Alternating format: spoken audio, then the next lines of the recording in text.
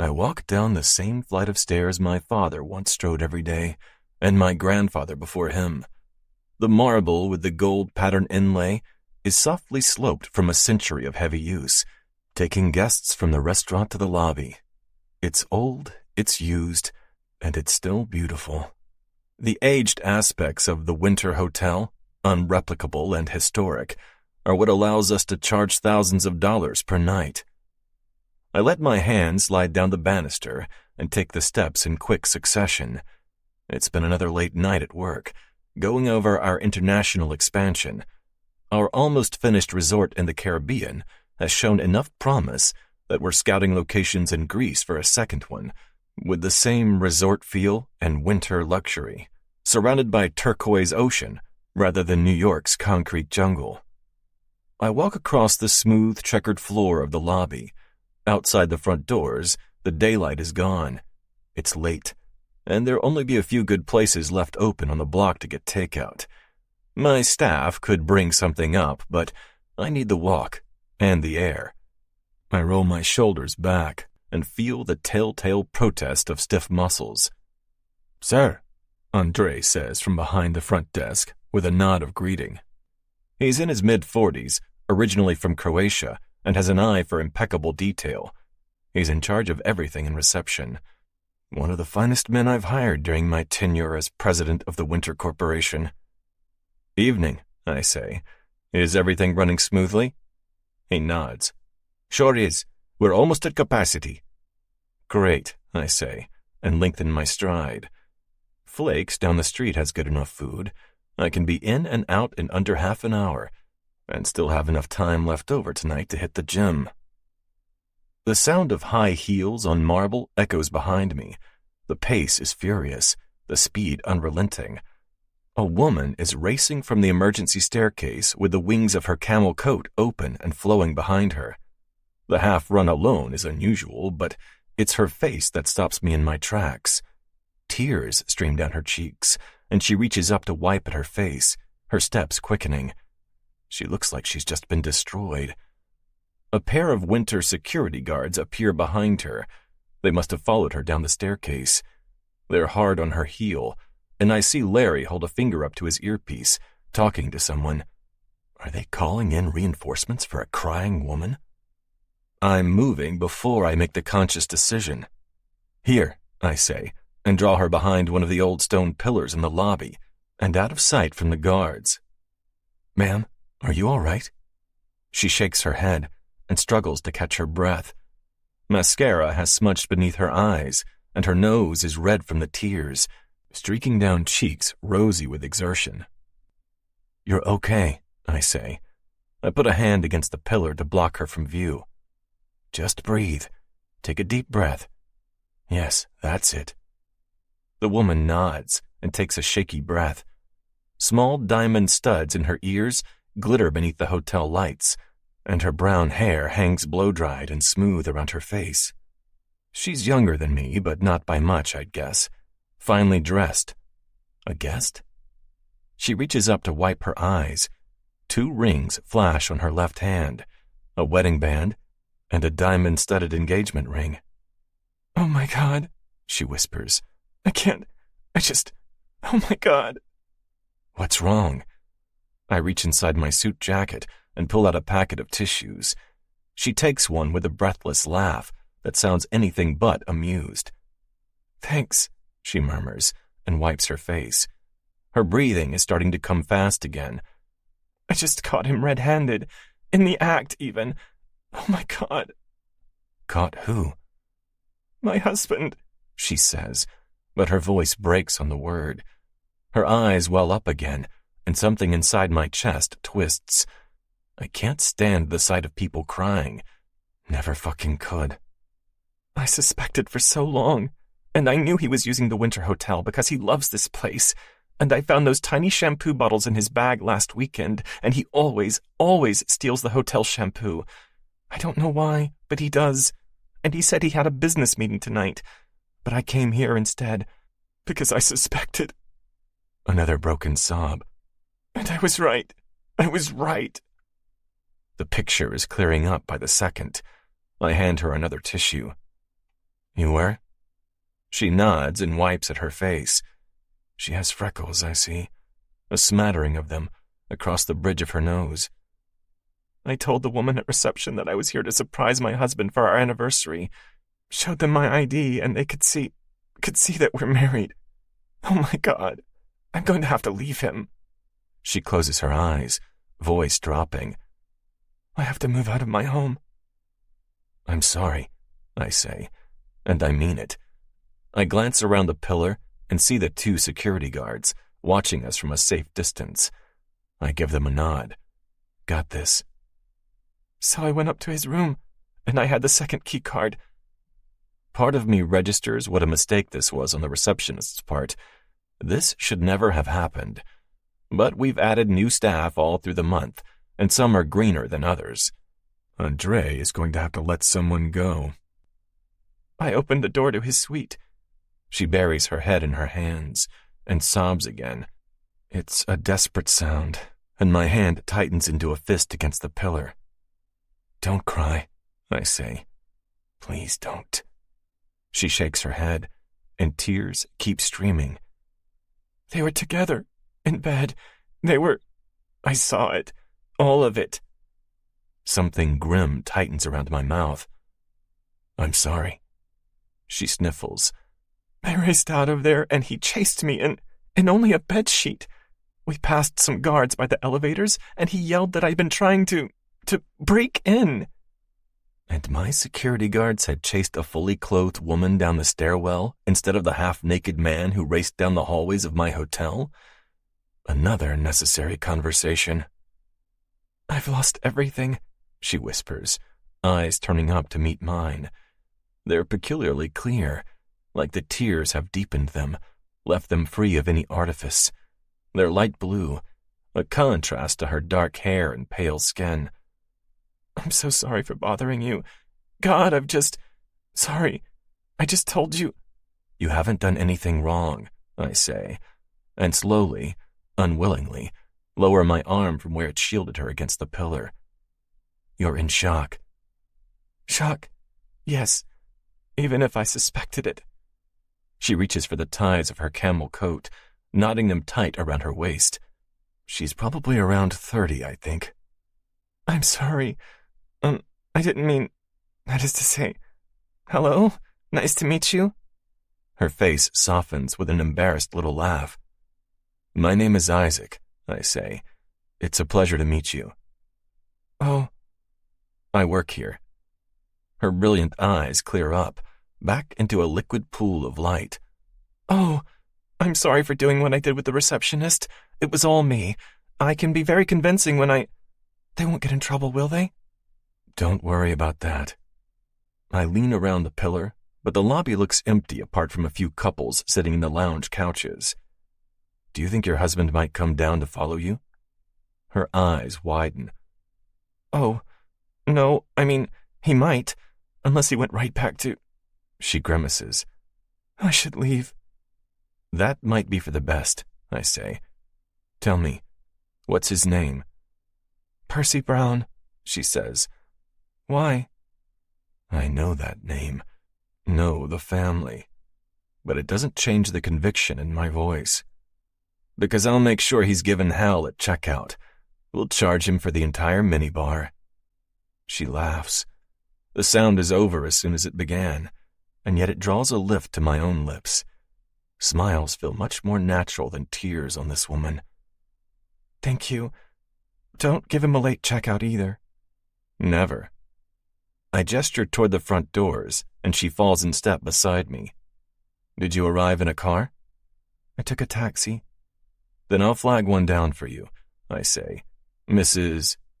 Sophia, she says, and then adds shakily. I suppose I'm just Sophia now. I guess I'm getting divorced.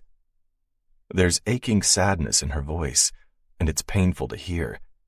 Suddenly, and with a ferocity that takes me by surprise, I feel hatred for Percy Brown. Better that, I say, than being with a man who doesn't appreciate you. Sophia looks down at her hands. Sophia, I think. The name fits her. Soft and strong and ancient somehow. steady. She doesn't respond to my words, and I raise an arm to call for a taxi. Lord knows I don't know what to say to crying women, or crying men for that matter, not to mention crying babies. My younger brother has one on the way now, and no doubt the little kid's favorite activity will be screaming his lungs out whenever I hold him. A taxi rolls to a slow stop in the designated waiting spot outside the Winter Hotel. She looks up at me. "I'm embarrassed," she says softly. I shake my head. Don't be. You reacted exactly like a person in your position would. She blinks away a new set of tears. They glitter like diamonds along her lashes. "Thank you. Truly." "Anytime," I say, and open the car door for her. Sophia Brown, soon to be something else, the woman with the heaven-blue eyes and balls of steel, steps into the car. Dark hair, camel coat, nude loafers. The picture of elegant put-togetherness, marred only by the devastated expression on her fine features. I can't let her go just yet. I pause with my hand on the door. "Just promise you'll do one thing for me?" "Yes," she says. "Don't let this ruin your image of the winter."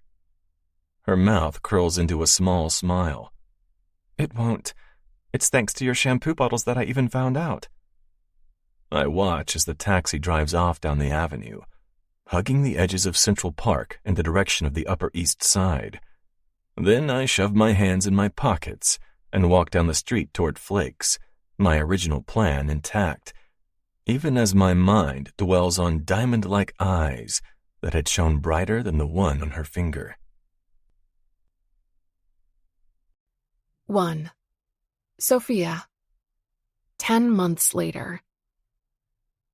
Divorce has taught me a lot of lessons.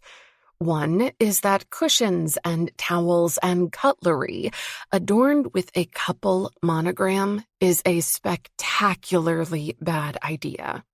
It hadn't been mine, of course, but my former mother-in-law's. But that doesn't change the fact that I now have a set of beautiful towels I don't want to use. A couple monogram is only as useful as long as the couple exists, and Percy's and mine no longer does. But the lesson that hurts the most has little to do with cutlery or the artful intertwining of our initials. No, it's all about our mutual friends. I've now learned the hard way that there's no such thing. In the trenches of divorce warfare, everyone takes a side. It had started as soon as I filed. The slow decline in texts, phone calls, invitations, brunch invites, and hellos from people we'd surrounded ourselves with during our 7 years as a couple. 4 of those married. Our mutual friends chose a side, and it was very rarely mine. Oh, our female friends were very understanding when I met them, of course. I was so sorry to hear about it all, Maud had told me at dinner, 2 months post-filing for divorce. Was there no way to repair it? To look past his little indiscretion? Here, let me give you the name of the couple's therapist Mark and I used when we were going through something similar. Just think about it, Sophia. You two have so much together. Yes, I'd thought. We have a shit ton of monogrammed junk. So maybe they weren't so understanding after all. Most of the people Percy and I knew were more his friends than they ever were mine. His old camaraderie of buddies from school, be it the semester he did at boarding school or his Ivy League college. His squash friends and his golf buddies, and his parents' friends and their children, and the entire vast ivy-coated network we'd built together in New York. Except it wasn't our network, and I didn't build it. He and his parents did, and I'd naively thought I'd become part of it, that I'd made it my own and that I had a life here.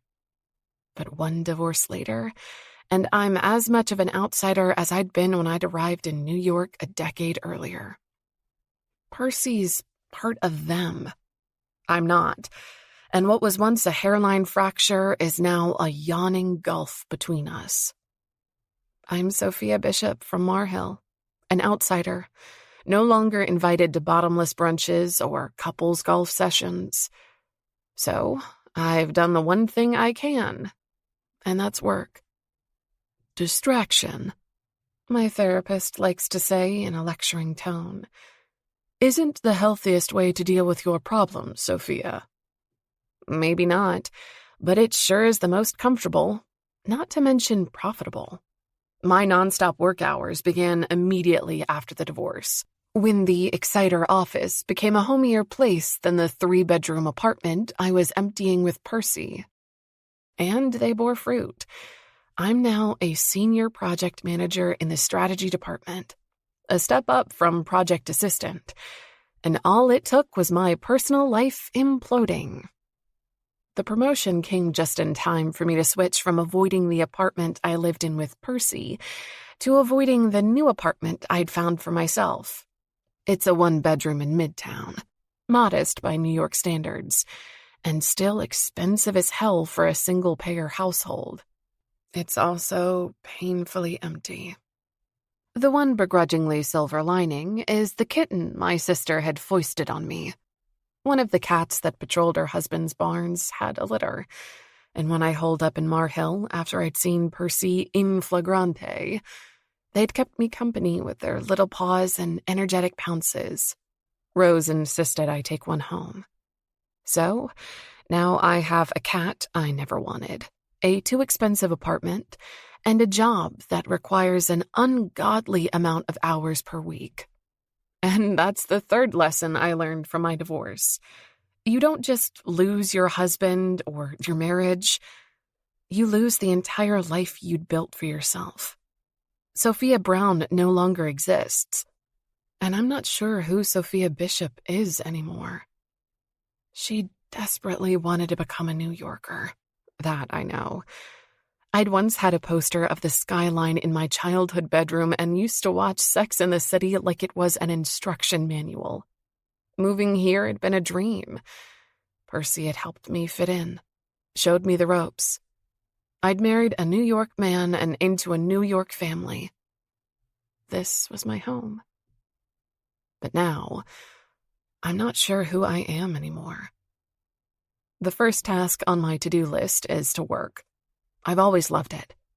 Percy often complained, in his characteristic voice that turned just a little petulant when he didn't get his way, that I worked more than I should, that he'd offered to take care of me time and time again if I chose to stay home. I'd remind him that he'd always said he liked my ambition, and he'd relent and nod and say that of course he did. But I wonder how much of that had been true. I take my usual walking route to work. Exciter has its offices in a tall skyscraper a comfortable distance from my new apartment. I stop at my usual bench in the little greenery nearby, where most junior Exciter employees eat their lunch during the warmer months, and switch from my ergonomic sneakers to a pair of low-heeled slingbacks, then undo the protective braid I keep my hair in during my walks. Nothing ruins blow-dried hair like the wind, and that's a lesson I learned long before my divorce. I've got my morning routine down to a science. I grab a coffee from the cart outside work and head up to my floor. Exciter is a huge consulting firm. Actually, huge might be too mild of a word. Colossal. Global. I have more coworkers across the globe than the small town I grew up in has inhabitants. Let's just say the reply all button in emails has been permanently disabled. Jenna is already at her desk. Her sleek black hair is pulled back in a severe ponytail. It's her killer look, one she often wears to meetings with important clients. "You made it in before me," I say. She shoots me a look over her shoulder, eyes sparkling. "There's an almond croissant on your desk." "You didn't." "I did," she says. "I'll get in here before you next week. Do you want your muffins with blueberry or chocolate?" "Sure you will," she says. Jenna lives across the city, but has, for some reason, decided to start biking to work. She arrives earlier than anyone, so she can use the Exciter gym showers. But just in case you actually do, chocolate all the way. I head into my office to grab the croissant waiting for me. It's a big day for my team. She knows it, ponytail and all. And so do I. Then I head back out to her desk. Are you going over our notes? Sure am. For all our teasing relationship, Jenna has the sharpest mind. She's my right hand and my third in command in my business development team at Exciter Consulting. And she's doing all of it while studying part-time for her MBA. For someone who started just 6 months ago, she's doing incredibly well.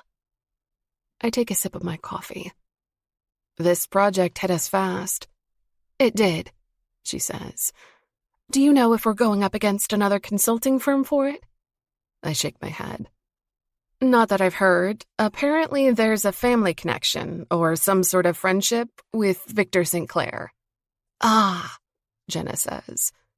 Our CEO at Exciter prefers to be heard and not seen. Hands off, but omnipresent. He sure is well connected, and he expects the best. Always, with no exceptions.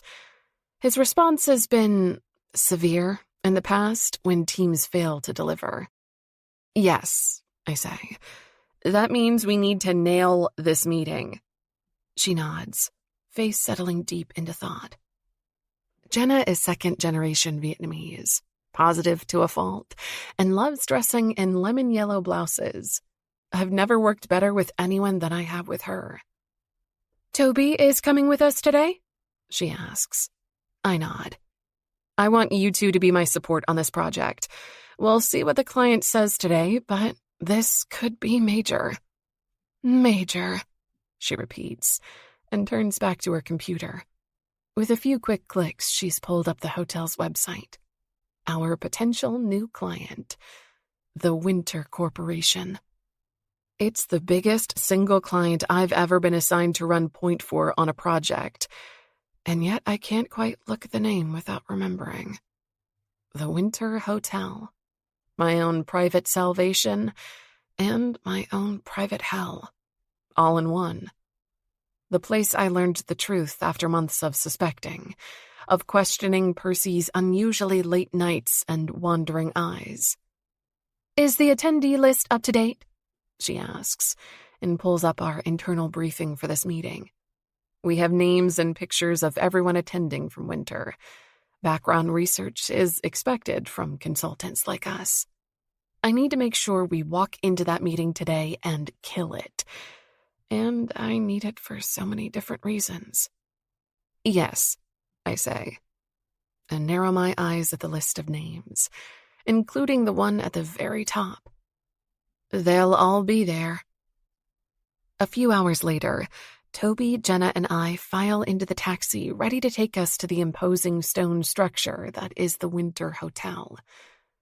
It's an institution in the city, one of the first great hotels, filled with history that dates back to the Gilded Age.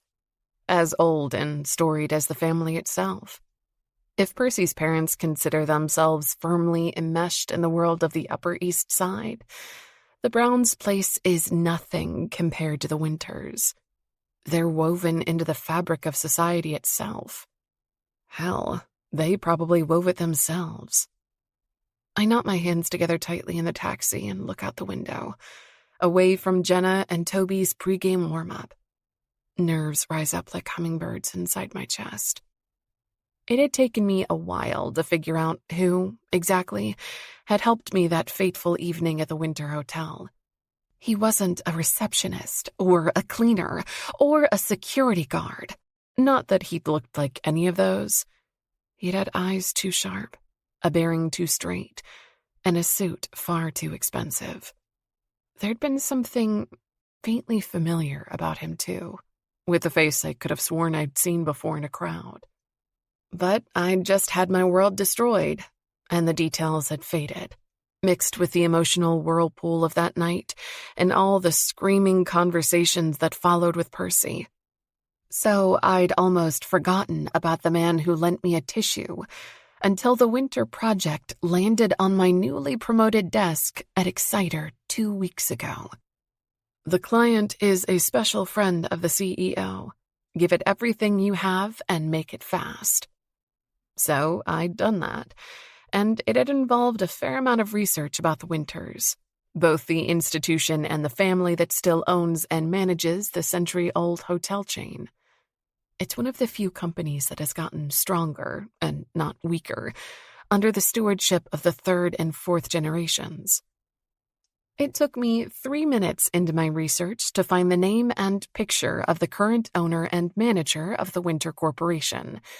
His face had stared back at me from a professional photograph taken at the foot of the stairs of the Winter lobby, his dark hair brushed back, and his eyes looking into the camera like he's telling the photographer to hurry up.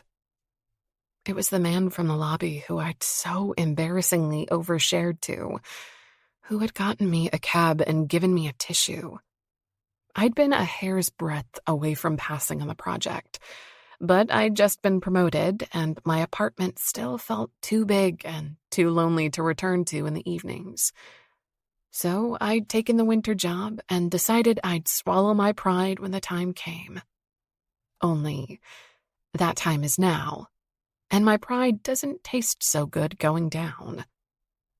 The taxi pulls into a smooth stop outside the Winter Hotel. The main operations remain in the building itself, on a floor dedicated to office space. It speaks to the type of business this is. Old, family-oriented, and a little in love with its own legacy. Stone columns flank the gilded entrance.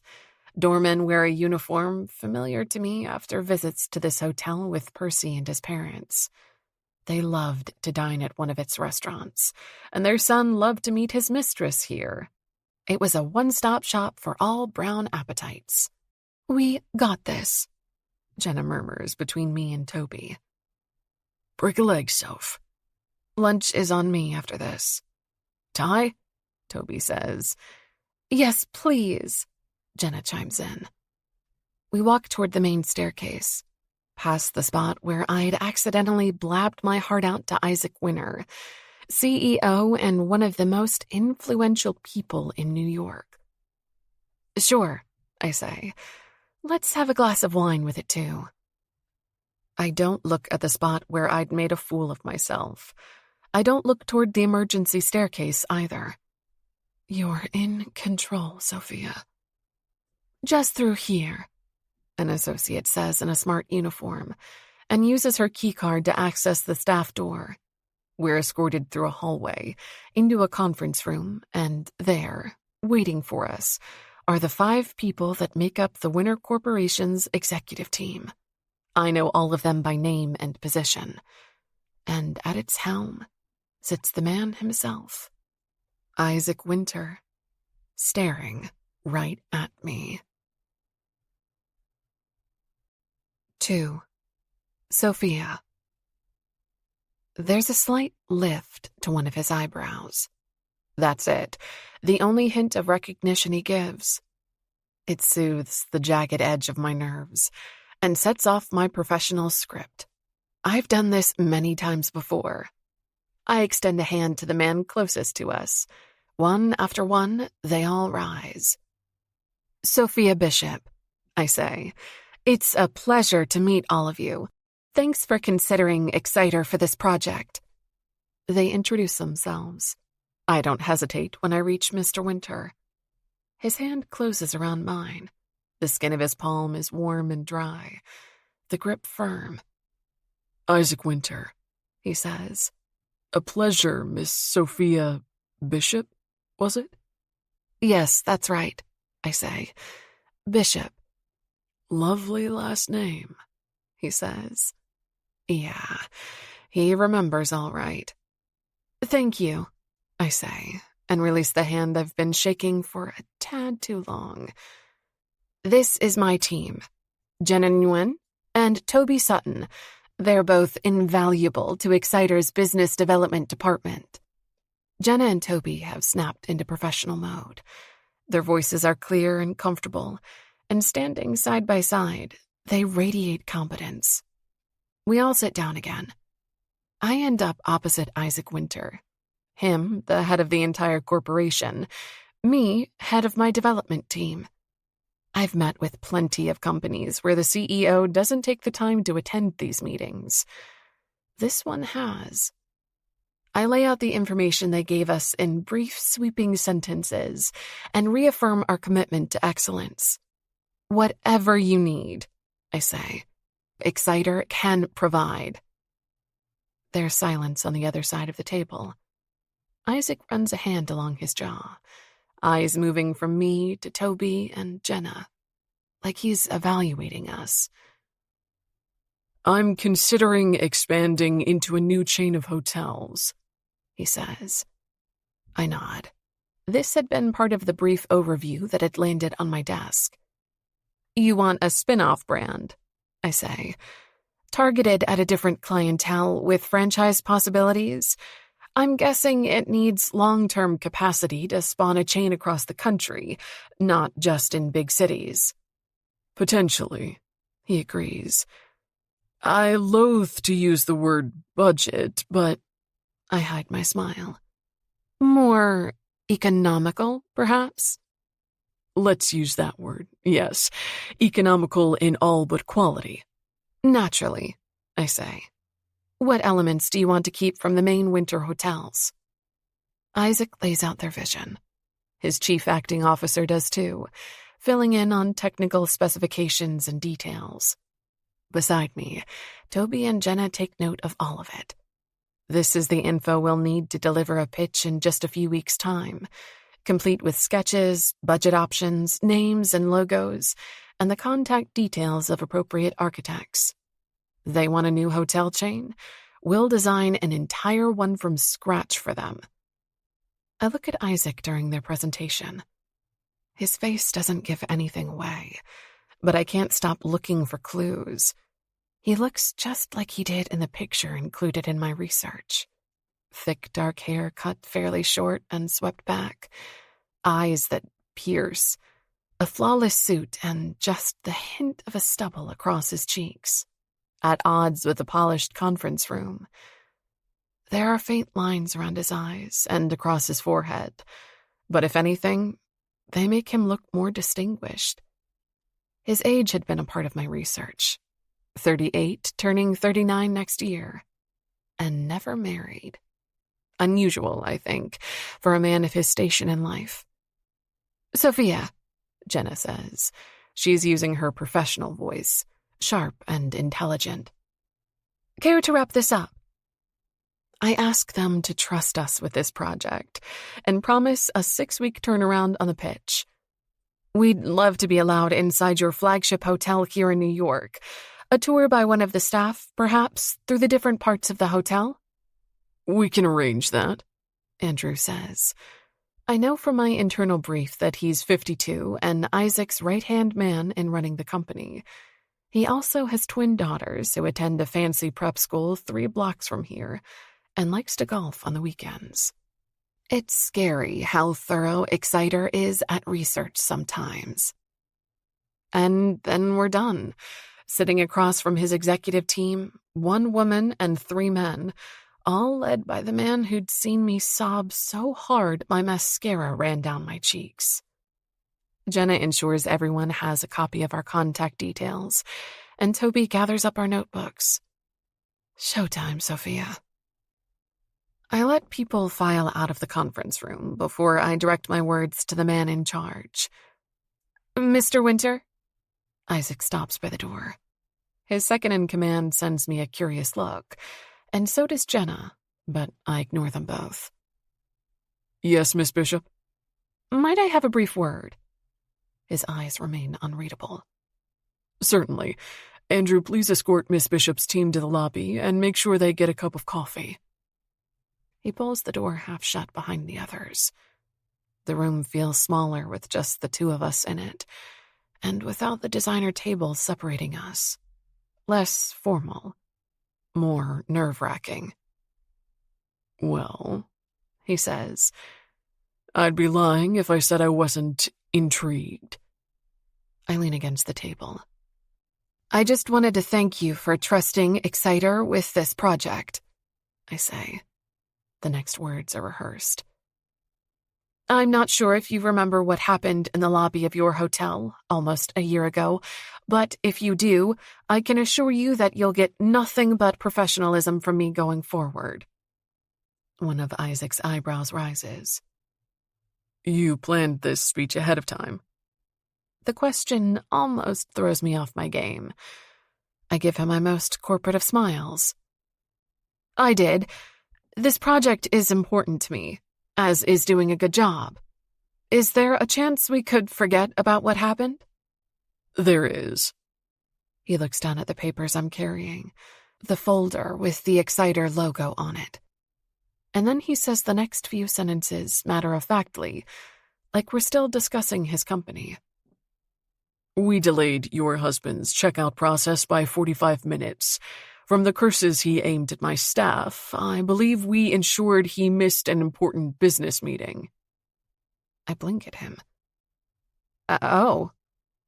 "We threatened to sue him for civil indecency, too, for leaving his hotel room naked," Isaac says, face still serious, eyes unreadable on mine, but with the same quirk to his eyebrow. "He's not welcome back as a guest. Ever." It takes me a moment to find the words. My hand tightens around the hem of my blazer. "Thank you. He'll have seen that as a pretty heavy blow." "Well, I don't take kindly to people exposing themselves in my hotel hallways." I feel like I'm having an out-of-body experience. No, of course not. That makes sense." "So, you divorced him?" Isaac's words aren't a question, but I nod anyway. My left hand curves into a fist. The absence of my rings has finally started to feel normal. Freeing, even. "Yes." Isaac uncrosses his arms. His face looks settled, as if something previously bothering him had been resolved. "This can be our first meeting, if you'd like. What happened in the lobby won't affect our working relationship." Working relationship. Familiar words. They lead me back to safe ground, and my professional smile stretches back into place. "Thank you, Mr. Winter. I appreciate that a great deal." He extends a hand, and this time, the shake lasts longer. Dark brown eyes lock on mine. "I'm looking forward to working with you, Miss Bishop." Chapter 3. Isaac. The Exciter team comes back 3 days later. Judging by the emails my own team is getting, and the few ones that get filtered through to me, they're on top of things, asking for preferred color palettes and budgeting guidelines, and endless lists of follow-ups. She's thorough, I think. And then I have to correct myself. They're thorough. Sophia is head of a team my brother helped me hire through Victor St. Clair, and a team I have significant expectations from. I get into the elevator from my apartment on the 20th floor. Not that mine is the right word exactly. It's the Winter apartment, built into the hotel itself, and each generation has used it. My brother and I spent a lot of time there as kids. Not that my parents ever actually lived there. They'd preferred the townhouse, with my father coming into the hotel every day, and then every other day, and then every third. The lack of oversight had made its mark on the place when I finally took the reins. The elevator moves too slowly. I look in the gilded mirror and see the familiar face staring back at me. Gray suit, dark hair, the same set jaw as my father. My brother had inherited it too, and damn if it didn't make all of us look like surly bastards. What came first, the look or the attitude? I run a hand down my face. I had shaved, and perhaps that makes me look somewhat younger, but there's no denying the man staring back at me isn't 25 anymore, and he's not 30 either. It's not something I've thought about in a long time. hadn't cared. I shake off the thought and step out of the elevator. She's right there, standing in the lobby, only a few steps away from where I'd first met her. She's talking to her 2 trusty lieutenants. The brown hair is swept back in a low ponytail, and she's in a navy blue dress that hugs her body. Competence and beauty combined. Sophia's eyes land on mine. Mr. Winter, she says in a warm corporate voice and extends a hand. She's good at that, making fake enthusiasm seem real. She could have had a career in hospitality. Miss Bishop, I say, allow me to escort you and your colleagues up to the conference room. Andrew had planned to do this. His face had been priceless when I told him I'd take over the task. Sophia and her colleagues set up shop in the conference room right away. I stand sentry at the door and watch as they unpack laptops and notebooks. They'll spend the entire day at the hotel, talking to my employees and getting the ball rolling on their concept. Inputting, I believe, was the business term they used. Consulting is an industry I've never understood, but I can respect its results. Have you had a tour of the hotel? I ask. My question is for the entire team, but I can't stop myself from looking at Sophia when I say the words. She looks up. Are you offering, Mr. Winter? Yes. She looks at Jenna, busy firing up their computers, and then nods. I'd love to join you, yes. My team has a tour scheduled with your head of reception later. We'll divide and conquer.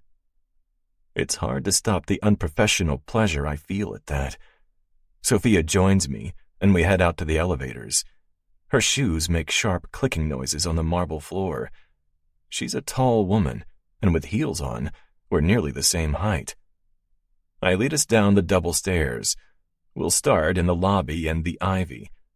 Styled as an old-world orangery with vaulted ceilings and olive trees, the restaurant is where we serve breakfast to the hotel guests, and in the evening, dinner to everyone else. I've been to the hotel a few times before, she says, but there's no way I could resist a tour from a Winter himself. You should take notes.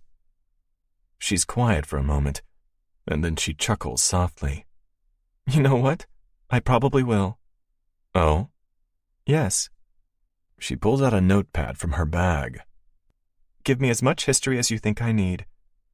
Be careful what you ask for, I say. My mother wrote a book about the hotel's history. There are 300 pages worth of facts about this place, each one as painstakingly detailed as the last. A biography? Yes, I say. The book was never published, though. It's kept in the family. I'm sure it could be successful, she says, if you chose to publish it wide. I look over at her. She included a tad too many revealing details about the family. Sophia nods, and the glint in her eyes tells me she understands perfectly. I see, but you might be able to turn it into a coffee table book. You could use images from the hotel over the past century, including some of the most prominent guests, with stories about each of them. The roaring 20s to the crazy rock bands of the 80s. The Winter is legendary. You could mythologize that. Why not capitalize on your own legacy? She asks. You could involve your mother, too. I pause on the first marble step up to the Ivy. Did you just think of that? Yes, Sophia says. Want us to draw up a quick prototype included in our pitch? We have in-house graphic artists. I'd be happy to include it. I look at her for a long moment. Are you well compensated at Exciter? Her eyes widen. That's an unexpected question. I hope the answer is yes, I say, or I'll strongly suggest to St. Clair that he increase whatever he's paying you. A flush rises on her cheeks. Thank you, Mr. Winter, but I assure you I'm paid well. I was recently promoted to this position. Ah, I say. Do you enjoy it? I do, yes. Good, because if the answer was no, and if I was entirely lacking in morals, I might just be interested in poaching you. She smiles. That's a compliment, Mr. Winter. Thank you. We walk into the Ivy. It's in the last hour of breakfast service, and the majority of guests have left. I've been here before, she says, for dinner. What did you think? I love the seasonal menu. Very classically European. I nod. Etienne is a master. She pauses at a round table with seating for 12. My former parents-in-law threw us our engagement dinner here. I feel a pang of irritation at that, irrational as it is. Of course the Browns had chosen the Ivy for such an occasion. Oh, I say. My hotel already holds a lot of memories for her. She shakes her head. Sorry, that's not relevant. It is. You have memories here. I gesture toward the back of the restaurant. Let's see if Etienne has a moment. Now, what does the winter brand mean to you? She tells me about her impressions and asks me about mine. Her questions are engaging, tough occasionally, and I watch as she writes down key words and phrases in her notebook. I show her the newly installed winter garden next to the pool and gym area, the latter renovated just last year. We stop on the balcony overlooking the oval-shaped indoor pool. The room retains all of its old-world Art Deco charm, with gilded wall art and lavish lounge chairs. Wow, she murmurs, running her hand along the banister. I watch her reaction instead of the familiar rooms, the widening of her eyes, the easy appreciation, and the clever remarks. So that's how you seat all the guests. And your restaurants must be a significant source of income on the weekends. Can guests pay extra to reserve this space? Have you been to the pool and spa area before? I ask.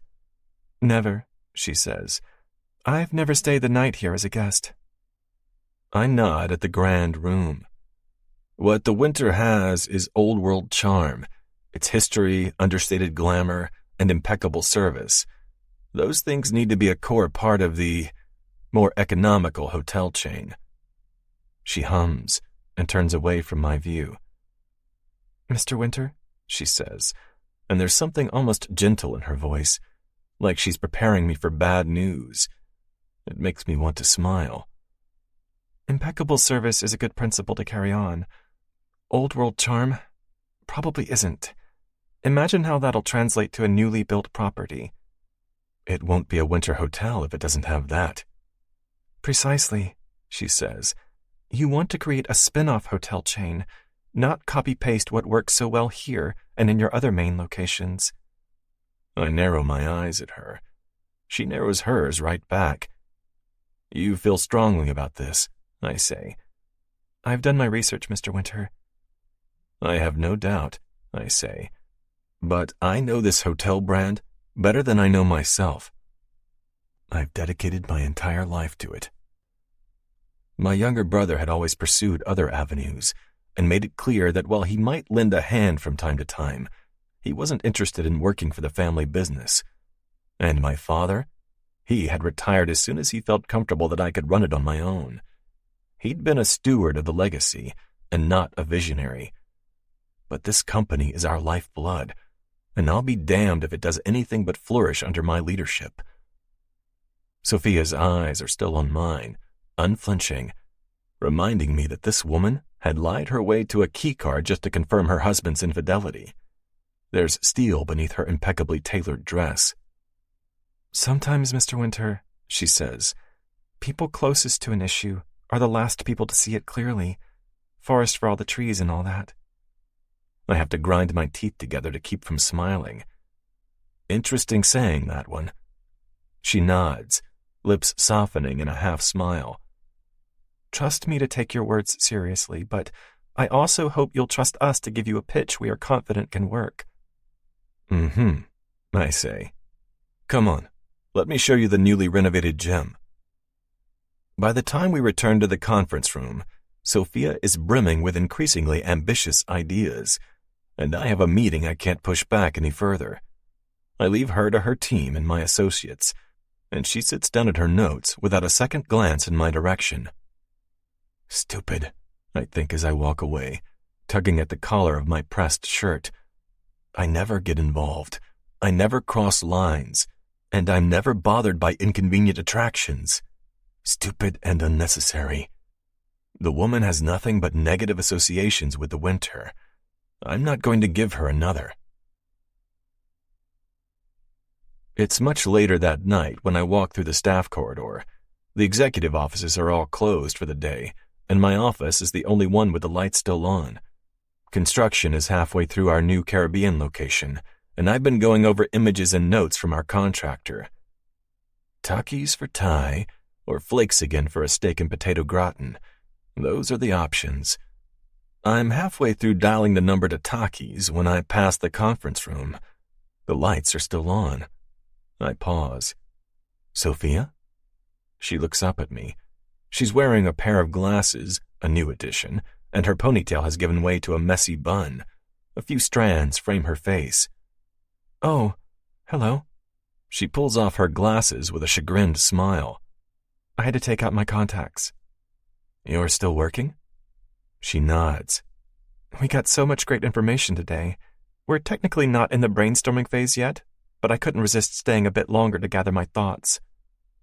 I frown. Have you eaten anything? Yes, she says. Your team got us food from the Ivy.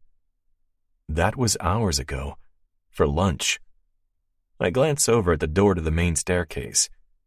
Do you like Asian fusion? Yes. Consider this research too, then. I grab my phone and call up to the top floor. Jake answers on the second signal. Boss? I can hear the sound of the busy restaurant in the background. I need 2 sets of the tasting menu delivered to the staff corridor. We're in the conference room. Got it. Wine? I look at Sophia and consider the question.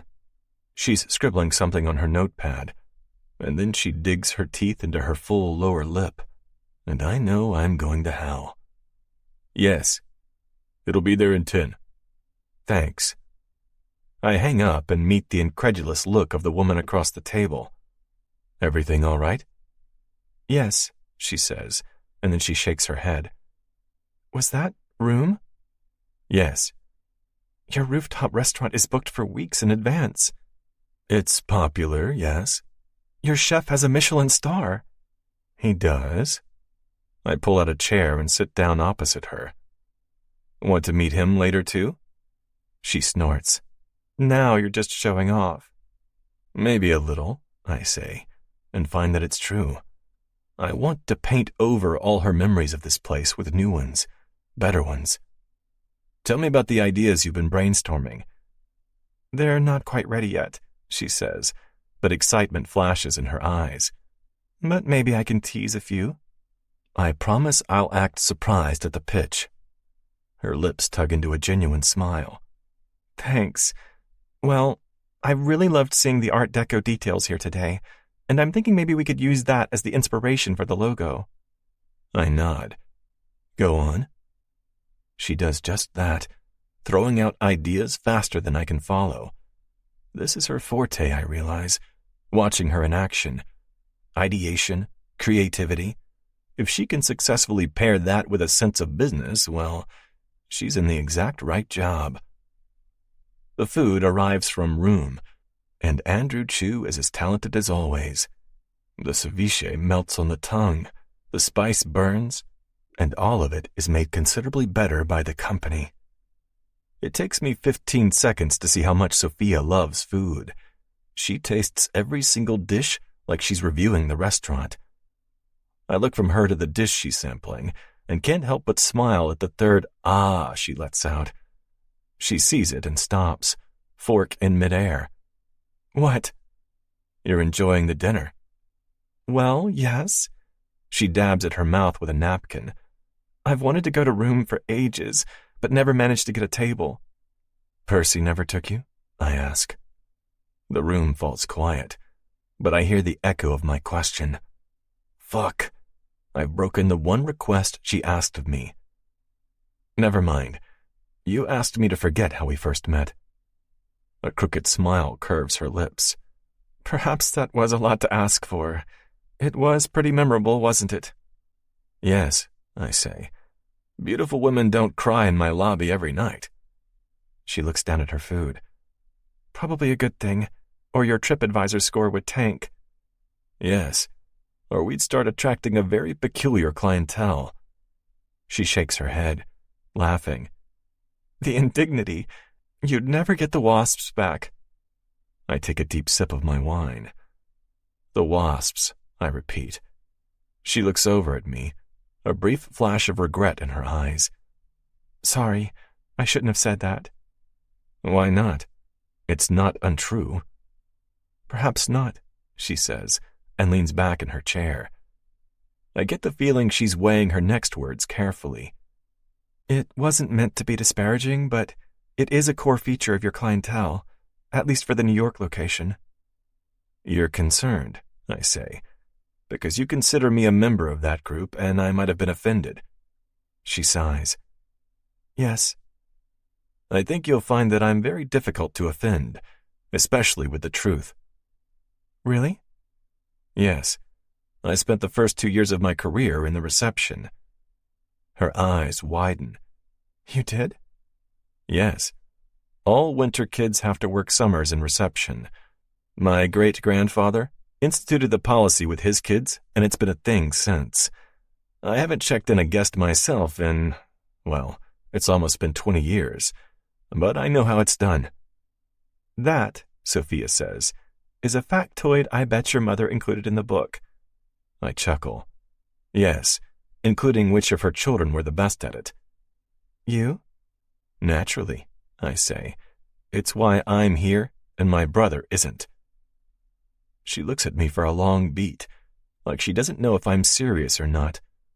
But then she smiles. He treated the guests poorly? Terribly, I say. He never told anyone the checkout time, and when a member of the Rolling Stones checked in, he asked them for a photograph. Yikes. He got away with it when the head receptionist explained who he was, but Dad wasn't happy. I shake my head. Honestly, though, he was good at the job, but he never wanted to have it, and it showed. You did? She asks. I focus on cutting through the coriander-crusted sirloin. Someone had to do it. She makes a humming sound, and I can hear what she's thinking. That's not quite the same thing. But if I say one thing, I fear I'll say another, because my tongue is already looser than it should be around her. So that's why you're unoffendable, she says. You've worked in hospitality. Handled every type of guest, I say, including the ones who throw a few well-chosen curses your way as they check out. Somehow I thought there would be less of that in a place like this. You know, so upscale. I shrug. Few people are as quick to anger as the rich.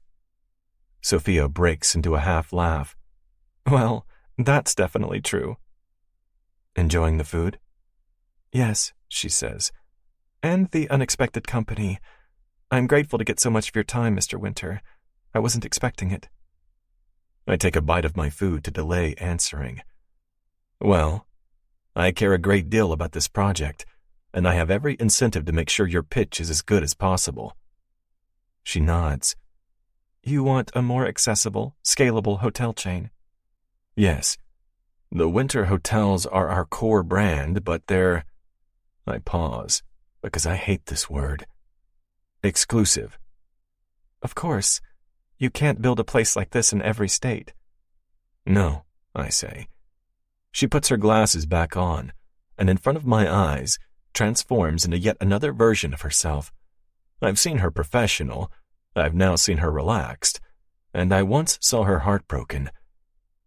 Curiosity gets the better of me. Where are you from? A little town called Marhill. It's 5 hours north of here. She puts down her fork, the dish clean. It's not big enough to warrant one of your new hotels, let's put it that way. More questions rise to my tongue about how she met Percy, what she studied, how her life led her here, to my conference room past 9 at night, eating takeout. But that would be crossing the line, and I've spent my entire career avoiding that. Interesting, I say, and finish the last of my wine. She clears her throat. I'm sorry for staying so late.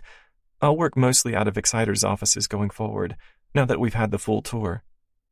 You're welcome here whenever, I say.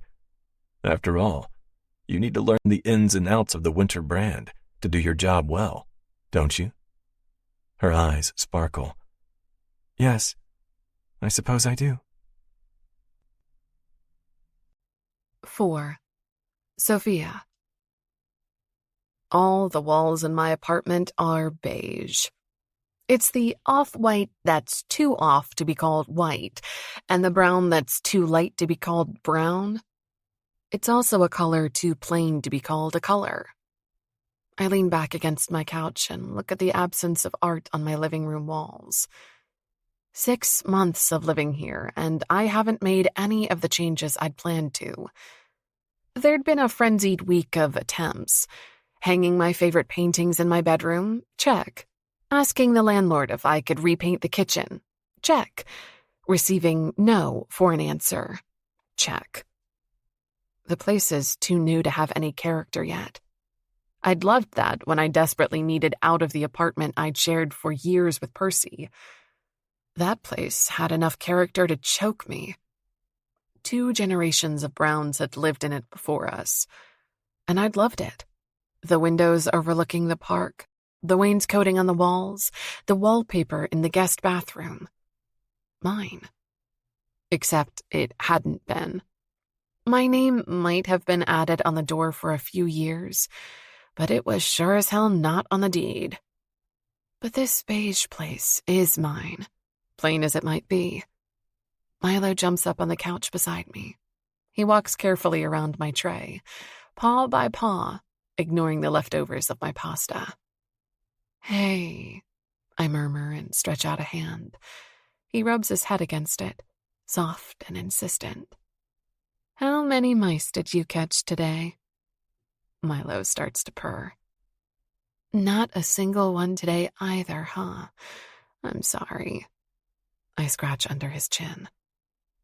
My sister says your mom is an excellent mouser. You should be living with them, you know, and not here in this apartment with me. You must think you're the unluckiest cat in the world. He presses his front paws against my thigh and stretches big and long, his striped gray body going fluid, the picture of feline contentment. I'll bring you with me when I go back upstate next time, I tell him. Our little experiment will be over by then. But I lift him onto my lap regardless. He's a soft, warm weight, the damn cat, and not for the first time, I thank my sister's stubbornness. She'd brought him along as a tiny kitten after my divorce. Here, she'd said. You'll need someone to look after.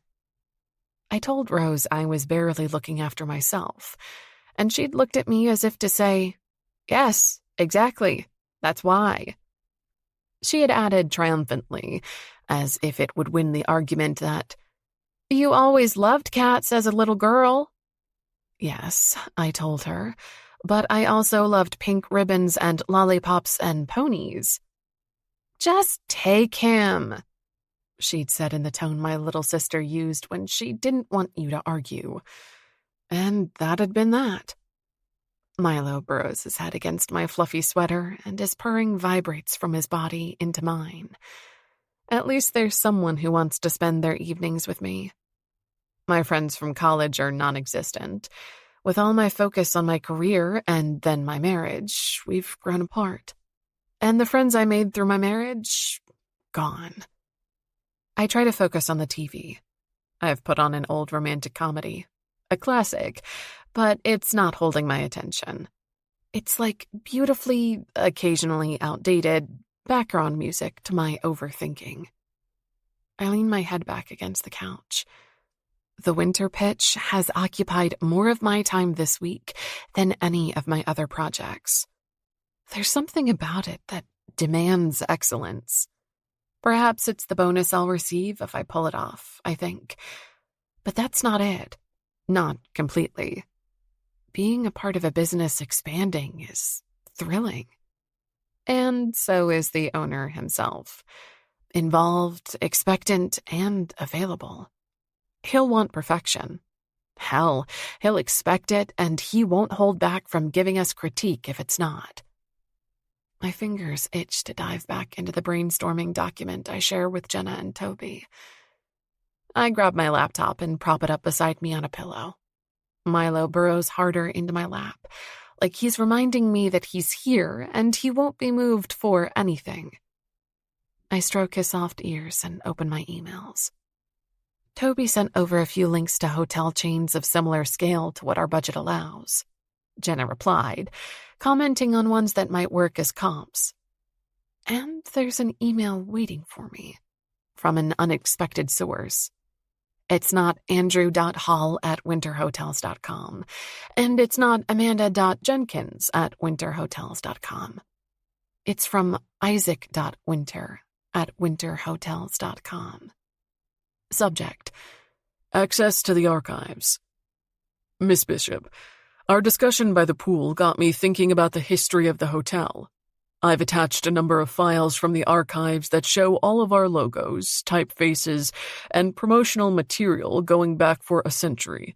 Perhaps it might be useful in brainstorming the name and logo for the new hotel.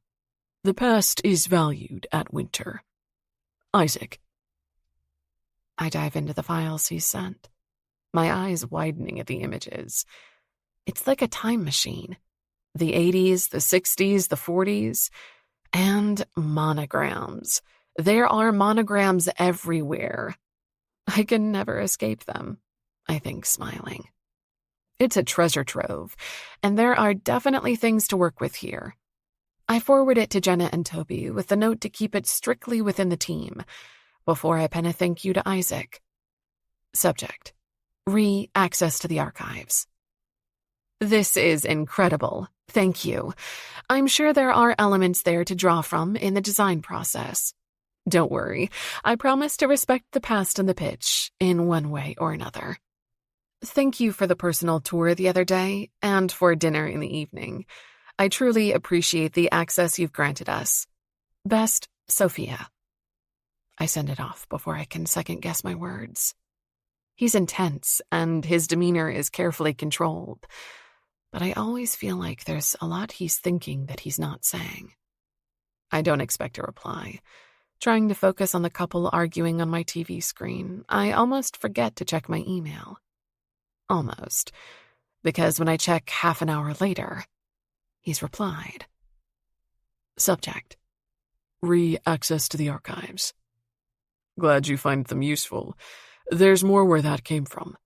The Winter executive team is going down to our DC hotel next week, Tuesday to Thursday. Bring your team and come with us.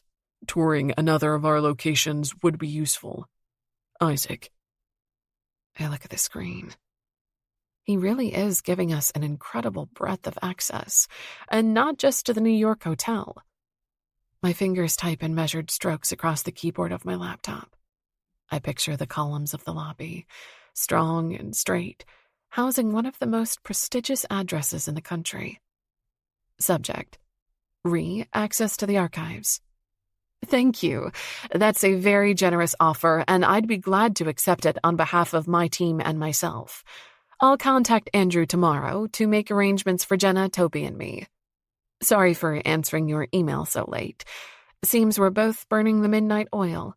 Hotel empires don't run themselves. Thanks, Sophia. I regret the final line as soon as I've hit send.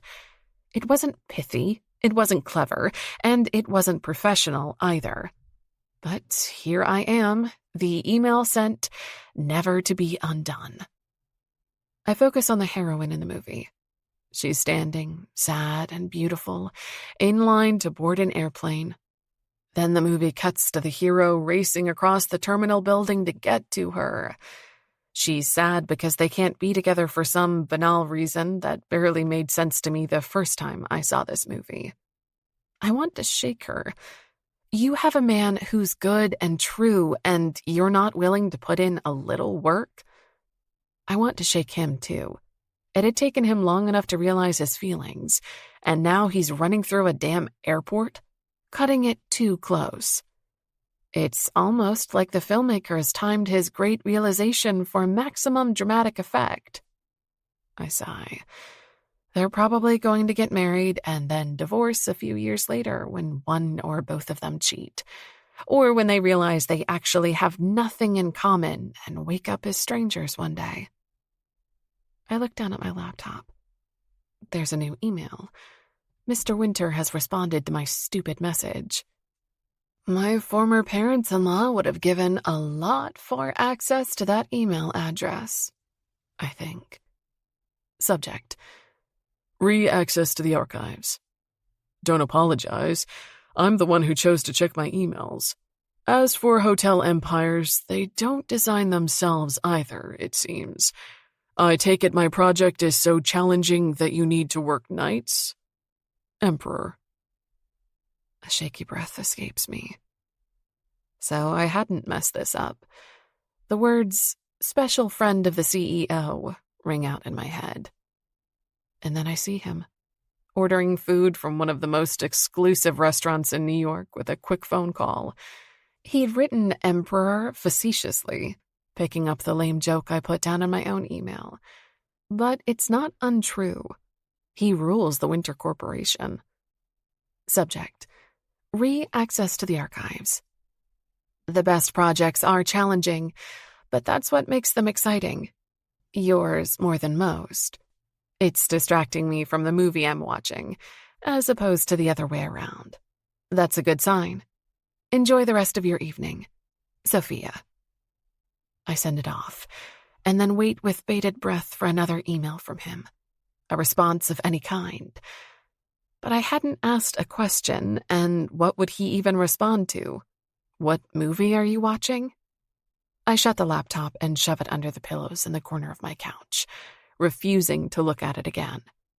Instead, I bury my hands in Milo's soft fur and try to enjoy watching the couple make up on screen, confessing feelings that have been obvious for anyone with eyes for the last hour of the film. It isn't until the next morning that I read his response, because he had responded. Subject: re-access to the archives. That probably says more about your choice of movie than the project we're working on. Enjoy your night off, Sophia. The hotel will still be there tomorrow. I'd still give you a raise if it was up to me. Isaac. 5. Sophia.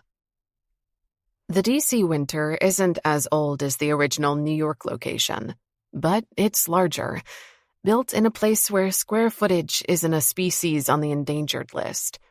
It has most of the same grand features, with a gym twice the size of the one in New York, but it's clear it's built more for utility than glamour. You can tell it's designed for visiting dignitaries, Jenna comments that morning as we eat breakfast. I saw them adding signs on the breakfast buffet in Mandarin. Are they hosting a summit? She shrugs and reaches for her orange juice. They sure might be, and with locations like this, I understand why they're reluctant to give up some of the older decor. It served them well in the past. But their new hotel chain will cater to different customers. To normal families, to friends road tripping, to hip, young... You're smiling, I say. Why are you smiling? Jenna laughs. Because I'm on your team. I'm already convinced. The person you need to convince is coming later today, and he might not be so easy to impress. I look down at my plate of toast, fresh fruit, and an omelet that's been cooked to my exact specifications. Yes, Isaac Winter is joining us this afternoon, here on business just like us, after he'd graciously extended an invite to my team and me. Toby couldn't make it, but Jenna and we packed our bags immediately. It's not every day you're staying at a winter hotel for free. You stayed late last week, Jenna says. Did you get everything sorted? Yes, I say. I sent over a new brief for our graphics department. A new direction for the logo? Yes, I want us to have options. I hadn't told Jenna about the dinner I'd shared with Isaac in the conference room. The moment belonged in that space, and spoken out loud, I feared it would lose its magic. Jenna digs into the miniature acai bowl she'd grabbed from the buffet. Well, she says, If we're going to make a budget version of this, it will still be miles above the competition. I laugh and cut into my omelet. I think that's what they're aiming for. We spend the rest of the day discussing strategies and touring the Washington, D.C. hotel. A kind receptionist shows us all the different suite options. Jenna takes notes and I twist and turn ideas over in my head. How to incorporate a sense of luxury without the luxury price tag it takes to build it. How do you sell a budget idea to a man with an eye for perfection? By late afternoon, he still hasn't joined us. Mr. Winter sends his apologies, the kind receptionist says. He's been delayed and will unlikely be able to make it tonight. Feel free to grab an early dinner and he'll see you both tomorrow. Tomorrow? We have a midday flight scheduled, I say. The receptionist's eyes widen. Oh, well, I'm sure he'll be in touch, one way or the other, if you'll excuse me. When we're alone, Jenna sighs. Well, nothing we're not used to. We work in the shadows, and they talk to us when they have time. We still got great input. Yes, we definitely did, I say, ignoring the pang of disappointment. And that's how I end up at the hotel bar later that evening, alone. Jenna is taking advantage of the early evening to meet with an old college friend in the city. I twist a glass of Chardonnay by the stem. A few years ago, I discovered my love for the grape, and the grape's love for me. And so far, that's one relationship that's never failed me. I've finished half of it, and I'm debating whether I should order another one or go to my hotel room. At least the walls will be a different shade of beige than the ones at home. But then a deep voice cuts through the silence. Miss Bishop, you're still here. I turn to see him, familiar but unknowable, standing beside my chair. Yes, I say. I take my job seriously. His lips tug. So do I, although you'd be forgiven for thinking I don't, with the delay today. Where were you? Isaac pulls out the chair next to me at the bar. He undoes the suit button as he sits. I had meetings with developers across town, he says. They ran late. I'm sorry I couldn't meet you and your associate here. The wine and the wait have left me off kilter, and with more courage than sense. Jenna Nguyen, he nods. That's right. I apologize for forgetting. There are a lot of people in my organization. How many? Too many for me to know the exact number, he says and raises an eyebrow. What do you think about this hotel? I look away from the intensity in his eyes. Stunning. It has a mellower feel than your main location in New York. Lighter in color. It feels more business and less vacation. People come here to recharge after a day of work, not after a day of boozy sightseeing. But it's still built to impress, just in a way that's less glamorous and more stately. You have a good eye, Miss Bishop. Sophia, I say. It slips out. Please call me Sophia when well, I prefer it. Sophia, he murmurs. All right. Nerves make my next words quick. Thank you for dinner the other night and the cab home. The tasting menu was incredible. He shakes his head and signals for the bartender. Brandy neat. Sophia will have another glass of Chardonnay. Thank you. He drums his knuckles against the bar. 2 glasses of water. Still, also.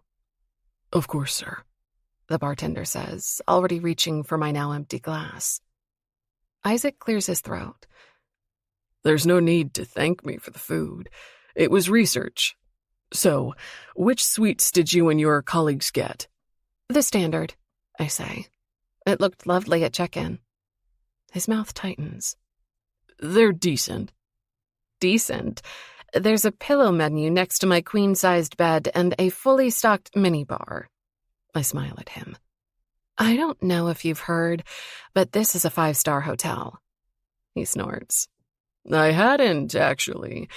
Did you do a lot of research before you booked it? Oh, yes, I spent a solid hour reading reviews and compared this place to every hotel on Pennsylvania Ave. And what made you choose us? He leans back in the chair. You know, customer satisfaction is our main priority. My hand curls around the stem of my new wine glass. Well, the reviews mentioned excellent personal service. It convinced me. His lips curve. You want a personal touch? Yes, I do. There's a long beat of silence between us, and Isaac looks down at the brandy that's appeared in front of him. His long fingers curve around the tumbler, and I catch the glint of stubble along his jaw. You know, He says. I'd never seen you before. Before? Do you mean before we met in your lobby? He nods. You were married to Percival Brown. Surely I would have run into you both together somewhere. Manhattan is small, and Percy went to school a few years below me. Oh. I run a hand over my neck, finding my ponytail. I ease it out of the tie and let the hair spread around my shoulders, considering my answer. Manhattan isn't small.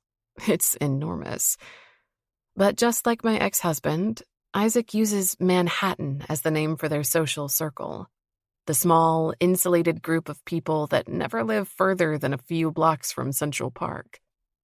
Well, we didn't go to a lot of parties together after our first couple of years. Percy preferred meeting his friends at the golf course or the club.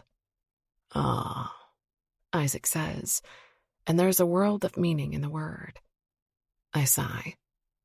Yeah, it didn't exactly help me make friends in the city. which club are the Browns members of? Grandview, I say. It's a famous country club with a location on the Upper East Side and one in the Hamptons. It has a waiting list that I'd only been able to bypass because of Percy, who'd had membership since birth. Isaac takes a sip of his brandy. You moved to New York a few years ago, He says. It's a statement, but I nod regardless. Yes, Marhill is a tiny place, and I always wanted to leave. New York was the dream. After college, I moved to the city, and despite all the things that are frustrating with it, I love it. I shrug.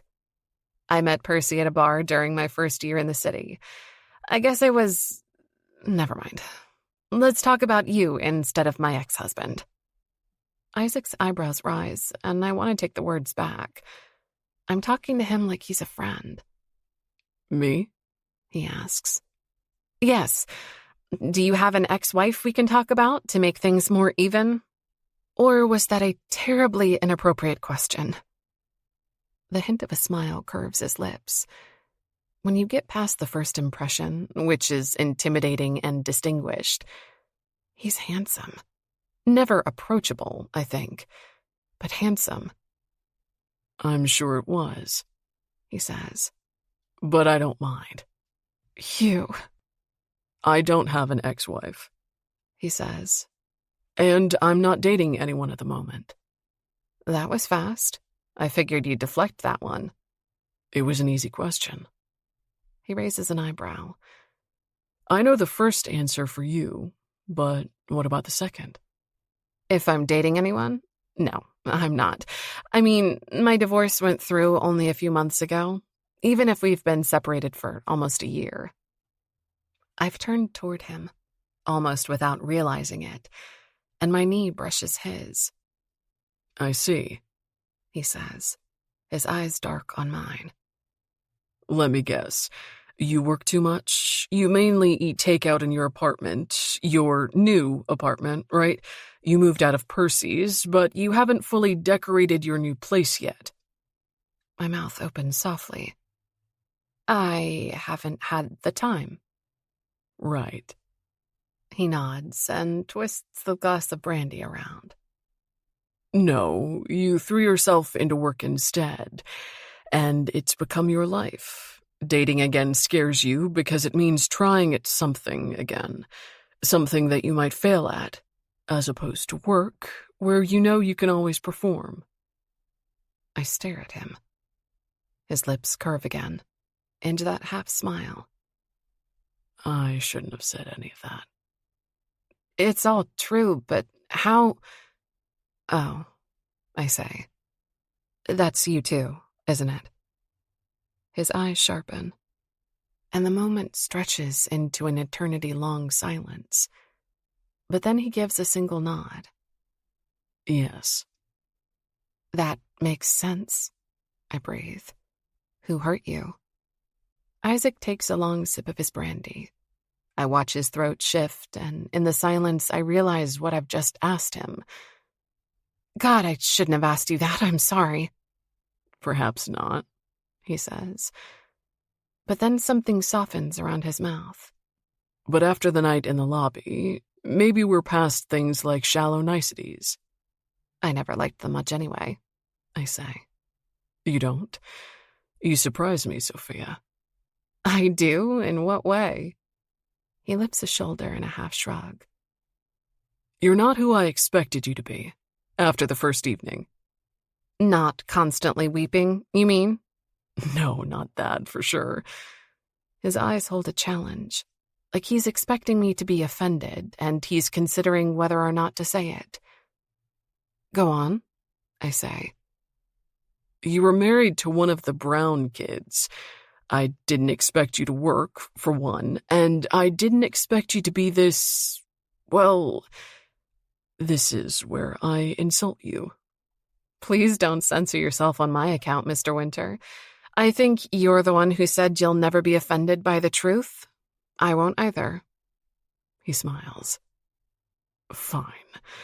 The word I'm looking for is sharp, Sophia. I didn't expect you to be this sharp. Because I married Percy Brown? That makes me chuckle, and I lift my glass. You know what? I understand that. It wasn't the smartest decision I've ever made. A smile spreads across his features. If his good looks were austere before, this makes them come alive, and I catch my breath. I'll toast to that, he says, and our glasses touch. Warmth spreads through my chest, and I can't resist teasing him. Do you often think women are less intelligent? He gives a surprised chuckle. I've never been asked that before. Because the women you surround yourself with are usually too dumb to ask it? Oh, I'd love to hear you say that around my mother or my sister-in-law. I laugh. So that's a no, then? Definite no. And for the record, I don't think women are unintelligent. I didn't think you were. His eyes glitter with teasing. I made a snap judgment about your character based off what I knew of Percy's. That's all. I should let it go, but I can't. And what did you think of Percy's character?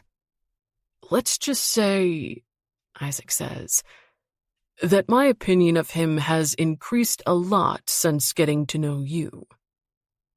I take a long sip of my wine and let the words float through me, like a rock settling into a lake. The compliment makes me warm.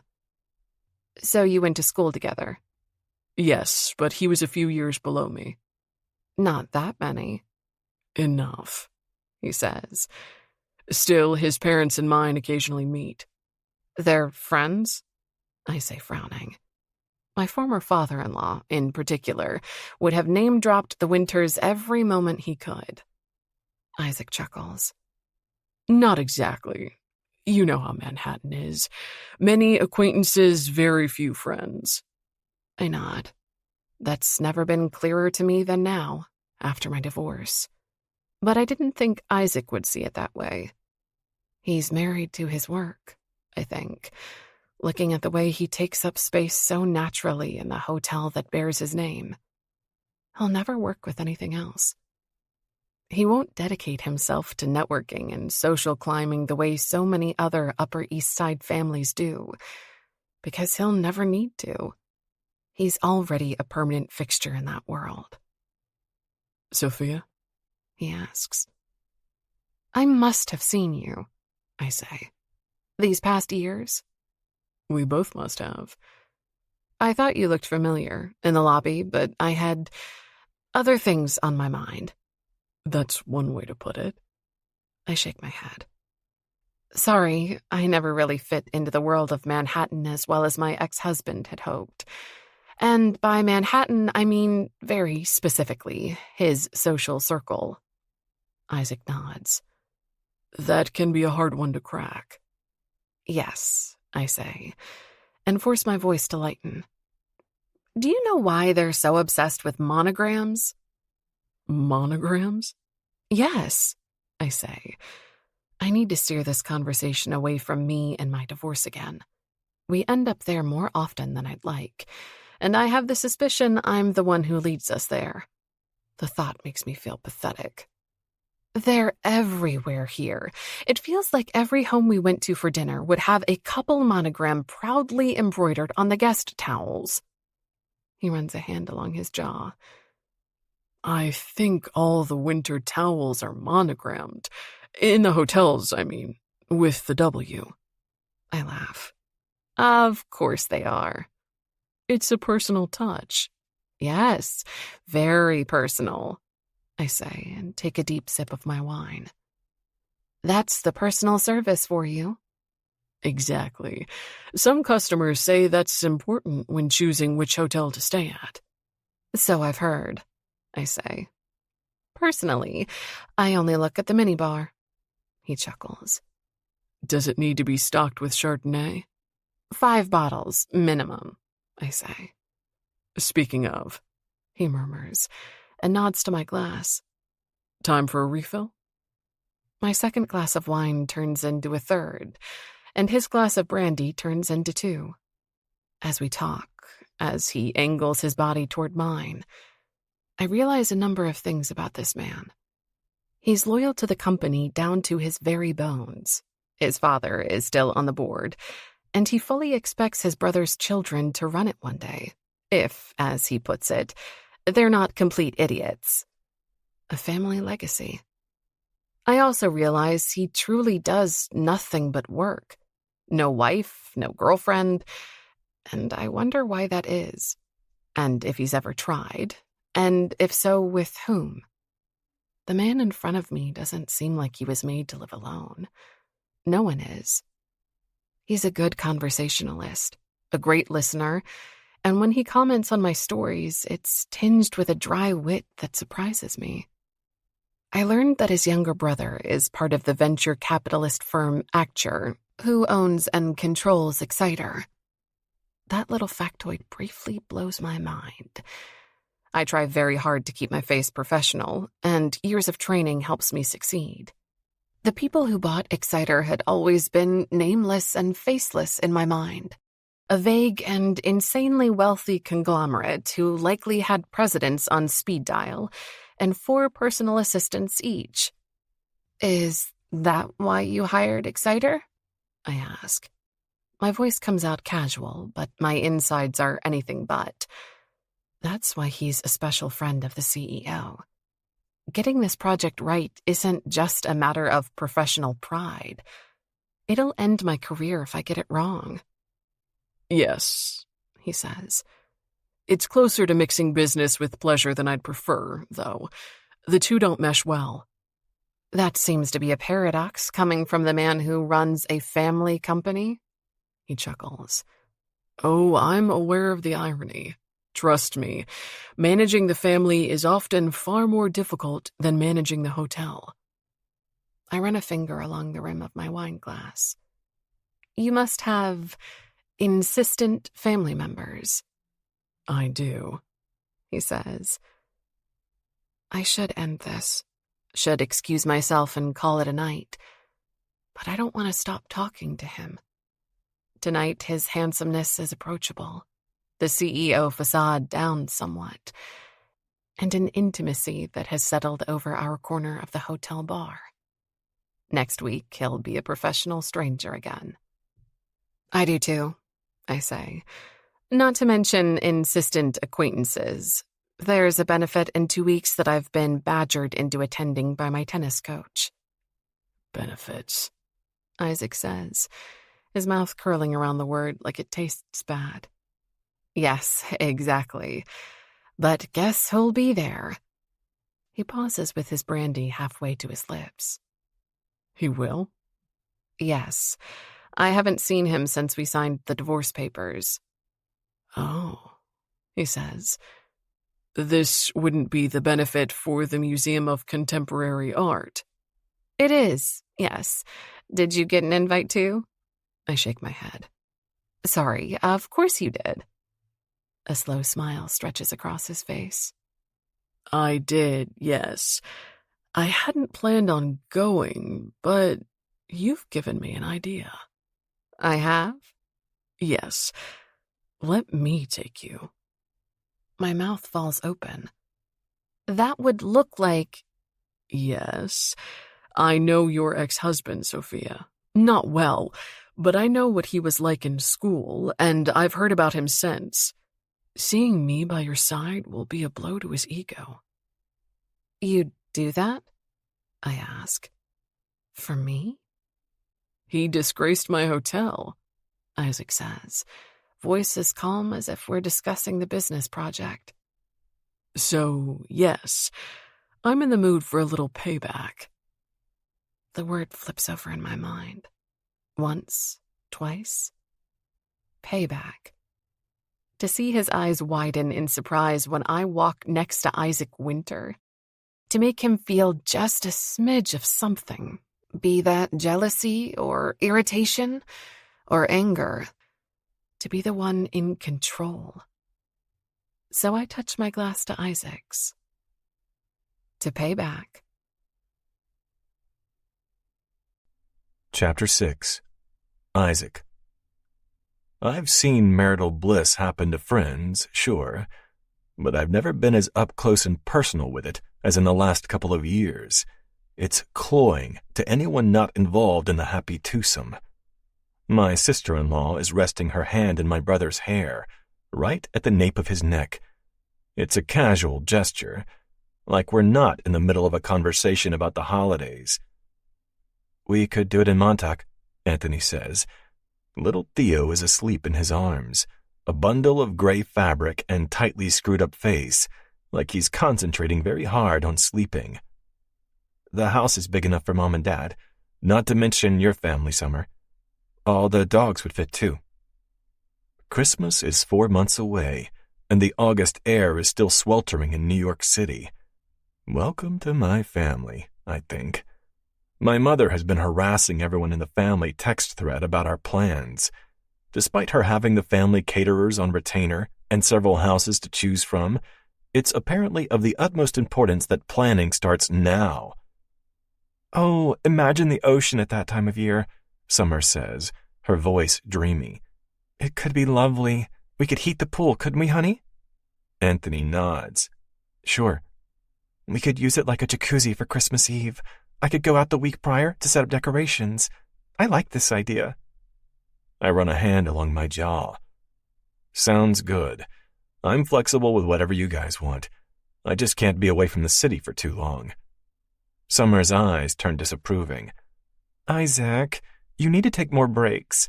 You haven't been out to Montauk more than a few weekends this summer. The company needs me, I say, but I'd love to come out more often if I could. My sister-in-law isn't satisfied. She sits down next to Anthony and places a tiny kiss on her son's forehead. Isaac, she says, please just consider letting me give it a try, just once. If you don't like it, I promise I'll never mention it again. I groan. That's what this is? An ambush? You feed me delicious food and wine, and then you attack. Consider it an intervention, she says. I look at my brother. Help? Anthony laughs darkly. For all my occasional annoyance with my bubbly sister-in-law, that laugh right there is worth every pestering question she asks about my love life. Anthony had been in a dark place after his diagnosis. His gradually deteriorating eyesight robbed him of joy long before it started robbing him of sight. But Summer had restored that. She's helped him work through his hurt and fears until the future, while still painful, is once again something to look forward to. And the small son in his arms, the first baby in the family, has shown me a new side of my brother I never thought I'd see. He's happy, and I'll never stop being in Summer's debt for that. I'm sorry, Anthony says, but I think I'm on my wife's side on this one. I narrow my eyes at him. You would never have accepted this yourself, you traitor. I did, he says. Didn't exactly work out the way she predicted, but it gave results. Just unexpected ones. Summer nods. That's right. Isaac, there are a ton of women I think you'd match really well with. I have a short list prepared. This again. She'd tried twice before, and each time more insistent than the last. Together with her aunt, she runs an elite matchmaking company for New York's high society. That's their tagline, and not my words. Their hands-on approach and careful curation of partners leads to a very high percentage of successful matches. Or at least that's what I've been told, several times, by Summer herself. I look at my sleeping nephew. He's clearly not being fussy enough of a baby if Summer still has the energy to think about my love life. Isaac, she says, there's a beautiful newly divorced woman who just signed up for the service. She's got a good job, a stellar social life, and I think you two would really hit it off. My eyebrows rise. Really? What's her name? Valerie Simmons. Do you want to know more? I could pull up her profile. I feel myself deflate at the unfamiliar name. No. Oh. Summer sighs, and then shakes her head. It can be something super casual, a dinner here in our house, just the four of us. Anthony snorts. Well, that's not casual at all. I look at him with gratitude. Exactly, I say. Look, I appreciate it, but I can handle my own love life. Thank you, but no thanks. She raises an eyebrow. And are you handling your own love life? Anthony, I say. But my brother doesn't come to my defense again. He looks at me with the same dark eyes I see in a mirror. Isaac, he says, honestly, man, you gotta get out there. You're living the life of a workaholic monk, or a princess locked into a tower. A princess, I repeat slowly. Locked in a tower? He reaches for his glass of brandy. Yeah, that was a metaphor. The point is, you're living half of a life. Half of a life, I murmur. The words feel like a slap. The life I live is one dedicated to them, to the company, to the family, to the little son he's holding in his lap right now. If he wants to have a piece of his heritage, one of us needs to ensure there's a heritage left. And Anthony made it clear he doesn't want to be a part of the day-to-day. Doesn't stop any of them from benefiting, though. It doesn't stop my parents from booking out the Ivy free of charge for events, or my brother from drawing a monthly salary from a nominal position on the board. But God forbid I spend my life ensuring any of that's even possible. Yes, Anthony says. I doubt he notices my sharp silence. I've become good at keeping my occasional resentments hidden. The hotel is doing great. The business can take care of itself, far more than you'd let it. It's time you took care of you, too. Right, I say, my hand curving over the armrest of my chair. And both of you are convinced that means finding a life partner?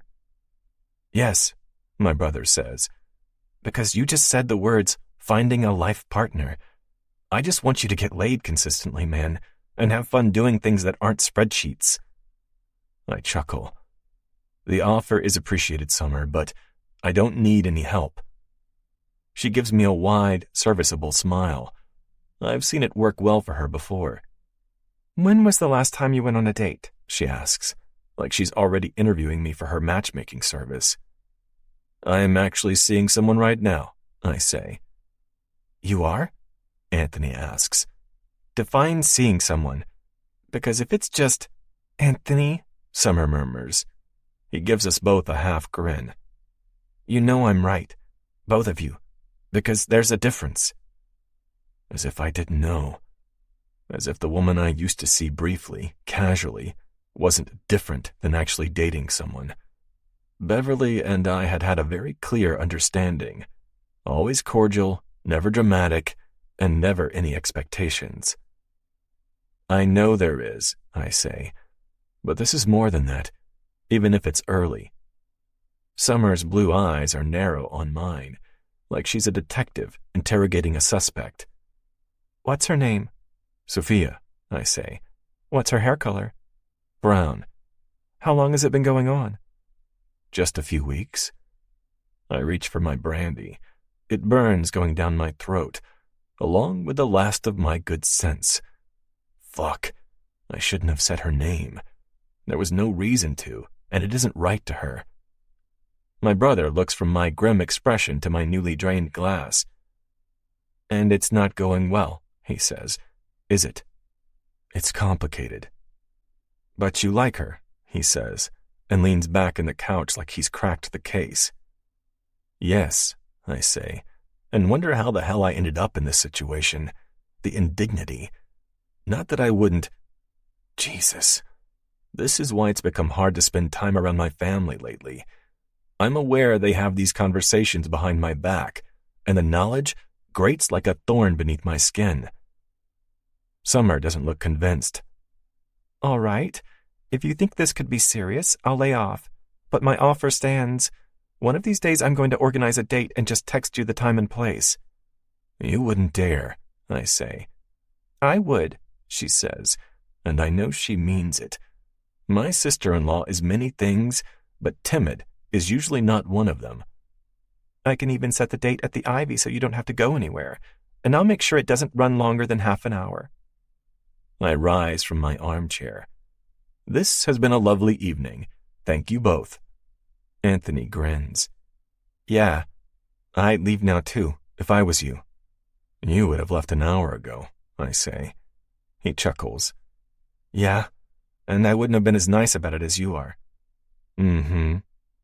He stands, shifting the sleeping baby to his other arm.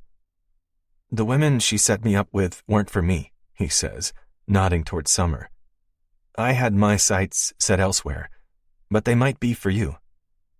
I put my hand on his shoulder and give him the most aggressively polite of smiles. You're so lucky you're holding my nephew right now. He smiles crookedly. You haven't punched me since we were kids. Clearly an oversight on my end. I leave their townhouse, the heavy door falling shut behind me. Summer and Anthony are living in one of the family's houses. It had been our grandparents' once, and under their stewardship, it's been lovingly restored. Not that they spend a lot of time there during the warmer months, anyway. My brother had bought a Montauk house a few years back, not far from our parents' summer house, in an area where we'd spent most of our holidays as kids. I roll my head and start walking back to the hotel. Seeing my brother happy has lifted a burden off my shoulders I didn't know I'd been carrying. He's the person I remembered from my childhood again now. I rub a hand over my chest. His damn eyesight, though. It's a problem without a solution, an issue I can't fix, and not a day goes by when it doesn't bother me, even if he has come to terms with it. My mind lingers on Summer's hand on my brother's neck, casually possessive. And then I see Sophia's eyes, bright and teasing, as she says something she suspects I'll disagree with. I shouldn't have said her name, shouldn't have implicated her in my white lie, shouldn't have lied at all. I pull up my phone and scroll through my emails as I walk. None from her or her team. It's been a week since DC, and the Exciter team hasn't been back at the hotel. Why would they? They've gotten the full tour. They've spoken to all my employees. They're working on the pitch now, just as instructed, and I likely won't see her again for weeks. Around me, New York is abuzz. It's early in the evening still, the weather oppressively hot, and the city's inhabitants that haven't left it for greener pastures are all outside, sitting on stoops and drinking in the park. A teenage boy skates past me, upbeat pop music pounding from a speaker in his backpack. I shove my hands in my pockets. Walking had been the right choice. Sophia, I think. Sorry, but you saved me tonight. When I finally make it to the hotel, I find it every bit as busy as the city I've just left behind. I walk through a group of newly arrived tourists in the lobby. I listen to them talk to one another in a language I don't understand. One of the youngsters lies in one of our chase lounges, half asleep, a teddy bear tucked beneath her. Must have been a long international flight. I stop by the offices. Andre is there, looking through the systems. Everything all right? Yes, sir. We're almost at capacity. Things running smoothly? Yes, he says. For the restaurants, too. They're all fully booked. I nod. There are few day-to-day issues that require my oversight. The machine has always been designed to run that way. Good. Make sure you get something to eat if you're working the late shift, I say. Get flakes and put it on the company. Thank you, sir, he says. There is one other thing. Yes? Andre frowns, like he's not sure about his next words. A woman checked in earlier today. Oh? She's from the Exciter team, sir. The ones you're working with for the potential expansion. He shrugs. Sorry, I heard Andrew talk about it. That's okay. What's her name? Sophia, sir. Sophia Bishop. My hand tightens around the doorframe. Miss Bishop checked into the winter? Yes. What room? Andre doesn't look fazed by my question. It's one of the many things he's great at. He juggles the curveballs of hospitality like he was born to it. The hotel could be on fire, and I know he would call the fire department in a calm, orderly fashion before beginning evacuation protocols. 1402, he says. Double standard, ensuite, courtyard view. She's in one of our cheapest rooms. It's still good, solid standard, but... Is the penthouse suite booked tonight? Andre doesn't need to check his systems for that. The entire hotel staff knows whether or not the penthouse suite is occupied, because if it is, it's usually a guest of worldwide renown. No, he says, and not tomorrow night either. Upgrade her to the penthouse. His eyes widen. There's a pause before he answers. Yes, sir. Right away. I'll send someone to her room to... I'm on it. I reach for the wall of keys and find the set that goes to the penthouse. It's cleaned? Of course, sir. I take the elevator to the 14th floor. It's intrusive what I'm doing. I know that. And yet the idea has taken too firm of a hold in my mind to be shaken off. I'll atone for it in the morning. I walk down the corridor in search of 1402. It's been a long time since I've been in this corridor, since I've been in any corridor apart from my own and the offices. I give the door 2 sharp knocks. Miss Bishop? There's a shuffle inside, 2 long beats of silence, and then her voice. Yes? Is everything all right? It's Isaac Winter, I say. There's absolute silence on the other side. Then her voice comes, just a tad frantic. Just 1 minute. There's no rush, I add. I know I'm bothering you. Just wanted to offer a complimentary... The door opens, and there she is, standing in the hotel's fluffy robe. Her hair is damp around her shoulders, and she's wearing those glasses again. Her skin looks clean and soft. Hello, she says. Hi. I'm sorry about this. I frown. About what?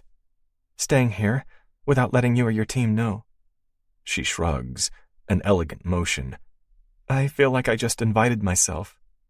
It's a hotel, not my apartment. Her lips curve into a half smile.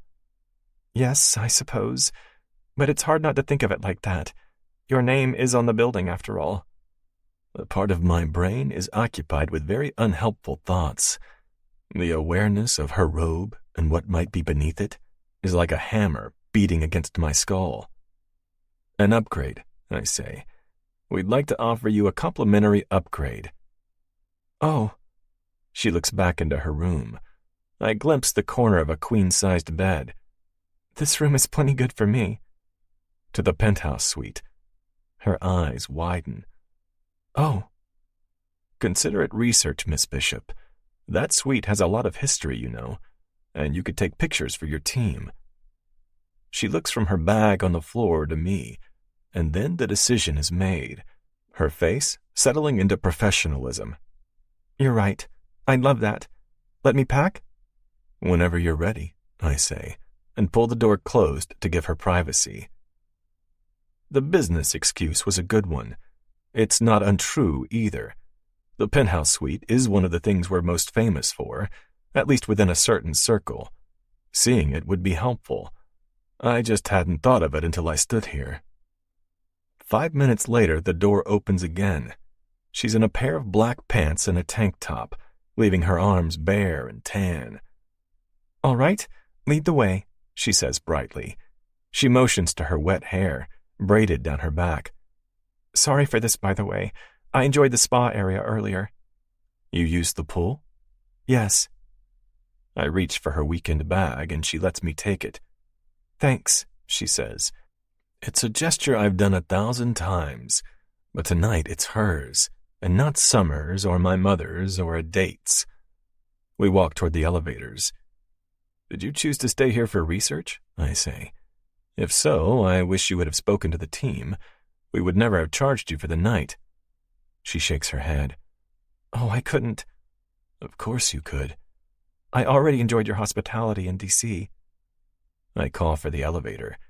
The penthouse suite has its own, but it's located half a building away. So you didn't check in for research then? Partly, she says. I've wanted to swim in the Art Deco pool since you showed it to me. The vaulted ceiling is even more stunning when you're floating on your back. I can imagine, I say, my hand tightening around the handle of her bag. I just want to make sure we get this right, she says. This pitch. Your dedication is admirable. I hit the code in the elevator. It overrides the manual and will take us up to the top floor without interruptions. Not directly into the suite, though. That exclusive elevator is only available behind the desk in the lobby. Thank you for the upgrade, she says beside me. You haven't seen the room yet. Oh, I don't have to, she says. I already know it's going to be incredible. It sure is something, I say. The elevator falls silent, and in the quiet, I can hear her soft breathing. She smells like clean shampoo and jasmine. Thank you, she murmurs. For what? The drinks down in D.C. I had a nice time. Thanks for the company, I say, and I mean it. Did you just get back from work? She asks. I shake my head. No, but part of it sure felt like work. She chuckles. A family thing? Yes. The elevator stops, and I press the button to keep the doors open, gesturing for her to get out first. I meant what I said. My family can be very persistent. Somehow, she says, I don't think you have any problem fending them off. That makes me smile. It's harder when I know they mean well. Oh, yes. Makes you feel terrible when you have to say no. That's how my sister guilted me into taking care of one of her kittens. A kitten? Yes. She smiles over her shoulder. I'm still trying to figure out how I ended up saying yes. So you have a roommate? She chuckles. Yes, I upgraded from Percy. I bite my tongue to keep from smiling. If there's one thing I'm always willing to listen to, it's her putting down her asshole ex. I hadn't been there when he checked out after the first time I met Sophia, but I had watched a recording of him cursing out my staff very thoroughly as they threatened to press charges for public indecency. I stop outside the door to the suite. There's only one on this floor, and it doesn't have a number on it. It's a bit big for one person, I warn her. If you decide you want to switch to a smaller suite, you tell me. Any free suite is yours tonight. Oh, I'm sure this will be fine. I push the door open for her. Take a look and see. 7. Sophia. My goal for today had been a simple one. Swim a few lovely laps, use the spa, and sit in the sauna. Then I'd order room service from the Ivy, most likely the truffle burger, and then I planned on passing out dead in the most comfortable bed I can imagine to the sound of an old sitcom playing on the TV. I had hoped, too, that I wouldn't think about my ex-husband too much either.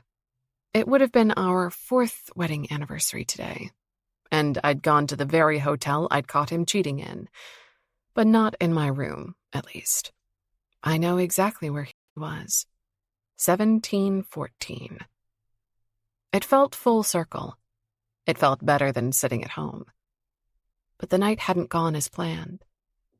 Isaac is quiet beside me, as if he's taking in my reaction to the suite he's upgraded me to. Only, I'm not sure suite is the right word. Mansion is my first thought. The foyer is tastefully decorated, sparingly furnished, and leads into the living room. And the living room is devastating.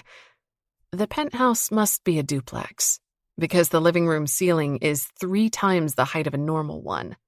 The entire wall is covered in beautifully trimmed windows that look out over the glittering city.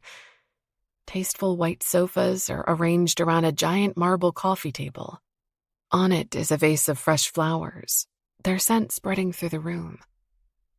"Oh my God," I whisper. "It's big," Isaac says. I hear him set down my bag and move around behind me. Opening doors, perhaps. I don't know. I can't look away from the wide expanse of oriental carpet and the open doorway leading to a study. A study in a hotel room. I can't imagine who stayed here, I say. Presidents? Superstars? "Yes and yes." His voice comes from somewhere far away. "The security protocol it takes to host heads of state is a bitch, honestly. But we have it down to a science now." Wow. I run my hand over the back of one of the couches. This place is old. "Yes, we've renovated the penthouse suite 3 times, but it still has some of its original features." He's on the steps to the stairs. "Sophia, I want to show you something." I follow him up the stairs. You must have had old movie stars staying here, right? During the black and white film era? "All of them," he says. "Diana Dunn took that famous photo here. You know the shot of her with the martini glass and the pearl necklace?" Yes, I say. It's only one of the most iconic images ever taken. He pushes open the door to the upstairs bathroom. "It was taken in this tub." The room is familiar. The lip of the giant standing tub, its gold-wrought legs, and the skyline of New York behind it. The entire bathroom is clad in subtle marble and lightened with inlaid sconces. "Oh my God," I whisper.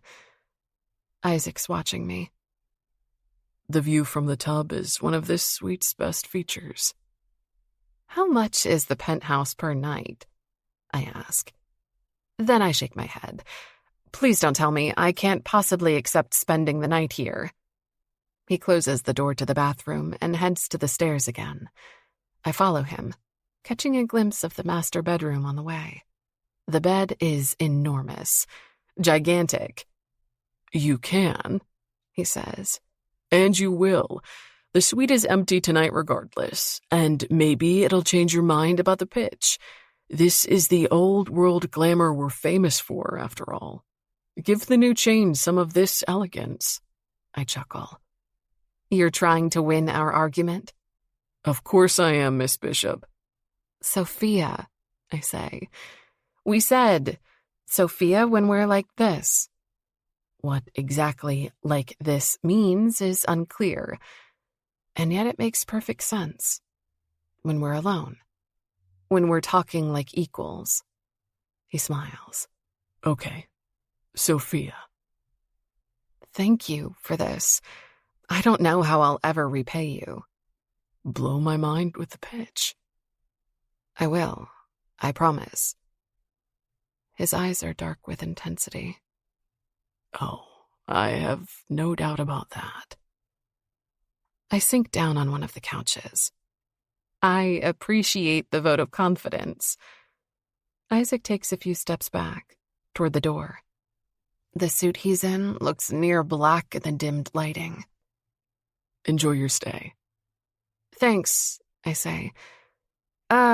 Wait a second. Yes? Do you want a nightcap? The presumptuous words hang in the air between us, filling the giant suite with tension. My hand curls around the plush fabric of a pillow.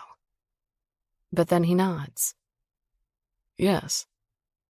I walk to the well-stocked minibar, but in this place, absolutely nothing deserves the prefix mini. The bottles are full-sized. Isaac joins me, opening the built-in wine cooler with the ease of someone who's been in this suite a lot. He pulls out a bottle of white, and I catch the label. It's a Chardonnay. You remembered, I murmur. Of course. He pours me a glass, and himself one of brandy, before we settle into the oversized couches. I want to draw my legs up beneath me and resist the impulse. The suite is too pristine and filled with too much history. It feels like I'm on a movie set or a museum. Look, but don't touch. Will you tell me more about this suite? He takes a sip from his glass and clears his throat. What do you want to know? Who stayed here? You want names? He says, an eyebrow rising. A few, I say. Maybe not too many, or I'll never be able to fall asleep in that bed. He chuckles and stretches his legs out. We change mattresses pretty frequently, especially in this suite. My mouth drops open. Because it gets so... To make sure the springs are fresh, he says. Get your mind out of the gutter. I laugh. God, the things I was picturing. I can only imagine. He taps a finger against the tumbler, and it makes a soft clicking sound. All right, so you want some names. How about these? He says, and goes on to recite a long list. My eyes grow wider with every single one. Oh, I say. My God. His lips curve. Yeah, it sounds a bit unreal all laid out like that. The last two you mentioned, did you have to sanitize the suite after they were done? Isaac snorts. My dad had the whole suite reupholstered and scrubbed down with bleach. This is confidential, but every glass surface had traces of cocaine on it. Oh my God. It was the 90s, he says, and they were the biggest stars in the world at the time. Do you interact with them, the guests who stay here, I mean? Not often. He looks down at the glass in his hands. That sort of thing loses its appeal pretty fast. Besides, guests of that caliber aren't here to talk to the staff. You're not exactly staff. Oh, he says, and there's humor in his voice. To a foreign president visiting for a UN summit, or to a young pop star with an entourage, I am very much the staff. I guess I've never thought of it like that. Isaac and his family are giants on the New York stage, and he's a giant in the world of hospitality. But his name might not be one every household knows. I look away from his dark eyes. The coffee table sports a few huge books, along with a vase of flowers. Look, I say. The winter coffee table book would look stunning on here. He chuckles. Always working, Sophia? It's hard to turn it off sometimes. I know all about that, he says, and I know he means it. Although, you might just have me beat here. You came to the hotel to spend a night off just for research. I run a hand along my neck. My hair is drying, and without a blow dryer, it's quickly becoming a frizzy mess, braid or no braid. Well, I wasn't just here to do research. You weren't? I shrug. Well, today is technically my wedding anniversary. His eyebrows rise. It is? Yes, and it's the first since the divorce, and I didn't want to sit at home. I figured that using the lovely spa you'd shown me and ordering room service would make the day better. It had also been something to placate my mother and sister. Both had called today, and I love them for their thoughtfulness. But there's only so many questions about how I'm feeling that I can handle. "You could come back home," had been said by both. I'd sent them a picture of the spa area and told them I was treating myself. My mom had responded with 6 thumbs up and a heart emoji. "I would have thought this particular hotel would be a hard one," Isaac says. "especially on an anniversary." I look down at my wine. I've already been here for work, and that's taken the edge off the memory. Besides, I can't let him ruin the best hotel in New York for me, can I? "You know I agree with that," Isaac says, but there's a frown marring his face, making the lines around his eyes deeper. Maybe I've overstepped. Here I am talking about myself and my divorce. Again. I'm like a broken record. I take a long sip of my wine, the sorry hovering on my tongue. "Look," Isaac says, and his voice is rougher around the edges. "about the thing we spoke about last week, in D.C. Oh? His eyes are steady on mine. I suggested we go together to the benefit in a few weeks, where your ex-husband will be a guest too." Heat rushes to my cheeks. He must think I'm pathetically hung up on Percy, a man he's made clear he doesn't particularly respect. "I remember," I say. The benefit is one of the few social things over the past months I haven't been able to get out of. And now I don't want to either. I want to show up and prove, well, what I don't even know. That I'm still here, that I'm doing great, that Percy made the biggest mistake of his goddamn life. "I just want to say," Isaac continues, "that the offer still stands." I couldn't possibly ask you to do that. "It would be helping both of us," he says, and his jaw works. "I guess I have somewhat of an unconventional proposal." You do? "Being seen with you would benefit me as well." My mind goes perfectly blank. I can't think of a single reason why that might be. My social capital in these circles is a pebble to his mountain, and lesser still after the divorce. It would? Why? "I mentioned my family," he says. "The insistent ones." I remember. "Well, they're under the misapprehension that I don't date. Ever." But you do? I ask. It's not meant to sound incredulous, but the conversation is taking a turn I can't quite follow. His mouth thins. "Yes, I do. Just not very publicly." Right, I say. Okay. "Let me bring you as my date," he says, "and we'll make a statement to your ex-husband and to my family and friends." The idea is outrageous, inappropriate on as many levels as this hotel has floors. I can't. I know I can't.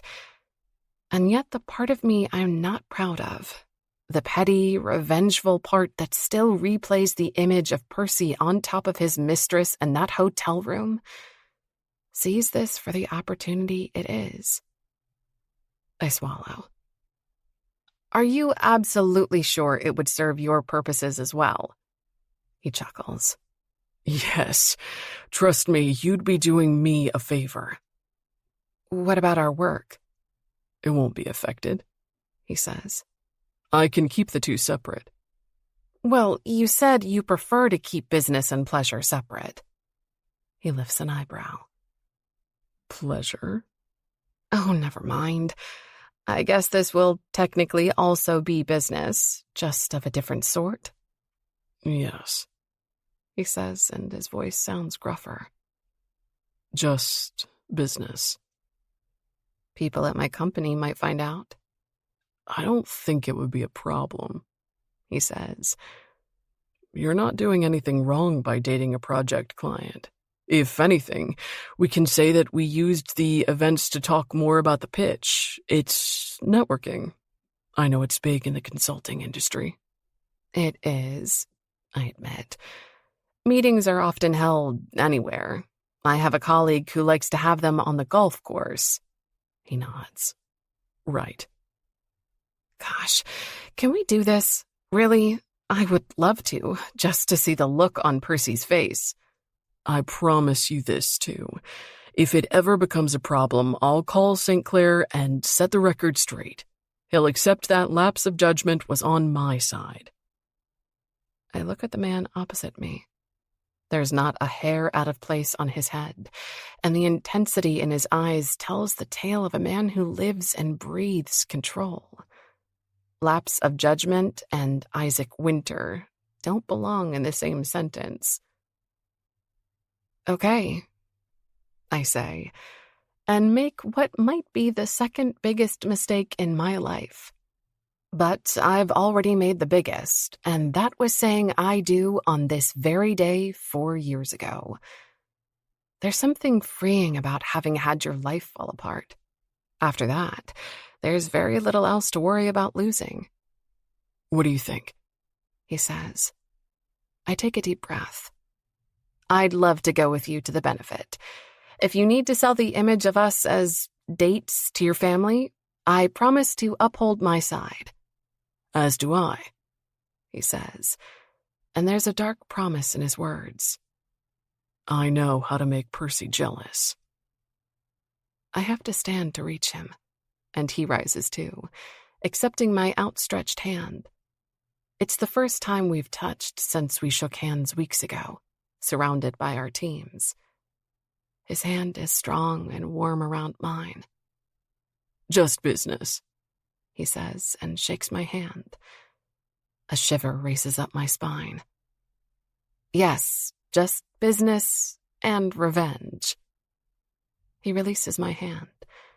It's a slow slide of his palm against mine, and then he steps away, voice curved around the edges with a smile. Always a pleasure working with you, Sophia. 8. Sophia. I turn, looking at myself in the floor-to-ceiling mirror in the lobby of my apartment building. The dress is good. It's floor-length and dusty blue, setting off my faint summer tan and fitting for the benefits dress code. I had a salon blowout earlier today, and my hair looks glossy beneath the lights. It's grown longer this summer, and I haven't kept up with the trims. Gone is my sleek shoulder-length hairdo, consigned to history, along with the person I was when I sported it. Makeup, clean and minimal. I look appropriate. I take a deep breath, and then I take another. All week, I'd been so sure I wouldn't really be anxious when the time came. It's been almost a year, and I no longer carry his name or his ring. I don't bear the weight of his expectations or my own suspicions. They'd been so heavy of a burden that I didn't realize I'd suffered under it until it disappeared. But here I am, and anxiety is a pounding beat in my chest, making my stomach turn. It seems there are parts of myself that remain foreign, even to me. I look at my watch. Isaac will be here soon. He'd insisted on picking me up. Our emails over the past week have been quick and focused on the practicalities. The intimacy we'd shared over drinks didn't carry over into logistical texts in between meetings. And now I need to pretend I'm dating him. But the real problem is that somehow I think that might just be the easiest part of the entire evening. A black town car pulls up outside my building, and Isaac steps out. He's wearing a snug dinner jacket that looks tailored to his form. Sophia, he says, and then his eyes drop down to my dress, doing a slow sweep of the tight bodice and flowing skirt. You look stunning. Thank you, I say, but we don't have an audience yet. He pushes the car door open for me. I'm not pretending. I slide into the car and watch as he follows suit. A warm, spicy scent reaches me. His cologne. I tighten my hands around my clutch. This will be a networking event for you, I say. Right? He nods to the driver to set off, and the car glides smoothly out into the New York traffic. Yes, it's hard for them not to be, honestly. You must go to a ton of them. How do you stand it? Practice, he says. But then he looks over, and there's a teasing glint in his eyes. I've had a few approaches over the years. Tell me about them. Well, I'll admit that when I was young and green, I abused the open bar. You did?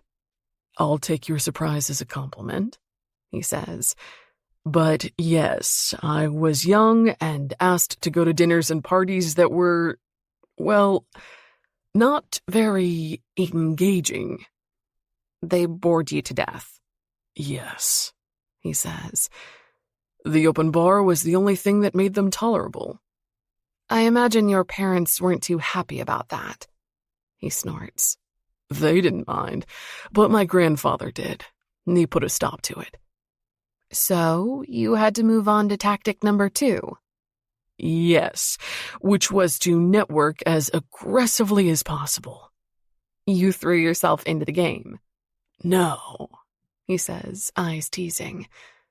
I mastered it. Wow, the confidence. He chuckles. I did that for almost a decade. It opened a lot of doors. Oh, because so many of them were closed before? He raises an eyebrow. Are you implying I was born with privilege? No, I say. I would never. Good. But then he leans his head back against the seat and sighs. I was, though, and I'm aware of how fortunate I've been. But I still needed to make me memorable. Many of the people I spoke to in my early 20s knew my grandfather, my aunt, or my dad. Not me. You needed to establish yourself, I say. He nods. But networking that aggressively is tedious. Oh, I know.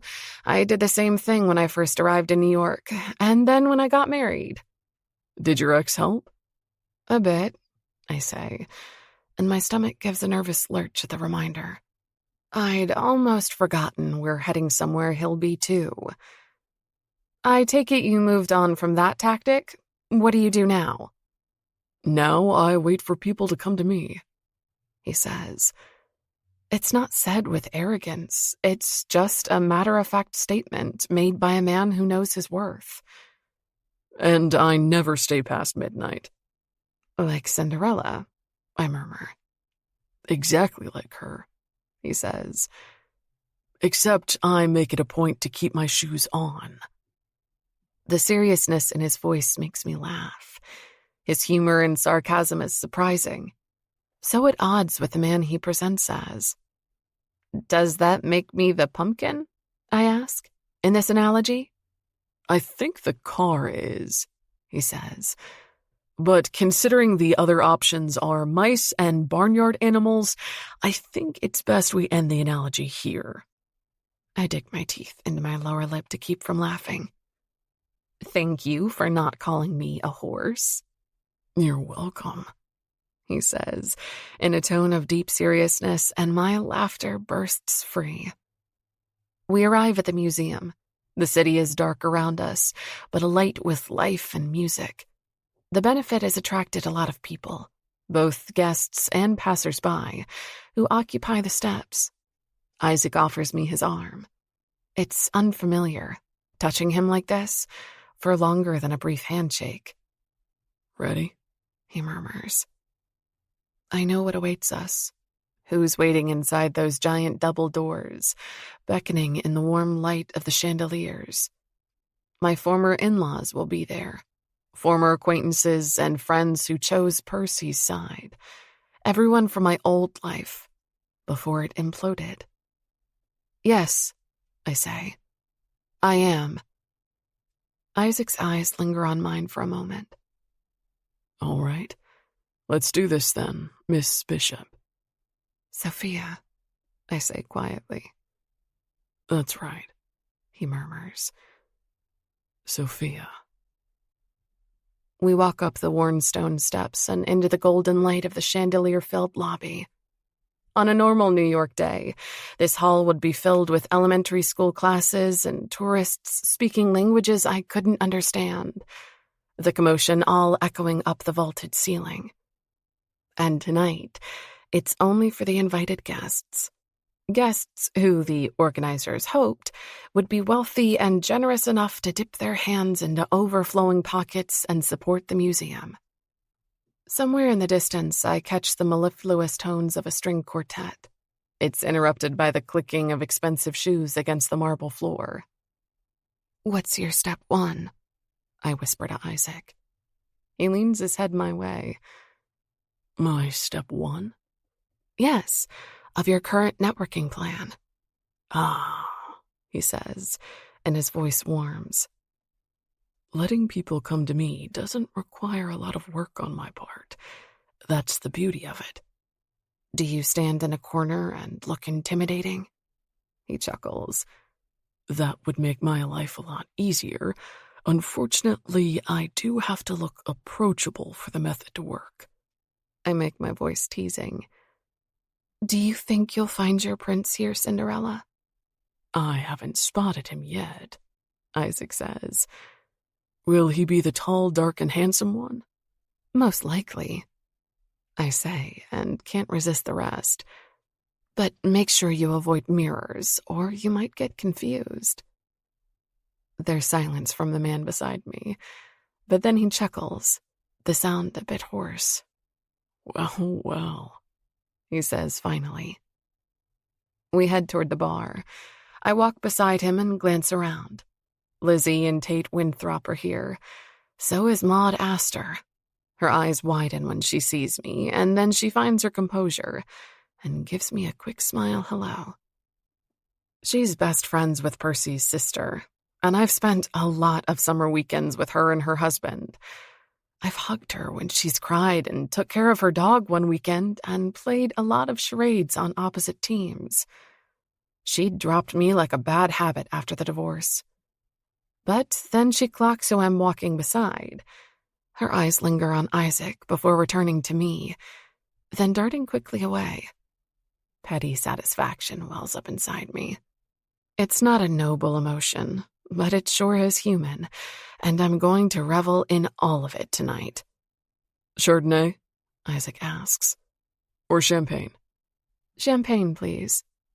He hands me a tall flute and takes one for himself. Flutes, not coupes. My mother-in-law would have commented on that. She had gifted Percy and me a set of 25 crystal champagne coupes for our wedding and insisted I never use flutes. The hag. Sophia? He asks. Yes, sorry. Are you all right? Yes, I say and force a smile. You know, it surprised me when I first came to New York how important events like these are for one's job. Oh? Yes, I'd thought naively, perhaps, that business was done during office hours. A handshake in a conference room, a phone call or an email sent. But it's not. No, Isaac says. Not always. It's a shame it's tacky to bring business cards to benefits, I say, looking out over the crowd. It would make remembering people's names the next day a hell of a lot easier. Isaac breaks out into surprised laughter, the arm beneath mine trembling with it. And when he speaks, his voice is warm. It's a wonder how alike we think sometimes. I feel warm. You know, great minds often do. I can't tell you, he says, how often I've struggled to remember the name of someone on Monday morning after a weekend of these things. Might be a bit awkward when you verbally agreed to build a hotel together with someone you can't call. He nods. Exactly, he says. Although I save things that big for when I have lawyers present. I look around the room, at the gentlemen in tuxes and women in floor-length gowns. Isaac and I blend in perfectly. I think there are a fair amount of lawyers present, I say. Probably, but I bet there's not a single practicing one. You don't think at least one of the couples invited their divorce lawyer along? I don't know, he says, and looks down at me. Did you? I take a sip of champagne. It feels bubbly on my tongue, adding to the symphony inside of me. No, she was excellent, expensive as hell, and I never want to see her again. I think that's the mark of a job well done for a lawyer. Yes, quite the opposite of you, the emperor of hospitality. He chuckles. Yes, if my customers never returned, I'd have a serious problem. Isaac's eyes are light on mine, lighter than I've seen them before. There's gold mingled with a dark brown, flecks almost, forming a ring around his pupils. He smiles. Although we have incoming. My stomach tightens. Who is it? The vultures are circling, he says, but his tone is amused. My aunt and uncle. Oh. Showtime. I smile, at the ready, and realize that we never decided how long we've been dating for or how we met. But they don't ask, even if they're curious. It's there in their eyes, flicking between Isaac and me. And they're not alone. Isaac's strategy works. It's not long until we're weaving through the throngs of people who come up to talk to him. He knows nearly everyone by name. I mention it to him, and he gives me a wry smile. I've been in this game a long time. We stop by the blind auction. Items are listed, one by one, and each has a box beside it. Guests are expected to bid on them blindly, dropping their offers in the box, with the highest bid announced as the winner later in the evening. Isaac and I walk side by side down the line. I watch in amusement as he bids on half of the items. A vintage bottle of champagne, I say. Are you a collector? He shakes his head. No. And a private cooking class by a world-renowned sushi chef. Are you trying to up your skill set? He sends an exasperated glance my way. No. When would I have the time to do any of these things? And yet, I say, sweeping my hand at the ludicrous sum he's currently writing on a scrap of paper. It's expected of me, he says. The committee will read through all the names. I have to be in at least some of them. Are you trying to win? It would look good if I did, he admits, and then smiles wryly. But I'd rather win the champagne than a couple's spa retreat. I laugh. I can't imagine you taking a weekend off to lie in a jacuzzi, but I'm sure you'd enjoy it if you ever let yourself. He leans in closer, voice warm by my ear. I think, he says, that I might too, but it depends entirely on the company. Somewhere between my second glass of champagne and the hors d'oeuvres, I make the cardinal sin of relaxing. I'm so busy pretending to be a couple with Isaac, standing close by his side and sliding smoothly in and out of conversation with strangers, that I forget who might be here, who I'm here for. And when you let down your guard, the wolves descend. It's the second law of New York, and I learned it quickly after I arrived.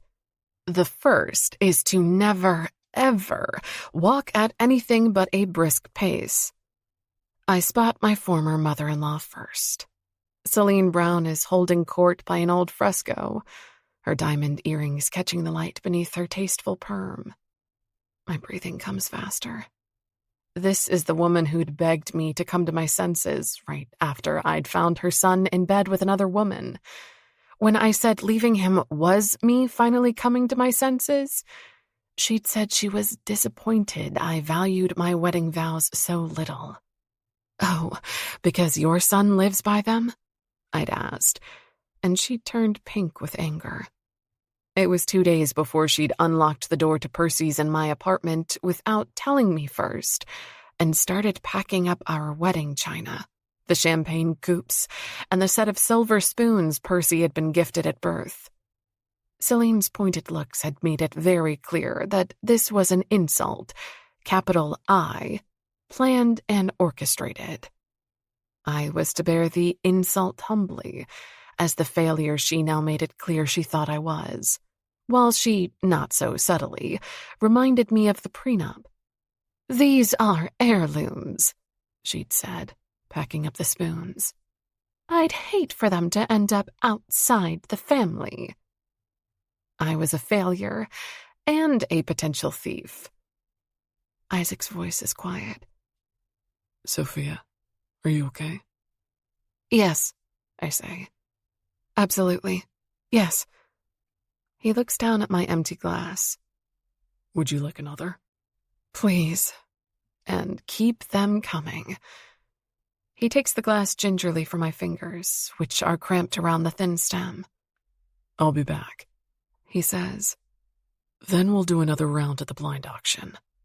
"Yippee," I whisper.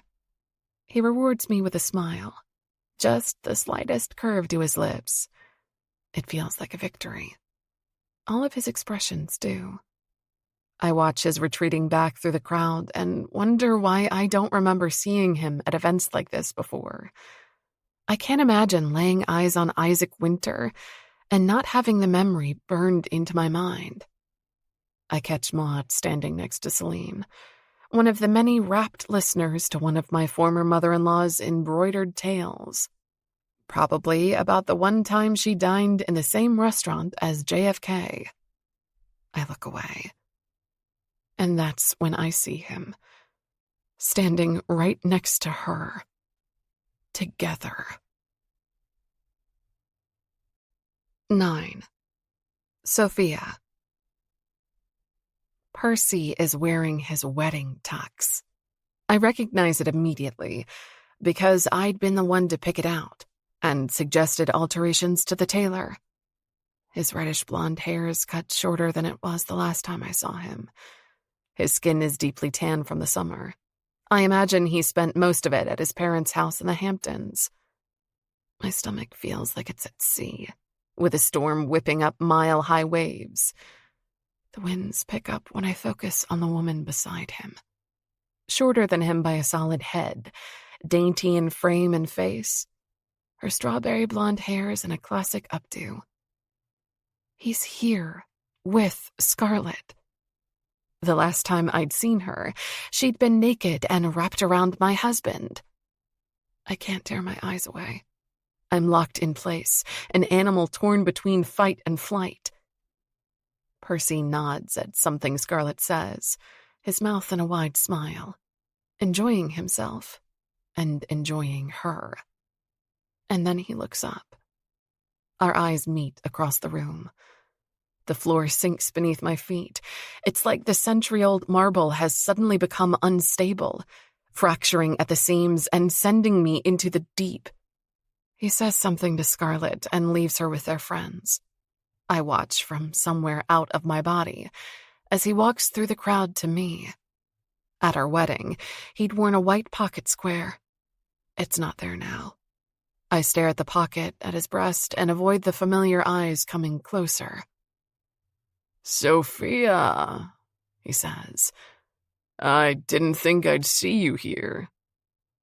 I've always been half an inch taller than him in heels. It had bothered him, I know, even if he pretended it didn't. Now I revel in it. I'd hate to ever look up at him again. "How could I miss it?" I say. "You know how passionate I am about protecting the arts." He looks over his shoulder. Not at Scarlett, but at his mother, still with her court followers. "Right. It's been a long time, Soph. I've been trying to call you."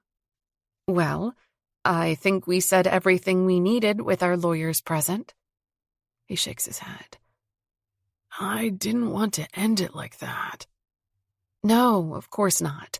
He'd wanted to keep his marriage and his unblemished reputation intact. Only, I suspected, he wanted to keep his mistress, too. I clear my throat.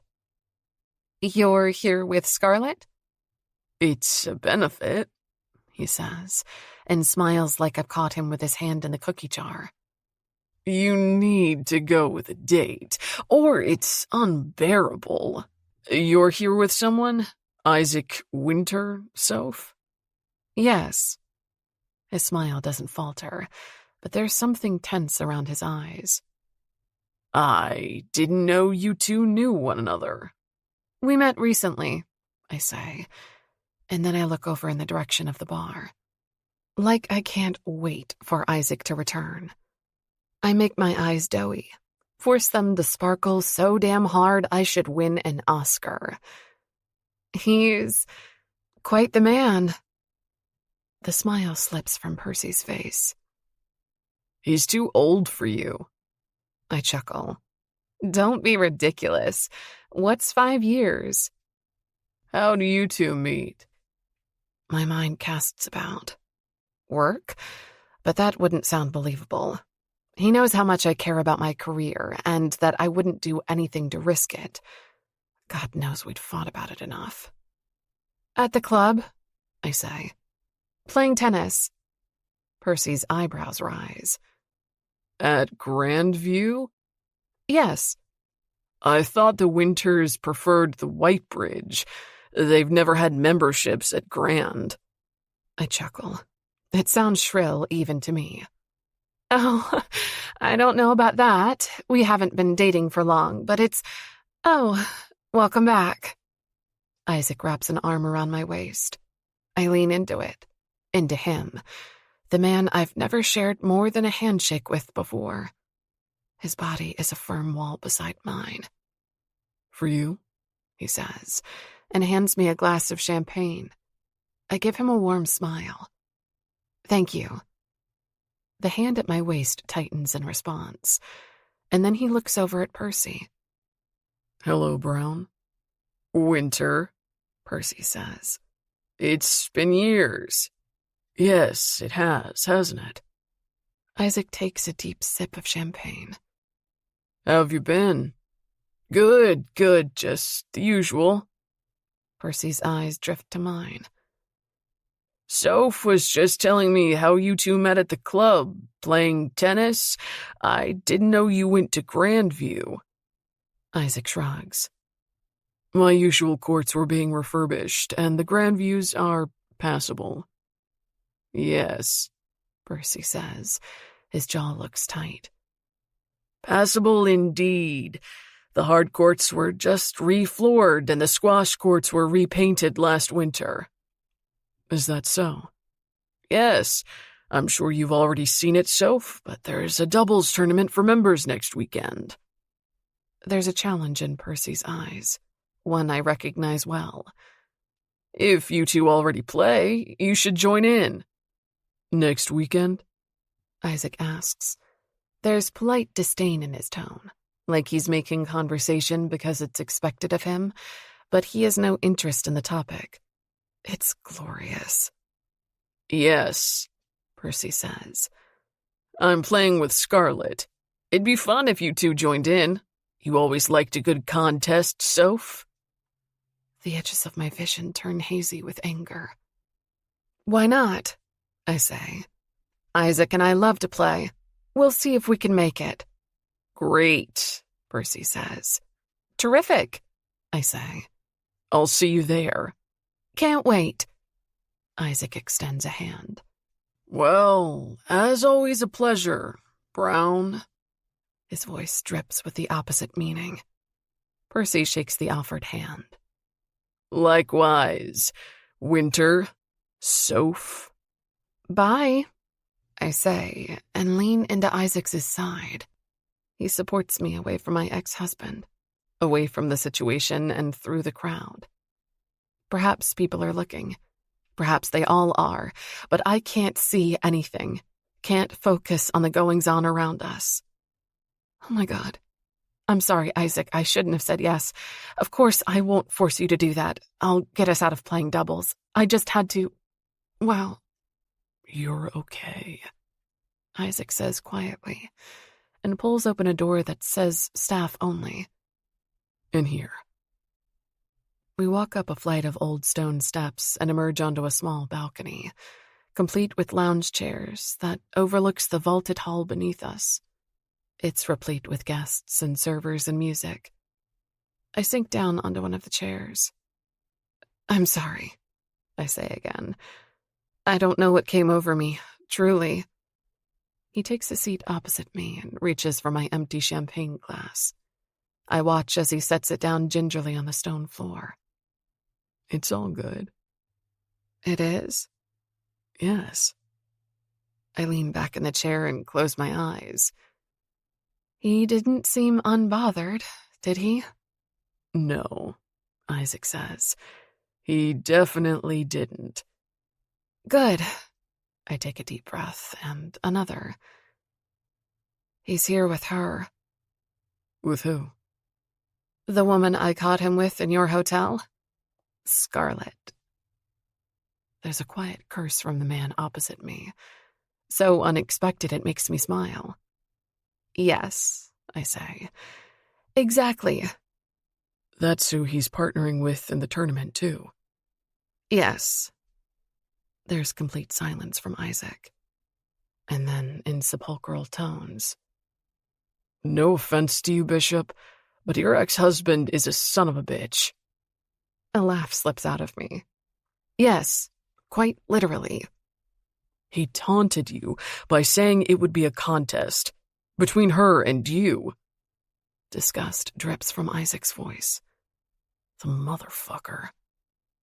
I look up at the vaulted ceiling, the intricate designs, and laugh. It's a fight against the constriction of my tight dress. Yes, I say. That too, although not literally. Not that I know of, anyway. We're beating them at tennis. We are? Yes. Isaac leans forward and brushes a hand against my thigh, getting my attention. I look over and catch the dark eyes, now trained on me. You play, don't you? I nod. Yes, it's become, well, my obsession since the divorce, after work. Good. We'll win then. You're confident? Just being a realist, he says. And I rarely lose. I smile, but then it dies and I sigh. I'm sorry for implicating you in all of this, for taking up even more of your time. I know you don't have a lot to spare. He looks out over the crowd. Don't worry about it. We'll sell the illusion even better like this. What couple wouldn't play together? Yes, I guess we will. My aunt and uncle bought it, he says. Seems like Percy did too. Do you think they'll tell your parents? Or your brother? I know what his family tree looks like. More than I should, probably. All courtesy of the well-packaged brief on the winters I'd received from the background team at Exciter. They will, Isaac says. I suspect my aunt is calling my mother as we speak. Will that get them off your back for a bit? I hope so. He leans forward. It's almost midnight. Oh, the carriage is about to become a pumpkin. Yes. He looks out from the balcony again, down to the patrons below. They'll announce the winners of the blind auction. Nothing we have to stay for. You're right. The dress is becoming uncomfortable, restrictive. I can't wait to take it off and sit down on the couch with a cup of tea and Milo in my lap. The damn cat, who proves my sister right every time I see him, because he's far too cute for me to ever resent. Isaac extends a hand and helps me out of the chair. How are you feeling? I feel okay, I murmur. His hand is still around mine, and we're close enough that the tip of his leather shoes brushes against mine. I can't wait to take off this dress, though. It looks great, but it feels awful. He doesn't answer. No wonder, either. I'm saying too much, and none of it's good. Tonight had been a lot. Too much champagne and too many close calls. I slip my hand from his. Should we? Yes, He says and clears his throat. His voice is hoarser. lead the way. We walk down the stairs and back out into the main hall. The low murmuring chatter and the music blend together, and where it had before been imperceptible, I now long for silence. Isaac walks by my side. He offers me his arm, a silent gesture, and I take it. It's steady and unfamiliar in the most exciting of ways.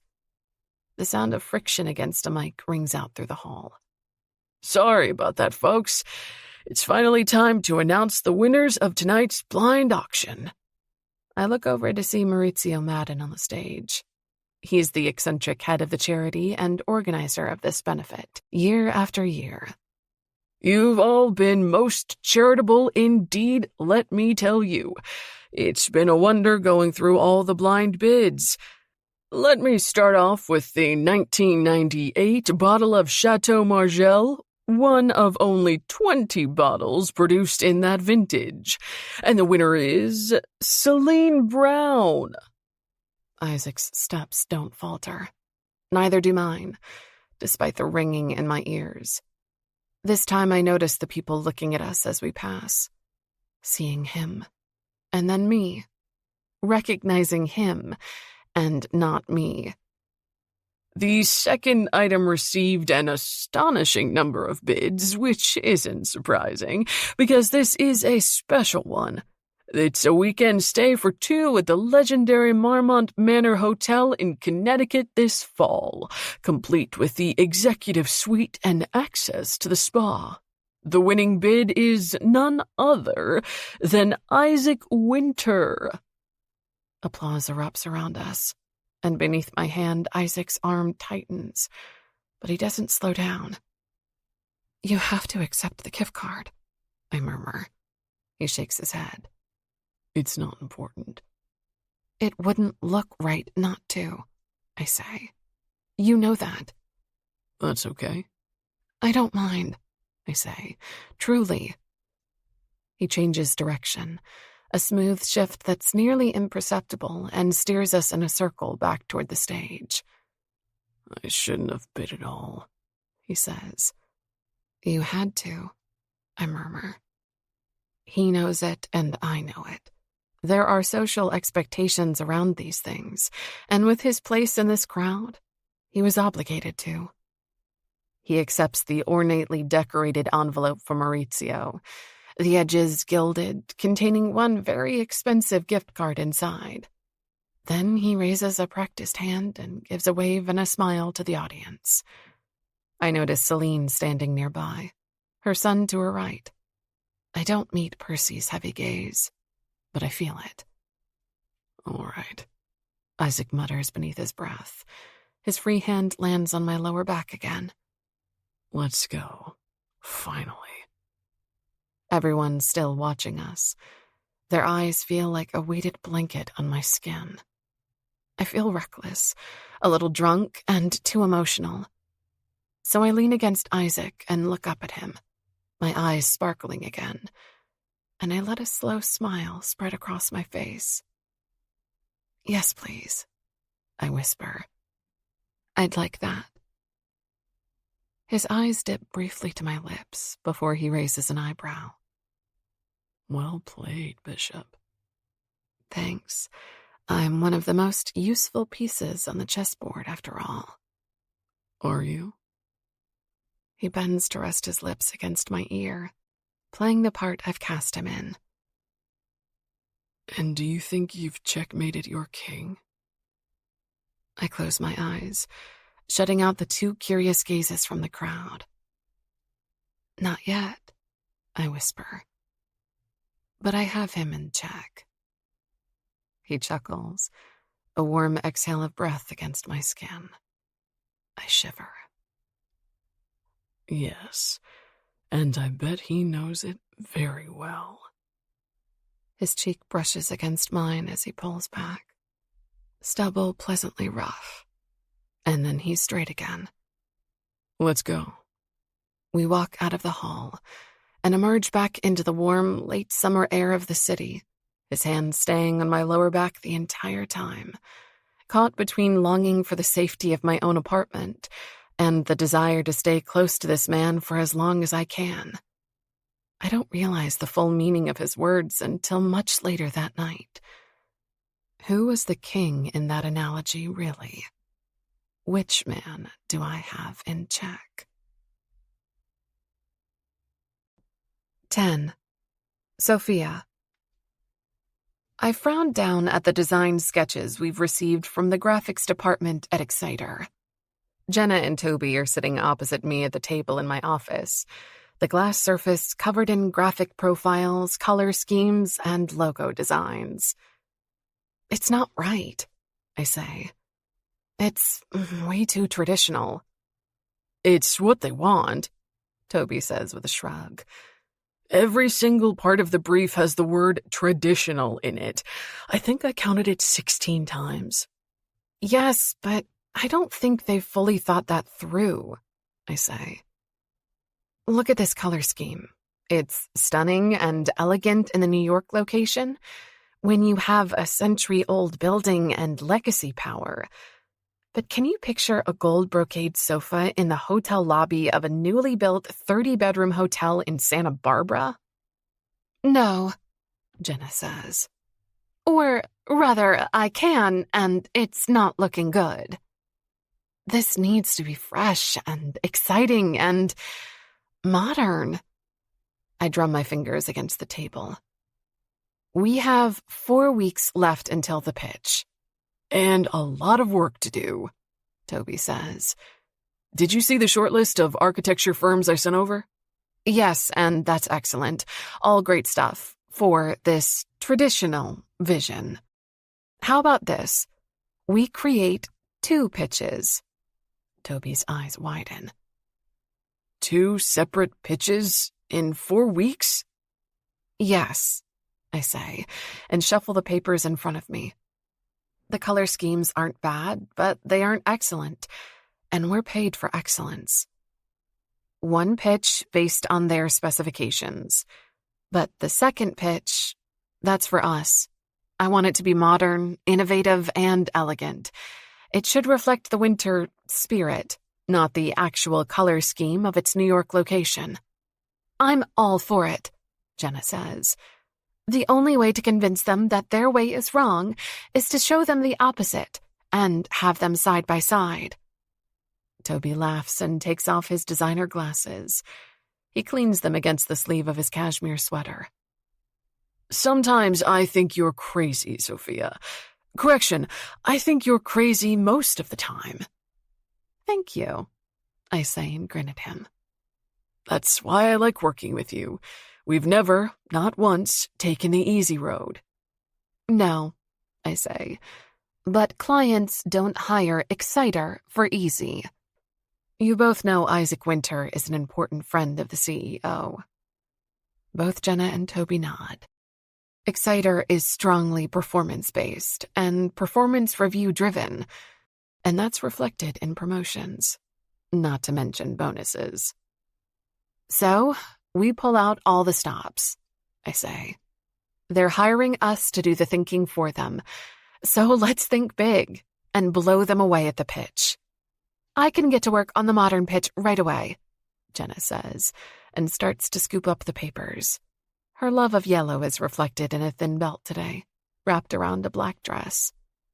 I'll separate what we already have into folders and get the graphics department on board. I'll commission second options for all of this. Perfect. Toby, can you continue working on the traditional pitch? Right, he says, and looks between us. Because I'm such a boring traditionalist and a beacon of conventionality? Jenna and I laugh. Yes, she says, and leans her shoulder against his. We didn't want to tell you, but that's the exact reason. He shakes his head in mock sadness. If only I'd known. he says. It would have made my high school years so much easier. The workday runs away from us after that, like it so often does. The opportunity to be creative and business-driven is one I love. And as I work on the winter project, I can see the lobby in my mind's eye. I picture the spa and the ivy and Isaac's deep voice telling me about every aspect. After work, I have a headache from the hours spent in front of a screen. I pop an Advil and grab the tennis bag I keep in my office. It always has a fresh change of clothes and the keys to my locker at the Grandview Club. My membership lasts until the end of the year, and I'm determined to make the most of it. Uncomfortably familiar faces or not. It's a wonder I've managed to avoid Percy for so long. Which isn't, strictly speaking, true. It's just very good planning on my part. I know how that man operates, and I know his schedule. I spent years living my life after it. Marisol is an excellent tennis trainer. She cuts me no slack, standing on the other side of the net, hitting shots my way. Forehand, she screams. Keep your side angled toward the net. Connect with the ball earlier. Don't forget the speed. We drill and we drill and we drill. And at the end we play a set, like we always do. And it ends the way it always does. I collapse on the bench and reach for my water bottle. I almost had you on that last one, I say. Marisol grins at me. She's 47 to my 33, but she's also a former Olympian, and her skills are unmatched. Sure, she says. Let's say you were close. I roll my eyes and we both chuckle. Mine's significantly more tired than hers. Age difference or no. Same time on Thursday? She asks. I nod. After the divorce, this sport had become my lifeline. I need the distraction and the constant, steady improvement of skill. Something to throw myself into that's mine and mine alone. Theoretically, I say, would it be okay if I brought someone? Sure, she says. Your sister coming to town? No, God, Rose would hate this. No, I'm playing in a doubles tournament in a few weeks. Her eyebrows rise. You are? I'll be judging it. Really? That's great. Doesn't mean I'll judge every point in your favor, Bishop. Oh, I'm not hoping for an overt display of favoritism, I say. Just a small, discreet one. She laughs. I'll see what I can do. So, who's your partner? It's funny. Marisol knows almost everything about my life, and I know a lot about hers, all due to talk on and off the court, in between serves and chatting with our water bottles in hand. She knows about Percy. That, though, isn't entirely from me. Gossip travels quicker than light at this club, and he's a staple here. It's a new guy, I say. We're friends, and now we're sort of dating, too. Sort of? Yes, it's still early days. Right, she says. So, you thought you'd introduce him to all of New York society by throwing him into the viper's pit that is Grandview. I laugh. Can you imagine? No, he's already part of, well, this group of people. Oh, she says. He's one of them. I nod.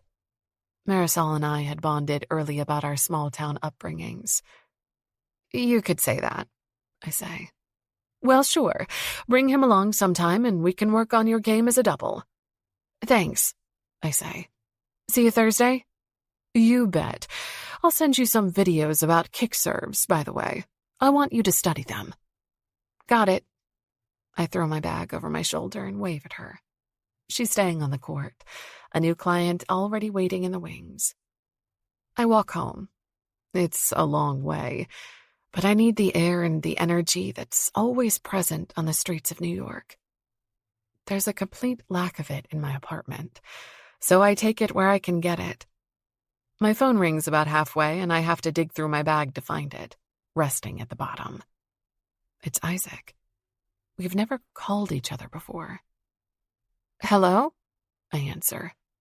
Bishop, A familiar voice says. free to talk? Yes, absolutely. Is everything all right? Yes. Isaac says. We haven't spoken since the benefit last weekend. I've been working at Exciter, him at Winter, and there hasn't been a reason to, professionally or privately. Thank you for the other night. No, thank you, I say. I had fun. There's a pause on the other end, and I hear the disbelief in it. Did you? Yes, well, before and after the incident. Watching you win the prize you've always dreamed of helped. The teasing breaks the formality between us. I can hear it crack. Thanks for reminding me about that, he says dryly. No problem.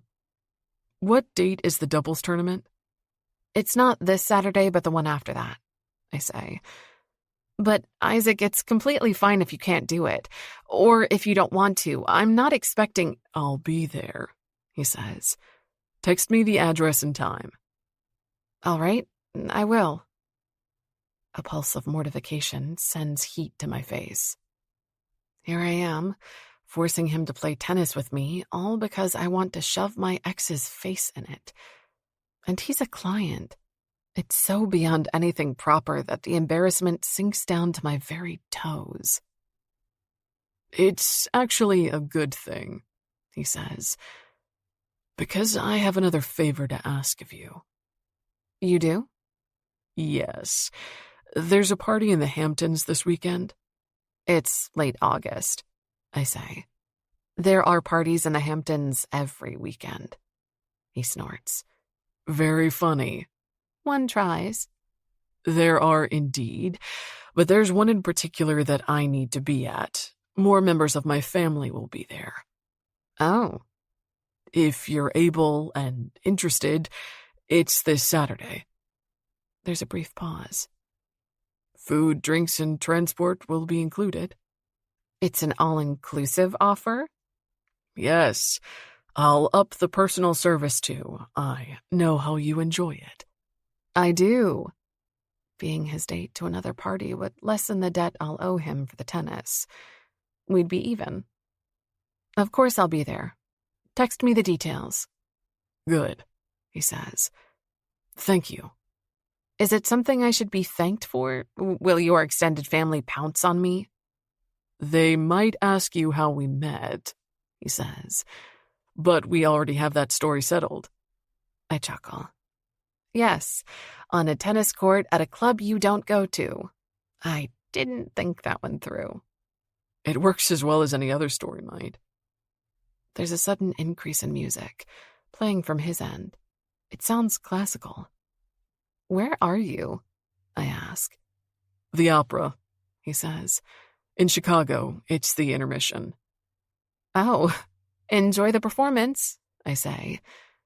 A business trip or a personal one? He'd said he wasn't dating anyone, but it's hard not to picture him standing in a tailored tux, phone to his ear, a beautiful woman waiting beside him to finish his call. Until Saturday, then. Until Saturday, I murmur. Don't stay past midnight. I never do, he says. And Sophia? Yes? We'll win the game. 11. Sophia. That Saturday, Isaac stops outside my building to pick me up for the drive to the Hamptons. It's not a town car this time. It's a large SUV, and he is in the driver's seat. I get in and tuck my summer dress around my knees. Hi. Hello, he says. You look lovely. I smile. It's likely ingrained in him, the manners that lead to a man opening doors and complimenting dates. Thank you, I say, enjoying it regardless. So do you. He chuckles and turns the wheel, taking us back into traffic. Well, thank you. I mean it, too. The beige suit is a sharp contrast against the darkness of his hair, and he's newly shaven, the cut of his jaw sharp in profile. Isaac drives smoothly, skilled and silent. He's the same behind the wheel as he is away from it. I look at him from the corner of my eye. He notices. You're thinking about something. I stretch out my legs. The car has ample legroom. Doesn't everyone all the time? No, he says. They don't. Tell me what you're thinking. About you, actually, and the Winter Hotel. Ah, yes, famously one and the same, he says so dryly that I know there's a hint of truth in the joke. For all intents and purposes, he is the hotel. Almost, I say, except one stands just a bit taller than the other. Well, one of them is also a bit more open to strangers spending the night than the other. Just a bit, I say, my smile widening. Good thing only one accepts payment, too. He gives a surprised laugh. That's one thing I've yet to do. Good thing that. He taps his fingers along the leathered wheel. Now, what were you really thinking about? The dichotomy between traditional and modern, I say. And where you and your company land on that scale. Are you turning this drive into a business meeting? I've never been able to resist multitasking. I'm impressed by your work ethic, Bishop. Are you? I ask. I'd have thought you expected it from people you work with. He's quiet for a beat. I do, but not everyone lives up to it. Not everyone can. No, he says. Then clears his throat, like he hears how unyielding that sounds. So, traditional versus modern? Yes. You're too smart not to know the answer to that. We're a traditional hotel chain, he says. Why don't you ask me what you really want to know? A thrill runs down my spine at his words. All right. What makes you think a traditional look for your budget hotel chain would make it unique, stand out, impress? He runs a hand along his jaw. Well, now I know where you stand on the matter. You do, but I'm not asking to start an argument here. I genuinely want to know why you and your team see that as the best option. Tradition conveys strength, he says, and it would tie in beautifully with the rest of the Winter brand. Mm-hmm. I bite my lip, fighting the urge to argue. It's not time yet, not until the pitch. You don't agree, he says. I think those are key aspects of the Winter brand, I say. But I don't think those are the only ones, or maybe even the most important ones. Interesting. He taps his fingers against the wheel again and looks over at me. The landscape behind him has changed, Manhattan receding in the distance. We're leaving one jungle for another entirely. I want to do a good job on this pitch, I say. But I also want to deliver what you've asked for. You think they're mutually exclusive? I think they're at odds, yes, I say carefully. But you can trust us to deliver on your vision. I promise there will be a traditional option at the pitch. I wouldn't expect anything less from you. Now you're just being polite. He shakes his head. That's not what I sound like when I'm polite. The words sink into my mind, and I turn them over, examine them. There's truth there, and a compliment. I look out the window and take in the greenery passing by. We don't speak again until I start to recognize the familiar landscape of Long Island. It's a place I've been to before with Percy, many times, driving up on the weekends to his parents' house. The trip is long, but comfortable. It's funny how the people in the city and the Hamptons just switch places. The same people, different locations. It's insular and familiar. A social circle so small it's almost incestuous. We're not stopping? I ask. We're halfway through Southampton, and Isaac shows no sign of slowing down. He shakes his head. The party's in Montauk. Oh, that's a lovely place. Been before? Yes, we'd go up sometimes from the house in Southampton. There's no need to explain who the we is. But that was a few summers ago. Montauk's nice, less crowded. Isaac nods. That's why we like it. It's the furthest from the city. You have a family house there? Yes, my parents do, and my brother bought a place for him and his wife a few years ago, too. There's a brief pause, and then something tightens in his voice. They're considering moving here permanently one day. Wow. Are they tired of the city? In a way, he says. They're hosting the party we're heading to. Your brother and sister-in-law are? Yes. I blink at him. Wow, didn't think to mention that? I am now, he says, and looks over at me with a smile. It isn't distant relatives today, then, I say. My stomach does a little flip. We'll really be playing a couple. No, but they'll be pretty busy with the guests. Don't worry, Bishop. This isn't a meet the parents kind of thing. But they'll be there, I say. Right? Your parents will be there? Yes. I lean back in my seat. Oh. Too much? No, I can do it. I think of my former parents-in-law, and of the judgmental looks and tests phrased as get-to-know-you questions. What have you told them about me? Nothing, he says. We can use the tennis meat story if they ask. I don't think they will. He looks over at me, and there are frown lines between his dark eyebrows. Don't worry, Sophia. I'd never bring you into a situation where I thought you'd be uncomfortable. Somehow, I believe that. Thank you. I should probably tell you what the event is, too. I'd appreciate that, I say, and aim for a teasing note in my voice. If you're bringing me to an impromptu wedding, I'll be very upset. No one's getting married that I know of. No ritual sacrifice? I left my goat at home. No, not that either. His voice is smooth, but there's a tension about him that wasn't there a few minutes ago. It's a summer party for a charity. Another benefit? Of a kind, he says. There's a door fee, and every penny will go to a foundation for the blind and vision impaired. That's beautiful, I say. I'll cover our door fees, he says.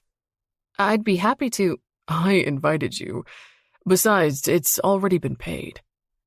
He takes a breath. My younger brother is losing his eyesight. Oh my God, Isaac. I'm so sorry to hear that. Yeah, it is what it is. I didn't know that, I say. He shakes his head. It's not something he discusses with people outside of the family. I see. Not that it's a secret exactly, but I understand, I say, because I do. It's not something I'll talk about. Thanks. Your brother doesn't usually go to events, right? Like the benefit or any of the country clubs? Isaac chuckles. Hell no. He stopped going to them at the same time we both grew out of the open bar fascination. So no winter wingman for you? No. He chose his own path. And now he's doing it again. There's more here than he's saying. More pain, perhaps, or struggles than he's willing to share. I try to imagine losing my eyesight, losing the sense I use every moment of every day, and feel a shudder of fear. Is there nothing to be done? No, Isaac says. His voice is tight. Mitigation, adaptation, research, yes.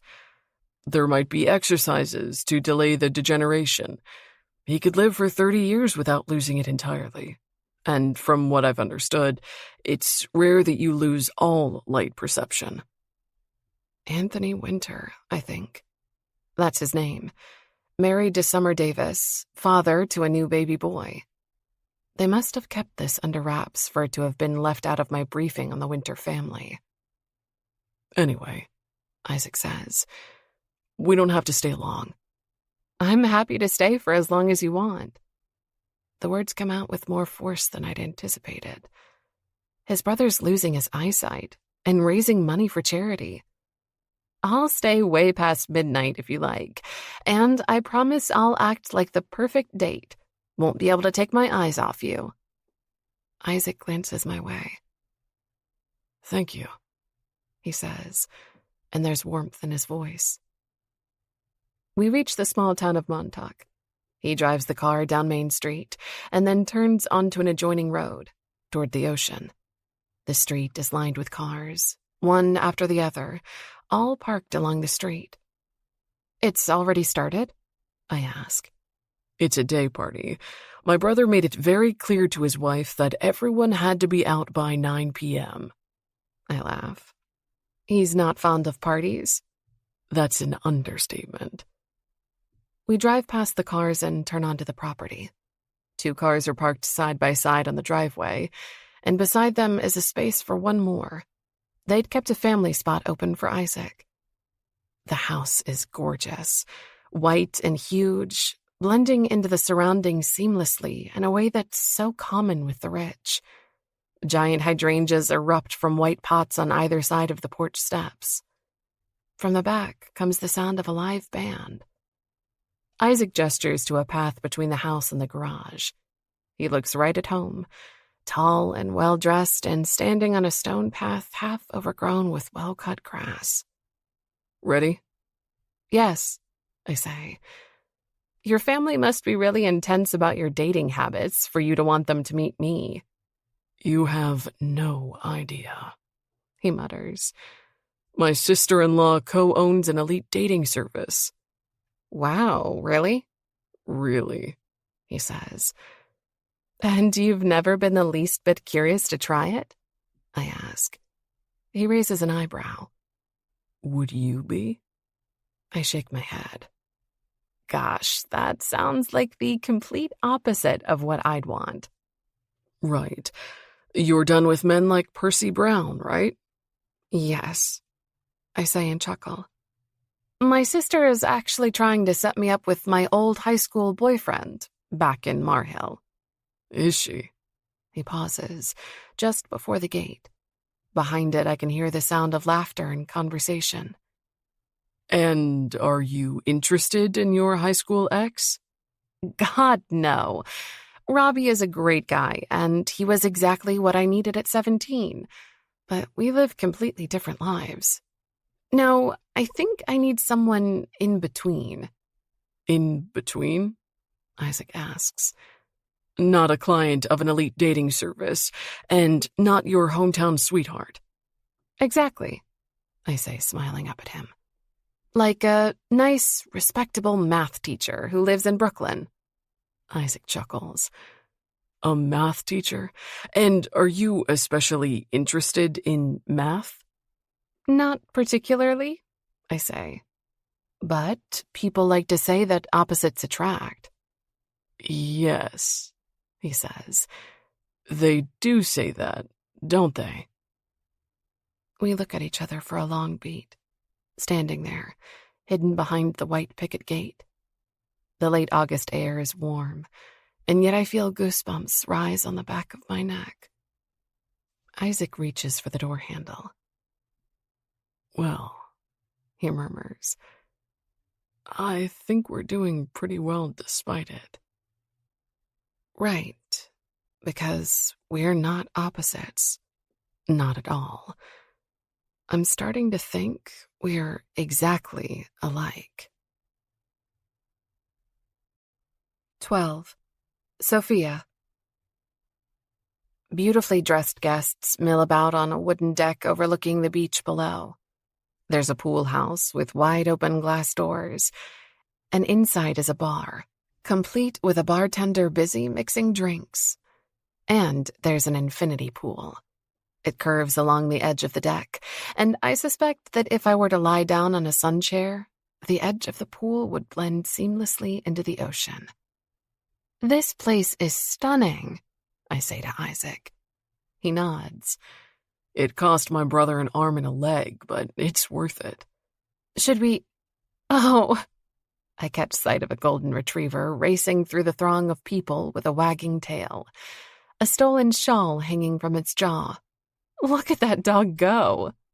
Yeah, my brother and his wife have 2 of them.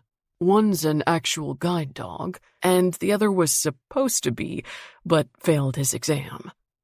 That makes me smile. "Let me guess, the one we just saw is the school dropout?" Definitely. We head to the bar and get drinks, and then it's on. The networking, just like we'd done at the benefit. But it's even more apparent here how little Isaac Winter needs to do to work a room. Everyone wants to say hello. Everyone wants to talk to him. And he's warmer here, different somehow, asking people about their families, their children, and their parents. These are people the Winters have known most of their lives, I suspect. Friends of family and members of the same circle. "This is Sophia," he says once, and then again, introducing me to everyone we talk to. The eyes that turn to me, each and every time, are curious. I give them all a wide smile and lean into Isaac just a little. Yes, we're together. "It's a pleasure to meet you." Isaac handles the conversations well, includes me easily in topics, and it flows with the practiced ease of people who've mastered the art of small talk. We talk about the rising interest rates and the best place to summer, and how to master kite surfing, something Isaac's apparently tried more than once. Topics flow from the latest production put on by the New York Opera to the unusual heat wave and back around, as if it's inevitable, to the rising interest rates. We're halfway through the group by the pool when Isaac puts a hand on my lower back, pulling me aside. "Let me introduce you to my brother." I'd like that. The man we approach is not someone I've ever met before, and yet I instantly recognize him. The family resemblance is there in the dark hair and the even darker eyes. Anthony is rougher around the edges somehow, his face equally striking but less classically handsome. And while he's broader across the shoulders, he's not quite as tall as Isaac. "Anthony," Isaac says. His brother turns to us. "You made it. Didn't I promise I would?" Anthony's eyes drift to me. "Hello," he says. "You must be Sophia." "Yes, it's a pleasure to meet you," I say, and extend a hand. If he knows my name, they must have spoken about me beforehand. "You and your wife have a beautiful house." "Thank you," he says, and looks at Isaac. "Well played, man. You think summer will back off?" "Most likely," Anthony says. He looks at me, and his smile turns rueful. "I don't know if my dear brother has told you, but my wife works as a matchmaker." "I've heard about that, yes." "My brother has been her primary target for a solid year now."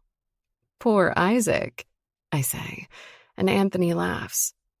"Good thing I'm here, then." "Yes, and don't leave his side," Anthony says. He gives me an appraising look.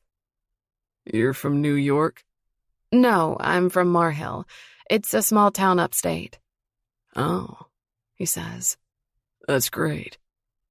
I don't get a chance to ask why that is, because a beautiful blonde woman comes up beside him. Her blue eyes dance between me and Isaac. "Why, hello," she says. "I'm sorry. I haven't had a chance to say hi yet. How are you, Isaac?" "I'm good." He leans in to kiss his sister-in-law on the cheek. "This is Sophia, the woman I've told you about. Sophia, this is Summer." "Welcome," Summer says. An entirely genuine smile takes up most of her face. "It's so lovely to meet you." "Likewise, you have a beautiful—" Where did you two meet? Oh, I look at Isaac. It's a funny story, actually. We were playing tennis at the same time, and he had the court next to mine. She kept hitting the ball over to my side, Isaac says. His face is neutral, but there's a tick to his jaw that hints at a suppressed smile. Great ice-breaking technique, I must say. I elbow him. That's slander. I might not have a slice down, but I can keep the ball on my court. You're right, he says, eyes on mine. The truth is, I saw her play and couldn't resist saying hello. I nod. Our trainers got a bit annoyed. I think we spoke more than we played that hour. Summer sighs. Oh, that's the perfect way to meet. I look away from Isaac's dark eyes and the amused glint hidden within. Yes, it's worked out well for us so far. Isaac's hand returns to my lower back. I like it there. A warm, comforting weight. Are the others from Acture here? Anthony nods and gestures to the far end of the pool. Tristan and Carter are over there, and St. Clair said he'd show up, but I haven't seen him yet. An icy tendril snakes down my spine. St. Clair. As in Victor St. Clair, the CEO and boss of my company, and the person who had requested that Isaac's project be prioritized and given the utmost attention.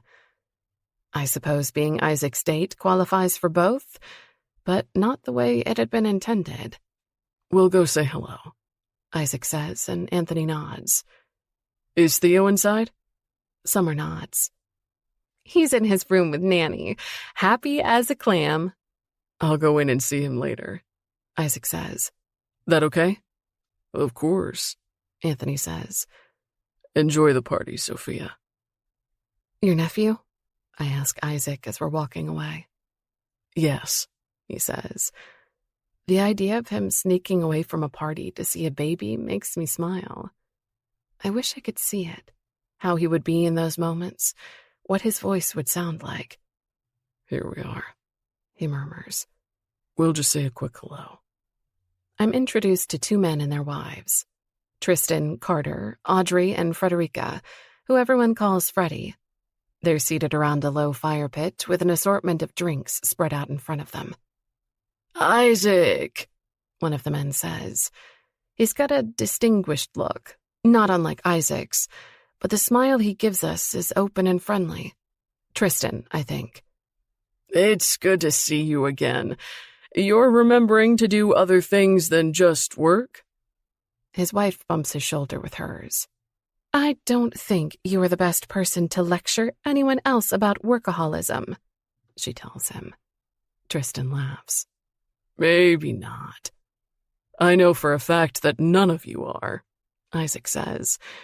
Case in point, Audrey, I saw your latest piece for the Globe. It was excellent. The woman with the beautiful curly hair lights up. Thank you. It was a lot of fun to write. You're a journalist? I ask. Isaac and I have a seat with the group, and the conversation spins on, genuinely interesting. Audrey's job is fascinating, and it doesn't take long until I learned that Tristan was Exciter's CEO before Sinclair, before I worked there. The conversation comes to an abrupt halt when a party photographer stops by our table, camera in his right hand. The others rise, familiar with the practice. Isaac's arm lands around my waist.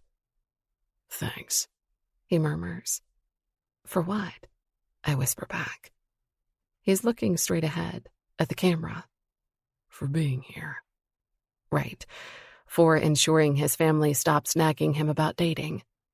Driven by adrenaline and champagne and maybe something less, something I'm not brave enough to put a name on yet. I press my lips briefly against his cheek. The photographer's camera makes a few audible snaps. Excellent, he says, before wandering off in search of new victims. Thank you. The reality of what I've just done hits me. I'm sorry, Isaac. I shouldn't have done that. It's fine. No, that was crossing a line. I'm sorry. His eyes darken. Sophia, he says. Never apologize for kissing me. Oh, okay, Now, he says, looking over my shoulder.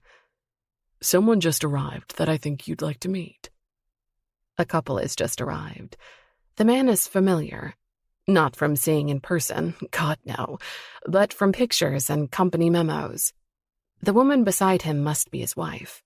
She's beautiful in an understated way, wearing a simple white dress that accentuates her hair. Oh, I say. I don't think he'll know who I am. Probably not, Isaac says, the picture of honesty.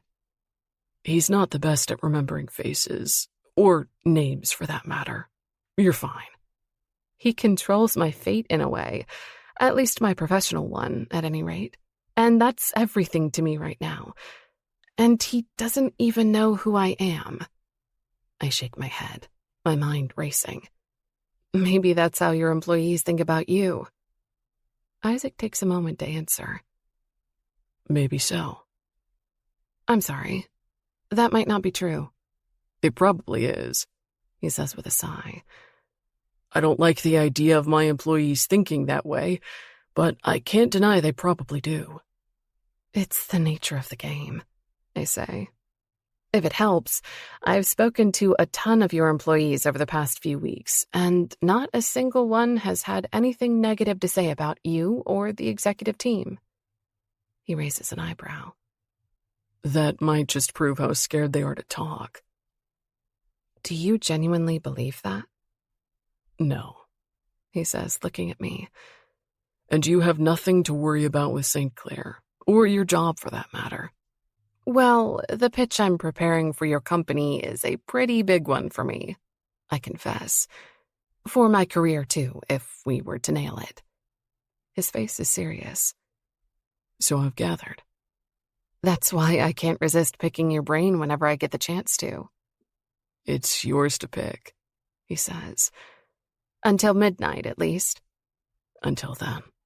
He agrees, lips curving. But I suspect Isaac.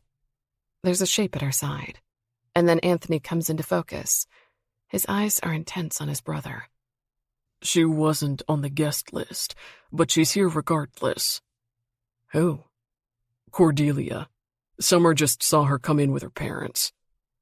Isaac doesn't look any less composed at this news, his face set in the usual lines of competence and command.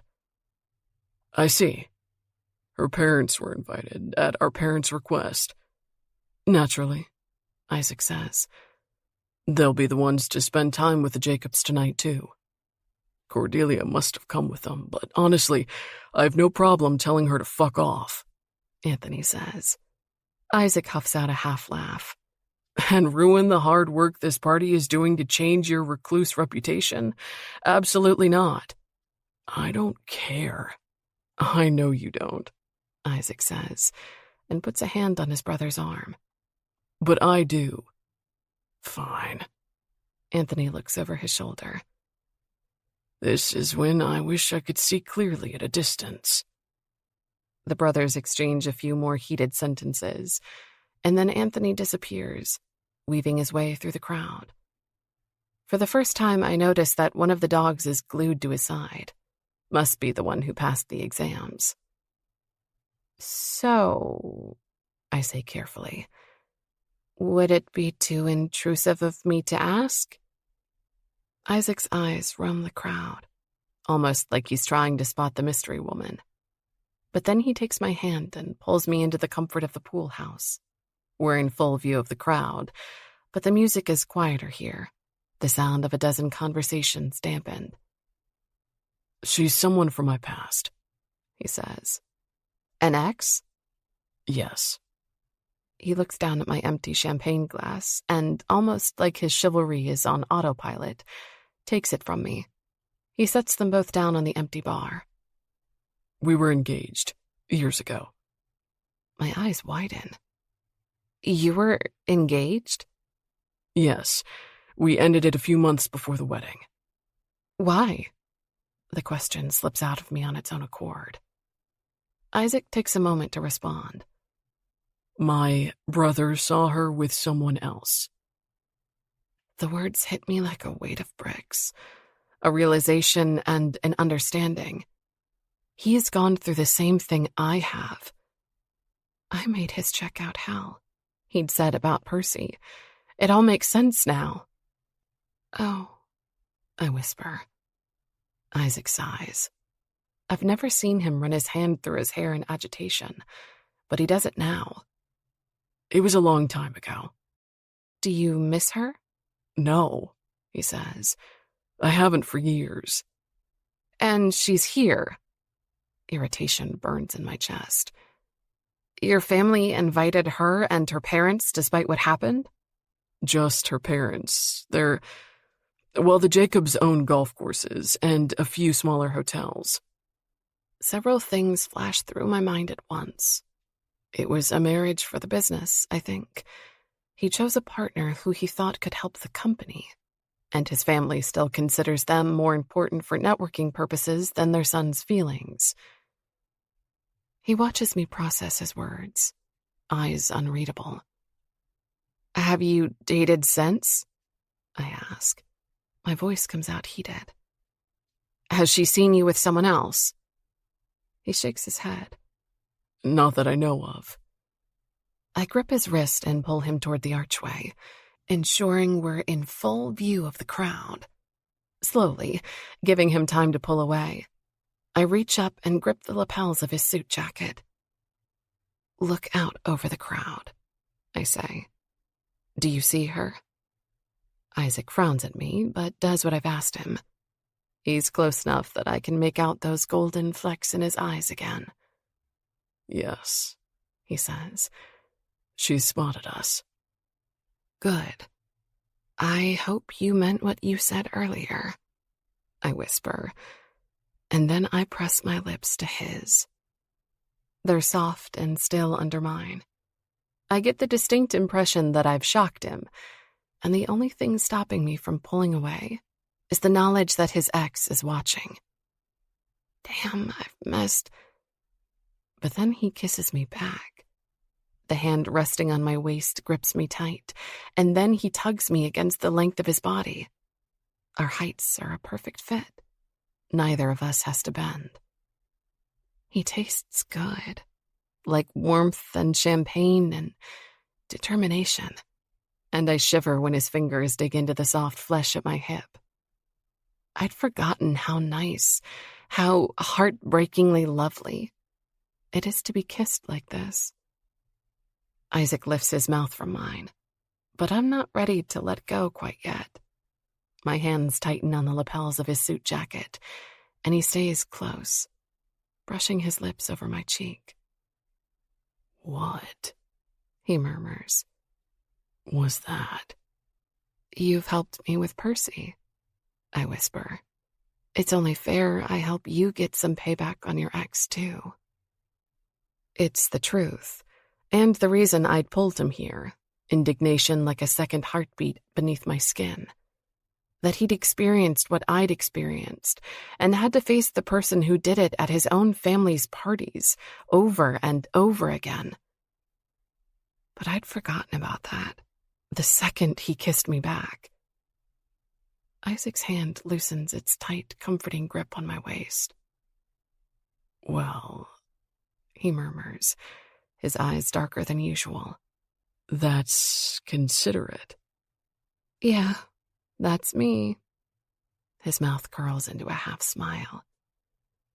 I suppose that means I should thank you, Bishop. Bishop, I repeat. You've stopped calling me Sophia. Why? He grabs a tendril of my hair and lets it run through his fingers. The back of his palm brushes my cheek. It's too beautiful a name for too beautiful a woman, he says. Bishop is safer. Chapter 13. Isaac.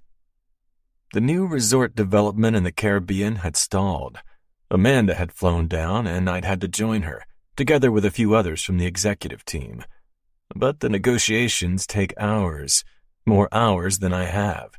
and by the end of the third day, I'm cutting it too close.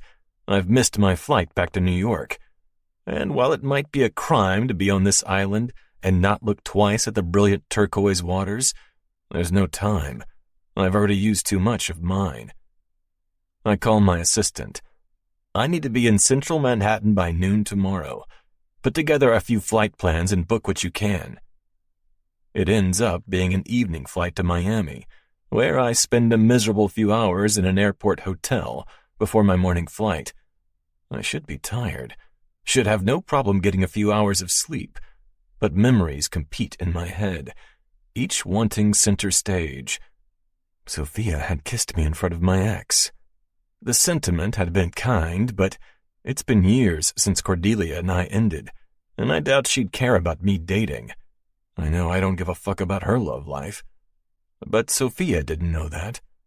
Her lips on mine had been the best thing I'd experienced all summer, all damn year. Soft and determined, and with just a hint of shyness, because she wasn't sure how I'd react. And then she'd taken it all back in the next breath, and reclaimed the kiss as a favor. Just simple quid pro quo for what I'm helping her do to Percy. Painful to the ego, sure, but it shows her character. Kind and fierce in the same clever package.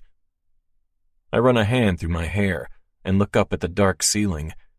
She wants a math teacher, and not another member of the social circle Percy belonged to. Not another him, in effect.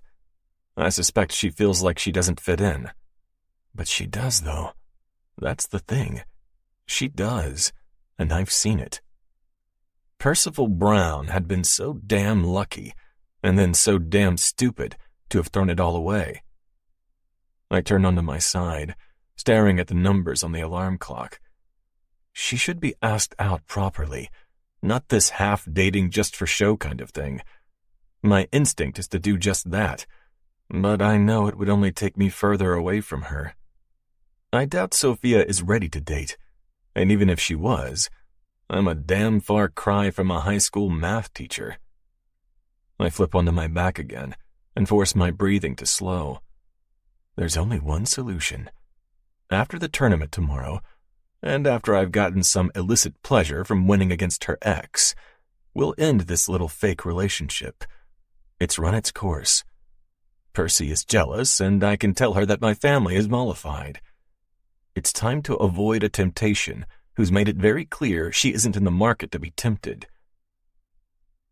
The next day, I arrive at the Grandview Club straight from the airport. My assistant is waiting outside, holding a bag with newly bought workout clothes, and I can see the handle of a tennis racket peeking out. "I've registered you for the tournament," he says. "Your partner is on court 4, and the two of you are playing your first game in 15 minutes. I change and catch a brief glimpse of myself in the mirror. No sleep and 2 flights haven't been kind. My eyes look haggard, and I need a shower. But what I really need is to win. Despite the sleepless night, competition burns in my veins. It's all too easy to remember Percy's face and the expression on it when he taunted Sophia about his new relationship. The club is buzzing, with the makeshift stands around the tennis courts selling lemonade and drinks. Makeshift lounge areas have been erected, and in the distance, I see a band setting up.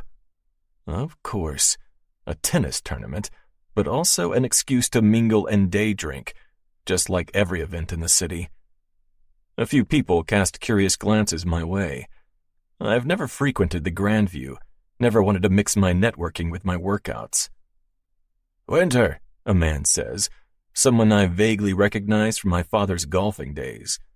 "I didn't know you'd be here." I nod hello with a polite smile and make my way to court 4. Sophia's already there, waiting. She's in a navy blue outfit, a contrast to all the people wearing white. The tennis skirt is pleated and short, very short. I catch the full length of her toned legs and the perky swing of her ponytail. She lights up when she sees me. "Isaac!" "Hey, Bishop." "You made it. I was worried there," she says, and frowns. "Are you okay?" "Yes." "What happened?"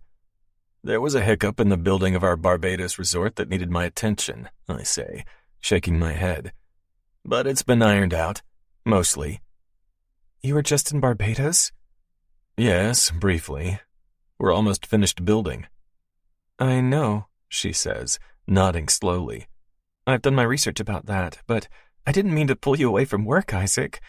If you need to be somewhere else, you know you're free to go. She says my name easily, rolls it on her tongue like we've known each other a lifetime. I promised I'd be here.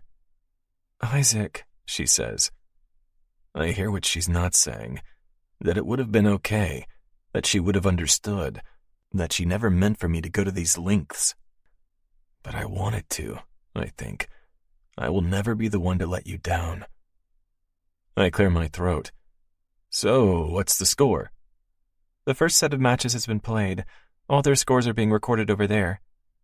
She nods to a giant chalkboard on wheels, complete with drawn-up brackets of teams. All of them are listed, and there's a clear path to the 2 empty spots in the center. We're playing the second round of starters. I raise an eyebrow. And who are we playing? Them, she says grimly. Percy knows the guy who runs the club pretty well.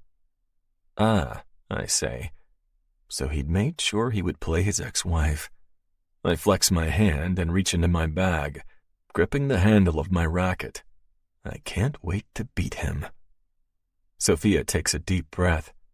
I think we should have practiced together beforehand, she says. We could have, I say, and regret not having that idea myself.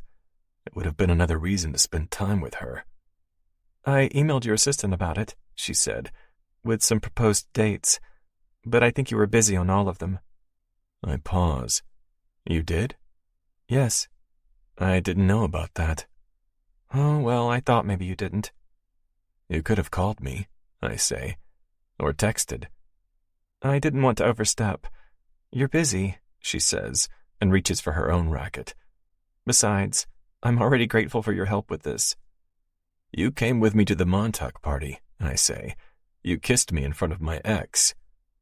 A faint blush creeps up her cheeks. I did, yeah. So consider this me returning the favor. She smiles, and it sets the world to rights. Literally? If you'd like, yes, I say. If you want to rub Percy's nose in us, make it clear you've moved on, then you can. What I said at the Montauk party still stands. You mean that, she says. It's a statement, not a question. But I nod anyway. I do. I was worried I'd overstepped. You didn't. I don't say things I don't mean. She chuckles. No, I suppose you don't. It's refreshing. So many people do. Yes, and then they pay the price for it, I say, and pull out my racket. Sophia eyes it. You've played before, right? I hold the racket like a frying pan. Which way is up again? She laughs. Okay, so you have. Yes, Anthony and I played growing up. So you're good? Good enough, I say. It's been years since I played just for fun. Years really since I made the time and effort for things of any nature, just for fun. They're here, she murmurs. I look across the net to see them, Percy and Scarlett, step onto the court. He's in all white, and so is his girlfriend. They both give us a smile and a wave, like all is normal and right in the world, and this won't be a fight to the death. Oh my God, Sophia murmurs. You're not playing him, I say. You're just playing the game. Don't focus on who he is. She takes a deep breath. Fire flickers in her eyes, so clear I can almost see the flames. She doesn't need to be talked down from her nerves, I realize. They're giving her fuel. I have to win, she says fiercely. I want to win. We will, I say. You will. But you know what will be a true victory? What? Walking away from here and looking happy, regardless of what happens during the game. That's what'll hurt him the most. You thriving without him. Her mouth curves into a smile. You're good, you know? Very good. It doesn't take a genius, I say. to imagine how it would feel to lose you. Her smile falters, and the eyes on mine turn questioning. Damn, too much. And if it wasn't for my lack of sleep, I wouldn't have let those words slip. The game begins and saves us from the silence. The first few serves make it clear that Scarlett is a competent, if not a particularly ambitious, player. Percy, though? That's a different story. He's not a wild talent, but from the very first ball, I see the hunger in him. He's playing to win this, just like I am, and just like Sophia. They net the first 2 points, but we gain the next 4. At one point, we miss the ball based on a failure of communication. I curse. Sophia curses. And after that, we make sure to call it, always, and it doesn't happen again. She's good. Great, even, especially her backhands. They're hard to master, but she makes them look effortless. The ball becomes a blur over the net, flying in quick cross-court shots. Playing feels good. The forehand swings and the twang of the ball, great. We win the first set, but it's close, and in the water break, I watch Percy give animated pointers to Scarlett. Sophia gives me a fierce look over her water bottle. Her skin glistens beneath the overhead lights. "You're really good," she says. "Those serves? Damn." I shrug. Anthony and I were forced to work on serves until we could do the movement in our sleep. "They're hard. I can never quite get the layup right." "I'll show you sometime," I say. She knocks my shoulder with hers. "I'd like that." The second set is far more intense than the first. Percy has kicked into a higher gear, and I find myself responding in kind, sending balls as hard as I can back to the other side. For a few glorious seconds, it's just him and me, cross-court forehand shots, and the ball clearing the net by mere inches. I flick my wrist slightly on the next impact, and it screws just out of his reach on the other side. Point us. The game reaches a fever pitch. I can feel it on the court, playing beside Sophia, who hits every ball like it's the tie-breaking shot. I can feel it in the sounds of the onlookers, too. For a brief moment, I feel sorry for Scarlett, who'd likely signed up for a fun day of tennis and not a death match at the Coliseum. But then I remember what she'd done to Sophia, and the pity fades. The final set is close. We lose points 3 times in a row, but in the last second, Sophia plays a drop shot. Scarlett sprints, but it's too late. Point us, and the game shifts in our favor. And they never recover. We win the final point with one of Sophia's backhands, and it's all over. The referee calls the game over, and absurdly, the people around us applaud. I wipe sweat off my forehead and meet Percy's gaze from across the court. He looks like he wants to lob his racket at my head. I give him my most polite of smiles. "Sorry, asshole, you lost." "We won," Sophia says, and I tear my eyes from Percy's scowl. She's flushed and stunning, and she drops her racket on the court floor. Then she throws herself into my arms. I swing her around. She smells good, like warm woman and shampoo and victory. "We won," she murmurs into my ear. "Thank you, thank you, thank you." I tighten my arms around her waist before I let her sink back down on the floor. "My pleasure." Her smile is a beautifully bright thing. "Incoming," she says, and then she kisses me again.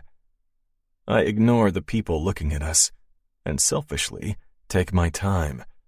It's impossible not to, with the softness of her lips against mine, and the lithe waist beneath my hands.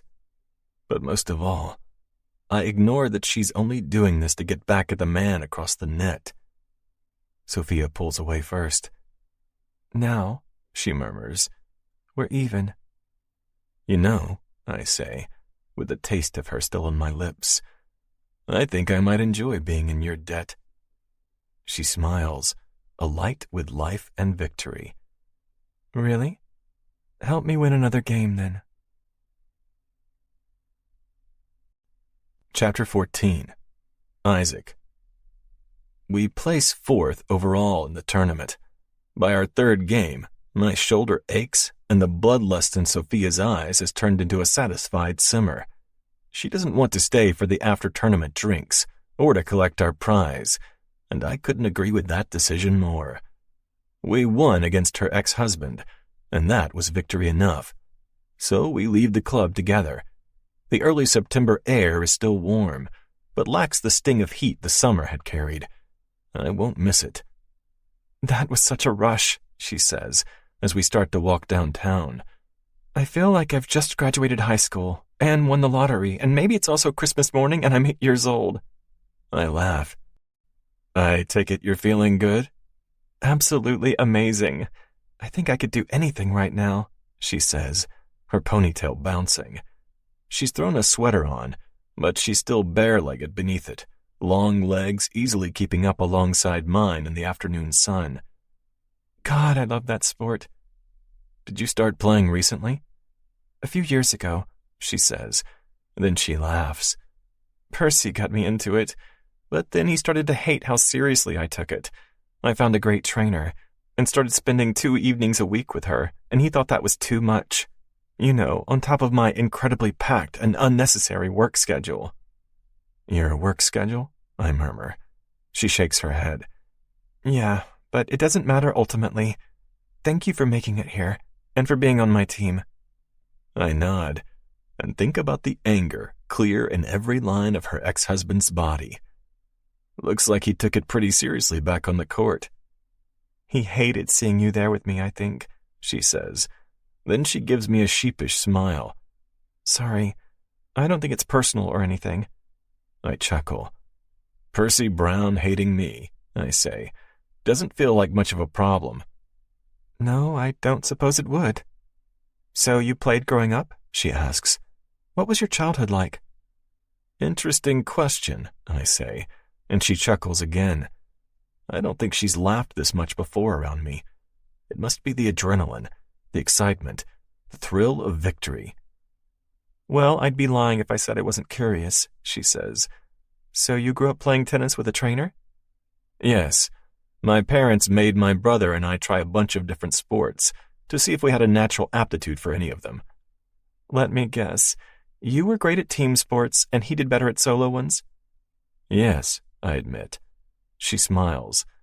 But you weren't just any old team player. No. You preferred the role of team captain.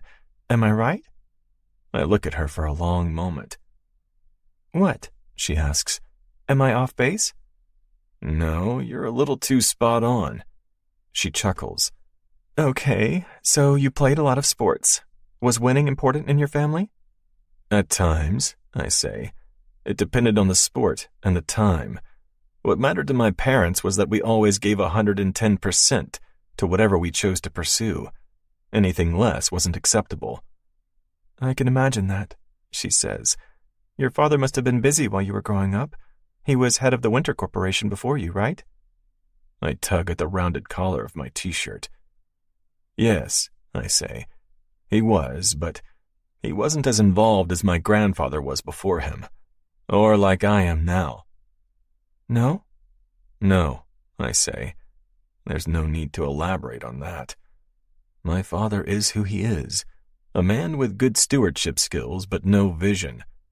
Life happened and he became the CEO, and when life allowed him to, he stepped down. But I find, to my surprise, that I want to tell her more. My aunt was actually supposed to take over after my grandfather, I say. Really? I didn't know that. Yes. She was his eldest kid, and she had a real knack for the business, I say. And then I chuckle. You know, she drew up these wild expansion plans for the hotel when she was 14 and presented them to my grandfather one evening. They were so unrealistic, it became a running anecdote in the family. Rooftop pools on every hotel and underground valet parking. But it showed spirit. It was assumed she would be the one to inherit. Wow, Sophia says, and then her voice softens. What happened? She died, at 36, while she was working as my grandfather's right-hand woman at the company. Oh, I'm sorry, Isaac. I had known her only a little, being a small kid when she passed, but the story of her is so ingrained in my family that it's like she's a living legend. My father was my grandfather's only other child. He took the job. Her voice turns curious and a tad cautious. Was there ever talk of hiring someone else? The family doesn't technically have to run it, right? You could just be on the board. My lips twist into a half smile. People suggested it, yes, and my grandfather threw them out of the room when they did. Oh. He was a man of hard-held beliefs. Did he expect you to present your ideas to him too, when you were 14? No, I say, but I did it anyway, when I was 16. There's a smile in her voice. I can almost picture that. Did it impress him? Mine was less visionary, I admit, more numbers-based, but I think he enjoyed it. He was less impressed and more content, happy that the family legacy would continue, and that my generation wouldn't be the one to sell out. Sophia gives a slow nod. She doesn't say anything, and I'm glad for that too, because I can hear how it sounds when it's spoken out loud. Is he still alive? She asks. He died almost a decade ago. I'm sorry to hear that, she says. He sounds like an extraordinary man. He had been, and as blasphemous as it is to think, it's easier now that he's gone, when he's a legacy to live up to rather than a difficult person to appease. It had been hard to have him visit the winter in his 80s with opinions, and hard to handle the phone calls when he was disappointed with some aspect or another. Now I can honor him, and the generation that laid the groundwork before his, without being beholden to them. But it's not a thought I've ever spoken out loud. Tell me about your family, I say. How proud are they of your career in the big city? Sophia doesn't seem to mind the abrupt change of topic. Not very. No, that's unfair of me. I think they are, but they don't understand it, or why it means so much to me. Right, I say, seeing as they're trying to get you to move home and marry your high school sweetheart and all. Gosh, yes. Apparently the cure to a case of post-divorce blues is a solid few months living in my childhood bedroom. With a rebound and some family time, I say. Exactly, she says. They mean well, but leaving New York? Maybe that's the right move for me, but I can't see it yet anyway. I make a low humming sound. She feels like the city, pulsing with energy, sharp and smart, and always well-dressed, with a hunger that's clear in her eyes whenever we talk shop. The city would be worse off if you left, I say. She's quiet for a long moment, and when she speaks again, the words are unexpected. There's a place up this road that makes the best ramen, she says. Do you want to grab some? I'm starving. I know what my answer should be, but I can't bring myself to say it, not just yet. I live on this block, so we can eat at my place. But I understand, she says, if you want to go home. You just got back from an overseas trip after all. So I did, and just in time. Perhaps that's why I have no resolve. The last of it slips away, not even leaving rings on the water in its wake. I'll come with you. We end up in the short line for ramen. She looks at me over her shoulder once, and then again, longer this time. What's wrong? Nothing, she says with a smile. It's just, you're here. It feels like I'm living in a parallel universe. You in casual clothing, here at my ramen place. Well, I don't always wear a suit. You know, somehow I knew that was true intellectually, but I didn't really believe it until today. That makes me smile.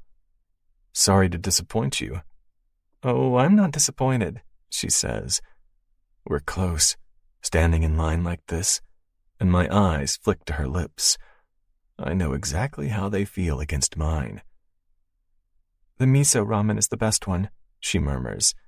It's not made by a Michelin star chef, of course, but it's good. I fight the urge to brush a tendril of hair back from her forehead. I trust you. We order, pay, and head to her apartment. The building is anonymous and simple, but it looks new and recently renovated, complete with a double code system for entry. My place is pretty bare, she says apologetically, and I hope you're not allergic to cats. I'm not, I say, and I wouldn't turn around now even if I was. As if I even could at this point. Her apartment is bright and neutral. It's neat, but not clinically so, and little parts of her are sprinkled across the surfaces. It's there in the sweater hung over the back of a kitchen chair, or in the book tossed on the sofa with a bookmark sprouting from its pages. She sets the takeout down on the kitchen counter. It's a bit messy. I'm sorry about that. It's not. You have a lovely place. She reaches up to tighten her ponytail, and her skirt rides up another inch. Thanks. I figured Milo would come and say hello, but he's probably hiding. I haven't had a lot of visitors since I got him, you know. He's not used to company. Makes sense, I say, but all I hear is the implication that she isn't seeing anyone, not even casually. This feels like the evening we spent in the penthouse suite, when I sat opposite her, with her wet hair and bright eyes, sharing a drink and making conversation. Behind a closed door, the veil of professionalism melts away, and it's just the two of us.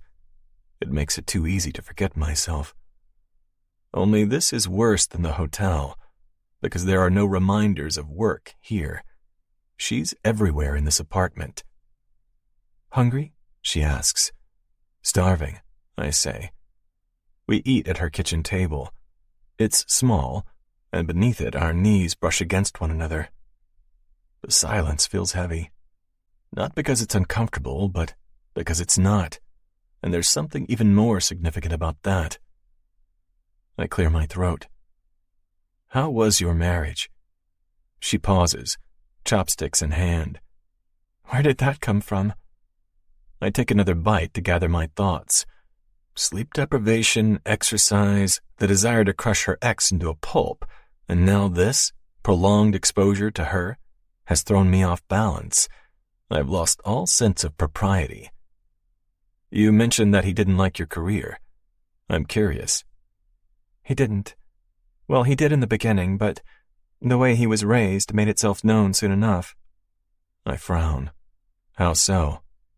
His mother is very traditional, she says. She was a stay-at-home mom, but also a homemaker, a philanthropist, on the school board, organized charities, and ran 3 households. So I think he expected the role of wife to be a full-time job. I see, I say, because I do. She had a hunger for a career, for advancement, and for things bigger than the country club social ladder. I loved my job, she says, and I think I'm good at it. It took me years and a degree to get to where I am, and to think I would give all that up?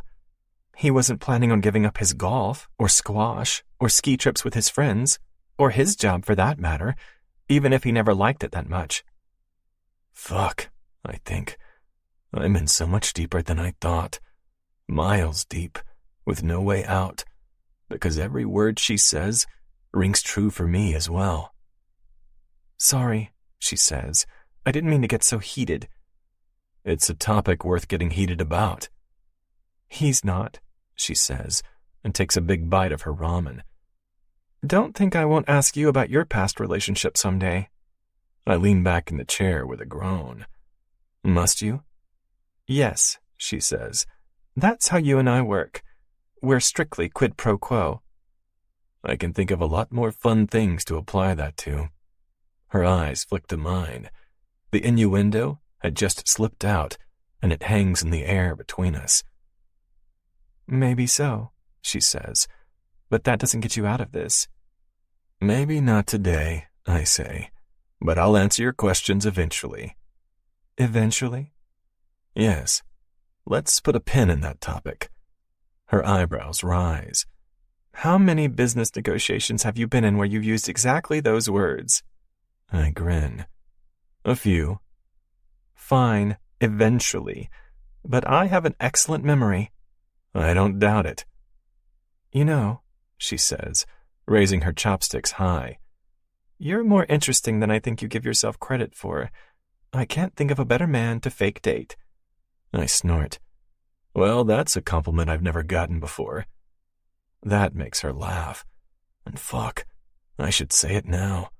That our mutually beneficial fake dating needs to come to an end.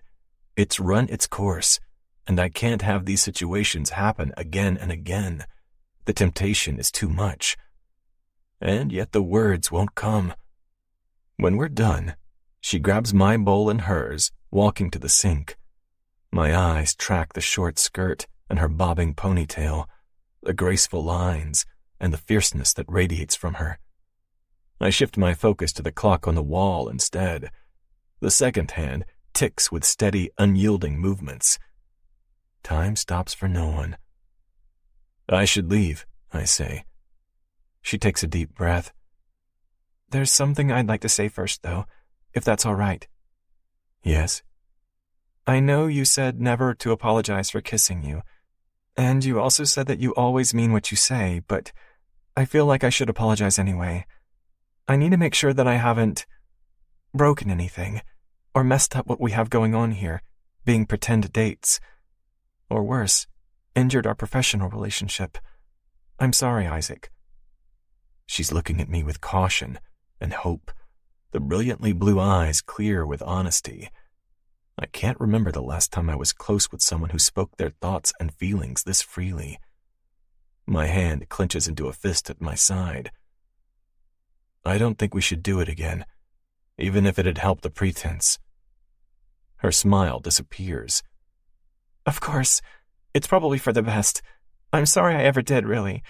And I hope you don't feel like I took— No, Sophia, don't, I say with a sigh. The problem is that I liked it too much, more than I should. Her face goes perfectly blank. Oh. I get up from her kitchen table. She's only a few steps away, but so is her front door. I don't mix business with pleasure, I say. Well, she says softly, I don't date Upper East Side men. There's a long, heated silence between us. I've got one foot in either direction, and she's there, leaning against her fridge, looking painfully beautiful and present. I have leftover tiramisu in the fridge, she says. Want to stay for dessert? It takes me a moment to nod, just once, and she sighs, like she's relieved. The sound travels through my body, and when she turns around, when she takes out the box from the fridge and sets it down on the counter, I cross the distance between us. It's impossible not to. I look over her shoulder, down at the dessert in a takeout container, and feel the softness of her ponytail brush against my neck. Her hands fall flat on the counter. Oh, she says again, and just as slowly as I'd come up behind her, she leans back against me. I liked kissing you too, she murmurs. More than I should have. The long line of her neck is right in front of me, bared by her ponytail. I lean down and touch my lips to the skin. Once, twice, following the column up toward her jaw. I'm sweaty, she murmurs. I smile against her skin. And I'm not? The idea of breaking this magic spell because of something so mundane feels like heresy. So am I say against her skin. She exhales shakily, her head dropping back to rest against my shoulder. Wow, she breathes. My hands wrap around the curve of her waist, my fingers stretching to find the press of her hip bones through the tennis skirt. Just this, I think. Just let me have this moment with her. Sophia lets me explore her neck, lets me listen to her breathing becoming rougher. And I'm fine to do just that, to stay like this. But she has never been anything but an equal partner in the games we've played. She turns in my arms. Hi, she whispers. Her lips are only inches from mine, and all the reasons why I shouldn't do this feel like driftwood against her current. I can only do things 110%, I say. Maybe it's a warning. Maybe it's a question. My hands tighten on the smooth skin of her thighs. Her lips lift in a smile. I remember. I kiss her. Surrendering to the moment feels like the easiest thing I've done all week. Sinking into Sophia is effortless. She kisses me back, lips soft and open and achingly smooth. Her hands find my shoulders and then my hair, and her tugging sends a ripple of sensation through my body. I kiss her the way I've wanted to since the beginning, the way kissing her should be, done in private and thoroughly, not like our kisses in front of others. Those had been brief and performative. This? It's just for us. I lift my head. I'm not a math teacher, I say. Don't think I ever will be. Good thing I'm not ready to date again anyway. Yes. There are so many reasons why we'd never work. I look down at her legs, splayed on either side of me. The short tennis skirt has risen up along her tan thighs. My hands grip them of their own accord, and I lift her up, setting her on the counter. Yes, she murmurs. But that doesn't mean we can't have fun together. Have fun together. My fingers dig into the soft flesh of her thighs, and I look down, focusing on the skin rather than the soft mouth in front of me. I should at least buy you dinner first. She chuckles. It's a breathless sound, and something about it, about Sophia unbound like this, makes my chest ache. Her bedroom is only a few strides away. It would be easy, so damnably easy, to ruin it all. Well, you bought me ramen, she says, and kisses me. Her arms tighten around my neck, and the edge of the counter digs into my lower stomach, and I yearn to be closer still. Her mouth is warm and familiar, and fuck if I don't want to do all kinds of things I know I shouldn't. My fingers inch the skirt upwards, sweeping across the smooth skin of her thighs. But then I encounter tight fabric. I look down. You have shorts on? Yes, she says with a little laugh. They're built-ins. Clever, I say, and wrap my hands around the outside of her thighs, mini shorts and all. Did you see us doing this? Definitely not. She braces her knees on either side of my hips. With her hair up, there's nothing to distract from the beauty of her features. I can't look away from the freckles and the fierce eyes and the soft mouth. Not complaining about it, though, she says. I raise an eyebrow. High praise. She chuckles. I've never been very good at giving praise. I'm much better at constructive criticism. Really? I say. Conversation is good. Conversation distracts. The members of your team must love you as a boss. She knees my side. Hey, I make a point to only work with people who like clear communication. You'll have to tell me where you find them, I say. Her hand slips beneath the collar of my shirt, and warm fingers brush over my shoulder. Well, I have 2 team members. How many employees do you have? Don't know the latest count. I rest my head against her neck and take a deep breath. Sophia. You think too much, she murmurs. We both do. I'm not thinking at all right now, I say, and kiss her again. It's deeper this time, longer, and I sink into her loveliness. I slide one of her sleeves off her shoulder, revealing tan skin and the harsh line of a sports bra strap. The elastic looks almost bruising. Wow, you're very locked in, she says with a smile. I know. I dressed to win. And when you did, I murmur. Her skin beneath my hands is a live wire I can't stop touching, electrifying my entire body. Come, she says, and slides off the kitchen counter, hips to hips and chest to chest. Come where? We should shower, she says, and backs away from me. There's a crooked smile on her face that speaks of recklessness and confidence, of pleasure to come and intimacies to be shared. I close my eyes. Sophia, I mutter, but she reaches for the hem of her top anyway. 15. Sophia. I drop my tank top to the floor. Sophia, He says. There's a pained expression on his face. please don't. I watch him across my living room. Recklessness and something else. Something wild. Claws beneath my breastbone. And why not? You know why not. He's not looking at me. Like my sports bra and bare stomach is as dangerous as Medusa. His face looks carved in stern lines. Because you don't mix business and pleasure, I say. Or because you don't want me. He shakes his head. You know that's not it. Do I? I walk backwards through my living room, my feet sinking into the plush carpeting. His hand turns to a fist at his side. You deserve much more than this.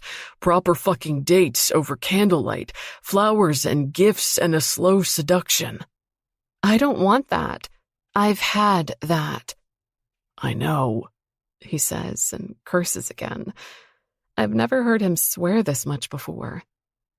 You think I don't want you? You're all I goddamn think about these days, and it's been that way for far too long. My skin feels hot. We're not breaking any rules. Only all of them, He mutters. And for the first time since I took off my clothes, Isaac lets his gaze drop. His eyes warm every inch of my skin they touch. There's always been a leashed quality to him. But it's fraying now, coming undone at the edges.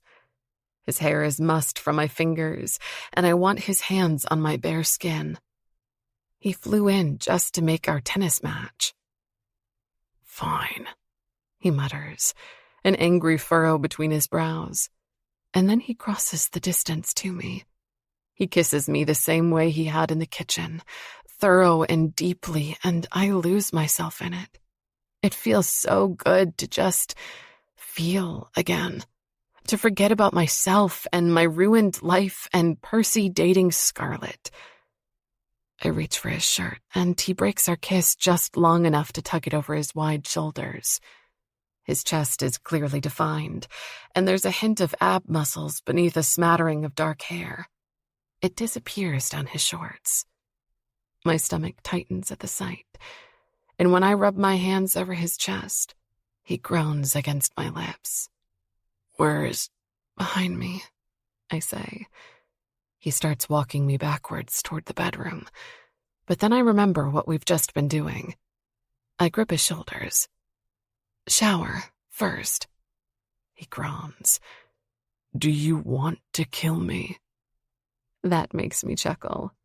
The sound is tinged with nerves and anticipation, and the remnants of my adrenaline high from our victory earlier.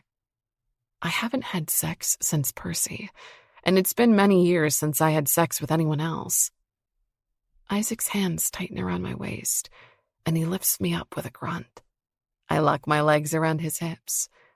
You don't have to do that, I say with a grin. He walks us toward my bathroom.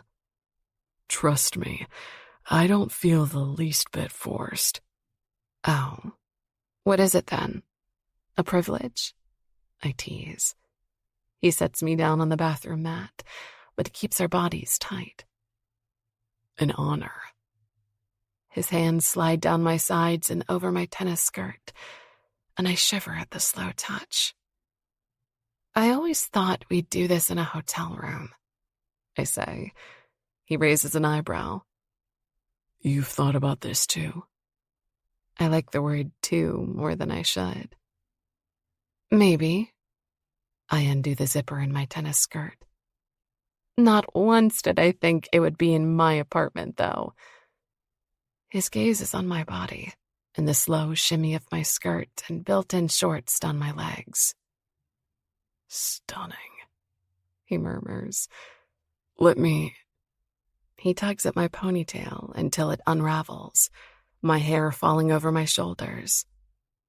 First thing I noticed, He says and bends to kiss my neck. His free hand runs through my hair. I close my eyes at the sensation. First thing you noticed? Isaac kisses along my collarbone and takes a very long time to answer. what was that?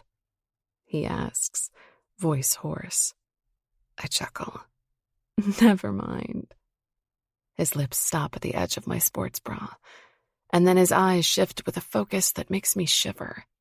He reaches behind me for a clasp, but it doesn't have one, and I lean back in his arms to pull my sports bra over my chest. My breasts pop free, and Isaac groans, the hand supporting my waist tightening almost painfully. Jesus, you're so fucking beautiful, He says. The expression on his face heats my skin as much as his words do. My chest is average, not big or small, and not very noteworthy. But his expression says anything but average. We step into the shower. I reach behind him to turn the knob, and cold water sprays from above. Shit, he says, and I yelp at the sudden spray. Sorry. He pulls me into his arms and into the corner of my small shower, chest to chest, my cheek against his. He reaches behind me to adjust the temperature. I might not be a math teacher, He murmurs. but I know degrees. I pretend to shiver in delight, and he laughs. Yeah, just don't make me do calculus, though. Please don't, I say and fan myself with my hand. That would bring me over the edge. He glances down, and the humor on his face fades, leaving behind concentrated awe. Cold water does have its perks, though. He smooths his hand up my ribs, his thumbs brushing a peaked nipple. Would you look at that? He murmurs. It's been so long and never here. In my shower in the apartment I got myself to start over. He bends his head and kisses my skin. His mouth is hot, warmer than the water at my back, and I close my eyes at the sensations. I twine my fingers through his hair, through the short, dark strands unusually mussy. He adds his teeth, biting lightly at my nipple. Isaac, I say. My free hand finds his shoulder, curving around it. Please. He lifts his head. Please what? I need more. I wrap my arms around his neck and pull us under the warm water. The nerves in my body feel electrified, my stomach alive. What do you need? Isaac asks, and bends his head to kiss me. Their long, warm kisses beneath the onslaught of water. Kisses with his hands on my waist, on my breasts, on the wet fabric of my underwear. You, I think. Sophia. He reminds me in a deep voice. I rest my hands on the waistband of his shorts, now soaked through. To pull them down? To pull us both out of this shower? I don't know. I open my mouth to tell him that I want him, that I want fun and easy and for us to forget ourselves in one another. But that's not what comes out. It's been so long since I did this, I whisper. His hands pause at my hips. I see. But I want you, I say. I want this. Isaac makes a low humming sound, a thoughtful agreement. The water runs in rivulets down his lightly stubbled cheeks and over wide shoulders. The silence between us feels taut, and I wonder if I've ruined the moment, broken the magic spell. But then he turns me around, my back to his chest, and his hands move down my body. They grip my underwear. "These need to come off," he says, and pulls them down my thighs. Soaking wet, they fall the rest of the way, leaving me naked. "You said you like clear communication," he murmurs in my ear and slides his hand down my stomach. "Go on then. Tell me what you like." The first touch of his fingers makes me catch my breath. It's so foreign, being touched there, and I can't help but look down at the thick forearm draped around my chest and the dark hair that smatters across it. His free hand cups my breast. "Sophia," he says. "talk to me." His hand moves, and it's almost obscene watching him touch me. "That's nice," I breathe. "Just nice?" I think you could... Oh. He finds a spot that has me reaching out to the tiled wall to brace myself. "Here?" he asks, and bends his lip to my neck. The kisses, the fingers between my legs, the hand on my breast. I'm so turned on that I have to focus on breathing through my mouth, in and out, to stop from moaning. "Yes," I say. "That's it. Right there." His fingers circle and speed up, and I grip his forearm to make sure he doesn't pull away. He chuckles and tips my head back to rest against his shoulder. "So, it's been a long time, huh?" "Screw you," I whisper, and he chuckles again. The sound echoes against the tiles, and I spread my legs wider, holding on. "That's it," he mutters, fingers speeding up. "Do you know how long I've wanted to do this?" I shake my head. The words ricochet through my mind, but it's impossible to hold on to them, to hear anything but the pounding of my blood. I'm close, and it hasn't been this good by myself. Not for months, not for... Isaac takes his hand off me. I open my mouth to protest when he brings it back sharply in a smack, right there. I gasp, and then he does it again, and one more time. And on the fourth, the orgasm erupts inside me. My legs freeze up, and I moan at the liquid heat pouring through my limbs, almost unbearable. His hand returns between my legs to stroke me through it. When the last of the tremors leave me, I rest my head against his shoulder. "Oh my God," I whisper. "I didn't expect that to be so... satisfying."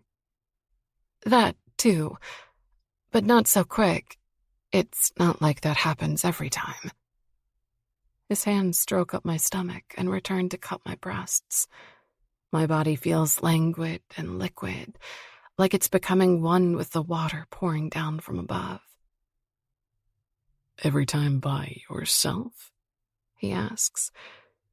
"Or every time with someone else?" We both know who he's referring to. I close my eyes. "Someone else," I say. "Any someone, really." He reaches past me to grab a few pumps of soap and starts stroking down my body. I give a satisfied sigh and turn in his arms. "Thanks." His smile tips up and to the side, wider than I've ever seen it before. "I should be the one to say thank you. You're beautiful when you come." A flush creeps up my cheeks. "Thanks." He looks down my body, at his hands and my own, resting on one another. Soapy bubbles have started to form at the peaks of my nipples. He kisses me slowly, softly. "Thanks for today," he murmurs. He runs a hand through his hair, squeezes out some of the water, then steps out of the shower. "Isaac?" He reaches for a towel and runs it over his head. "Yes?" You're leaving? I look down at the clear imprint of his length against the wet workout shorts. The sight makes my stomach tighten again, and I feel hyper-aware of my naked body and of how close it is to his. To that. Do you have a condom? He asks, the look in his eyes wry. Because I didn't bring one with me to the tournament. Oh, I breathe. Shit, no, I don't. I'm not on birth control anymore. 3 months after I left Percy, it was time to renew my prescription for the pill, and I just hadn't. What had been the point? I wasn't looking to date, ever. Only a small, gray-striped kitten had forced me out of bed in those early weeks. I didn't think so, he says and bends to grab his shirt. I would never impose on you like that. Impose. The old-fashioned word makes me smile. It's so him. The glimpses of chivalry bred into him. As if having sex with me unprotected would be an imposition. Stay, I say. There are other things we can do. His eyes are filled with heat. Don't tempt me. It's been a very long 24 hours, and resisting you is more than I have in me right now, sweetheart. My mouth opens. Oh. He kisses me goodbye and looks me over one final time with eyes glowing with appreciation. He smiles in farewell and leaves. And a few seconds later, I hear the door to my apartment close behind him. I lean back against the shower wall. Sweetheart. Percy had never called me anything but Soph for our entire relationship. When I once asked him why he never called me any pet names, not even baby, he laughed and said that I was nobody's baby. You're way too strong, he'd said, phrasing it like a compliment. Too smart. Baby doesn't fit. I tried to take it as a compliment, even if the words hadn't made sense to me. Sweetheart. I let the warm water wash the remnants of the soap away, and every single part of me feels clean. 16. Sophia. If someone had told us 15 years ago, my sister says, the sound of a toddler wailing impatiently in the background, that we would be talking on the phone before 7 a.m, we would never have believed them. I finish. I know. You used to be so grumpy in the mornings. You weren't such a peach either, Rose says. There's happiness in her voice, beneath the tiredness. Imagine how good it was for our relationship to stop fighting over the shower. I chuckle and look both ways before jaywalking across an empty side street. New York is glorious this early. Some passers-by are heading home from a wild night out, and others are out on their morning coffee runs. The city is alive with people's ever-clashing lives and routines. How's my favorite niece? I ask. Your only niece is stuffing her face at the moment, Rose says. Which is how I got these precious minutes with you in peace. So, I haven't killed the cat, I say. Don't worry. She laughs. I knew you wouldn't. You're great with animals. Is he a keeper? Well, he sure is keeping my apartment wonderfully mouse-free. You have mice?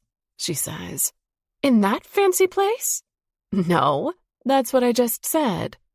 Rose groans. It's too early for your sarcasm. I couldn't resist. Are you working too much? She asks. That was going to be my annoying question, not about the cat, but I'm always interested in updates about Milo too. I don't want you overworking yourself. I love my work, I say. You know that. Do I ever? But I'm just afraid that it's become the only thing you love, after the divorce. Not true, I say. You know I love you and little Mia, Mom and Dad, and our first family dog, may he rest in peace. I love Grandma, and yes, you master deflector, but I won't be distracted off the topic. I play a lot of tennis. Right. So not only are you working yourself to the bone, you're now exercising yourself to the bone too. Rose sighs. Just try to find balance, okay? Make some friends at work, or join a club, or just do something else. Balance, I repeat, and rummage through my bag for my keycard to excite her. Definitely, that's really important. She sighs again. You're still coming home in a few weeks for Mia's birthday party, right? Of course I am. Excellent. Her voice brightens. Robbie is invited too. I groan. Why on earth did you invite my high school boyfriend? Because he and his brother helped us repaint the garage, and I wanted to be nice, she says. Also, I want to set you up with him. I sit down on the bench opposite Exciter and reach into my bag for my pumps. Methodically, I unlace my ergonomic walking shoes, one at a time. You can't set me up with someone I've already dated. That's not how setups work. Rose lowers her voice. Just flirt a bit. Have a nice little fling. Backslide. Backslide? Yes, I think that's what the kids call hooking up with an ex. I think. Anyway, he's safe and familiar, isn't he? Yes, I admit, and fasten the clasp to my slingbacks. I suppose, but all I'm saying is, don't close off the possibility of having some fun, or just getting laid. It's been a long time, hasn't it? Rose, be open-minded, she says. That's all. Rose, I think I might be close to sleeping with someone already. There's absolute silence on the other end. Then her voice, no longer hushed. What? It's complicated.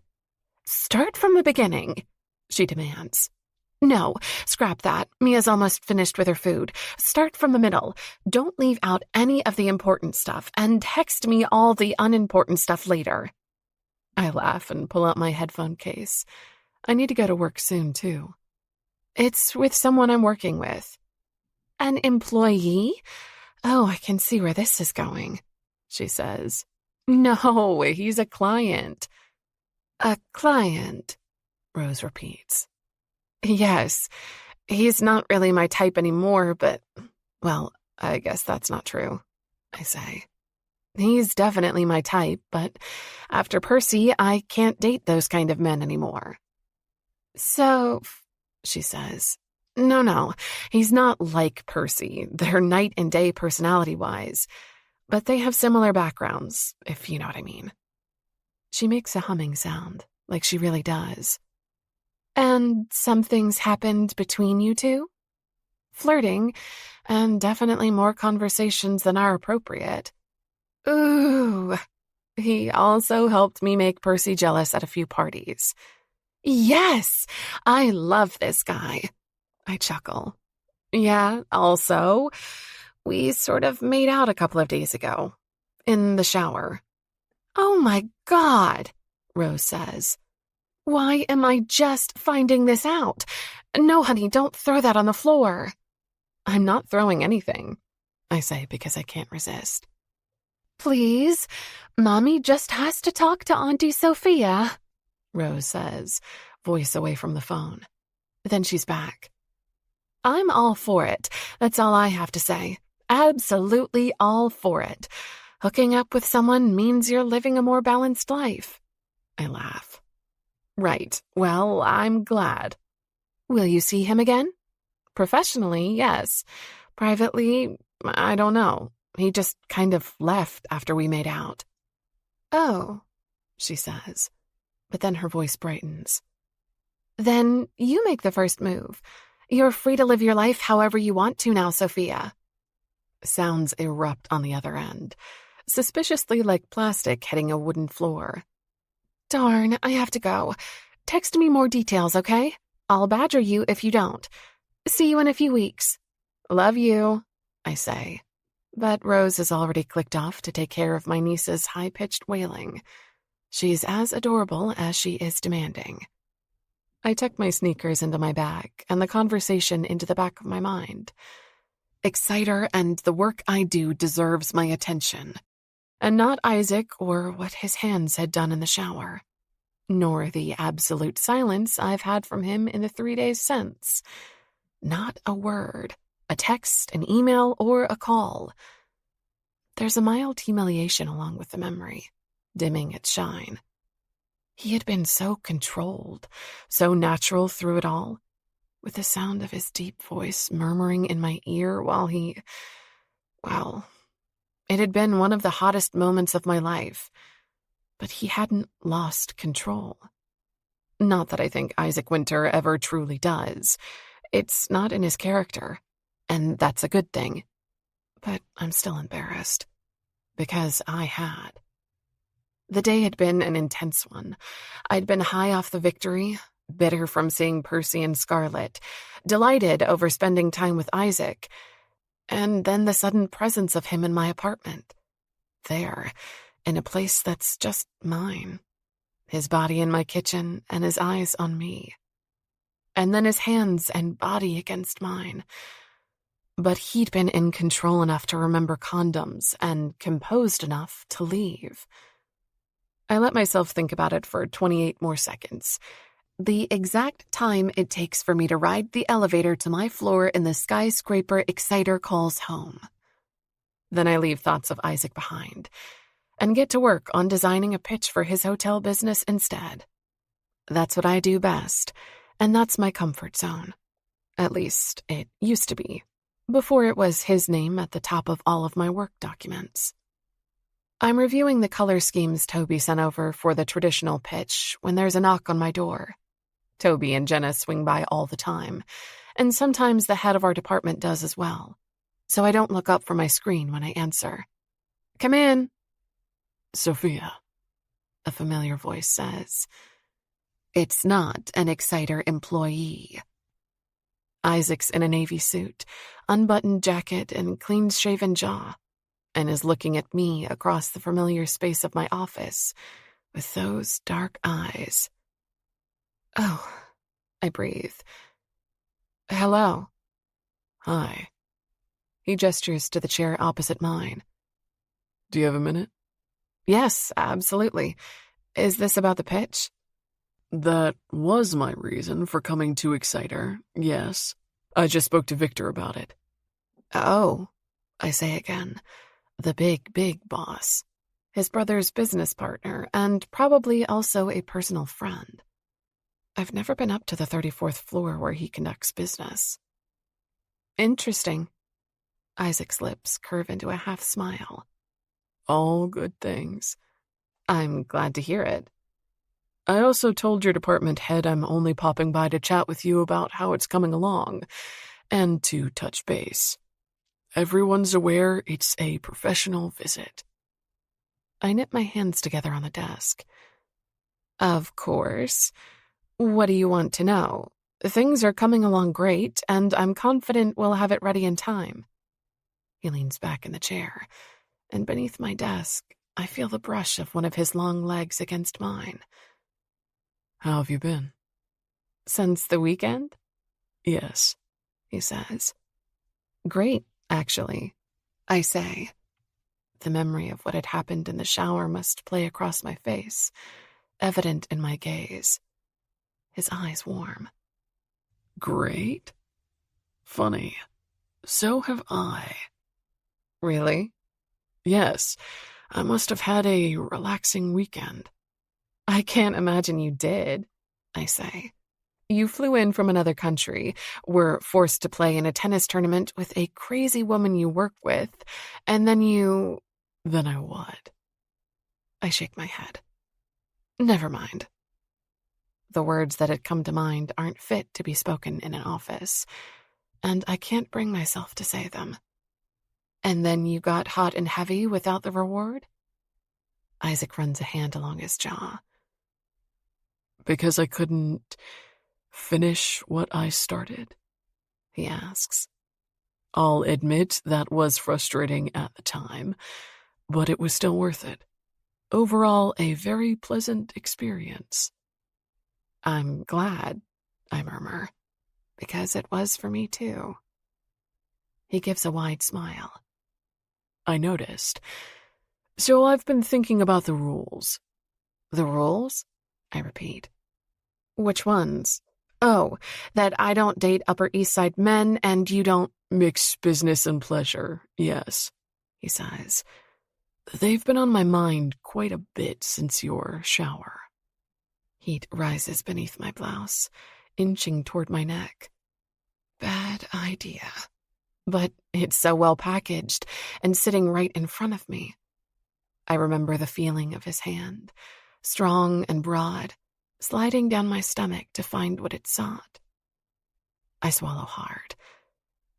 And what have you decided? Well, that's what I wanted to talk to you about, he says. So, stopping by to see St. Clair was a ruse? Yes, but don't tell him that. His ego would never recover. I'll keep it between us, I say. Isaac braces an arm against my desk. You're pitching my executive team in 2 weeks, correct? Yes, I say. Then I start to smile. And it's only after the pitch that your team has to decide about hiring us to manage the project or not. Exactly. Which means we're not technically in business together until that decision is made, he says. The pitch is like an audition. Airtight logic, he chuckles. Well, it takes care of the business and pleasure part. Now, you want to avoid dating men from New York, right? Not from the entire city, I say.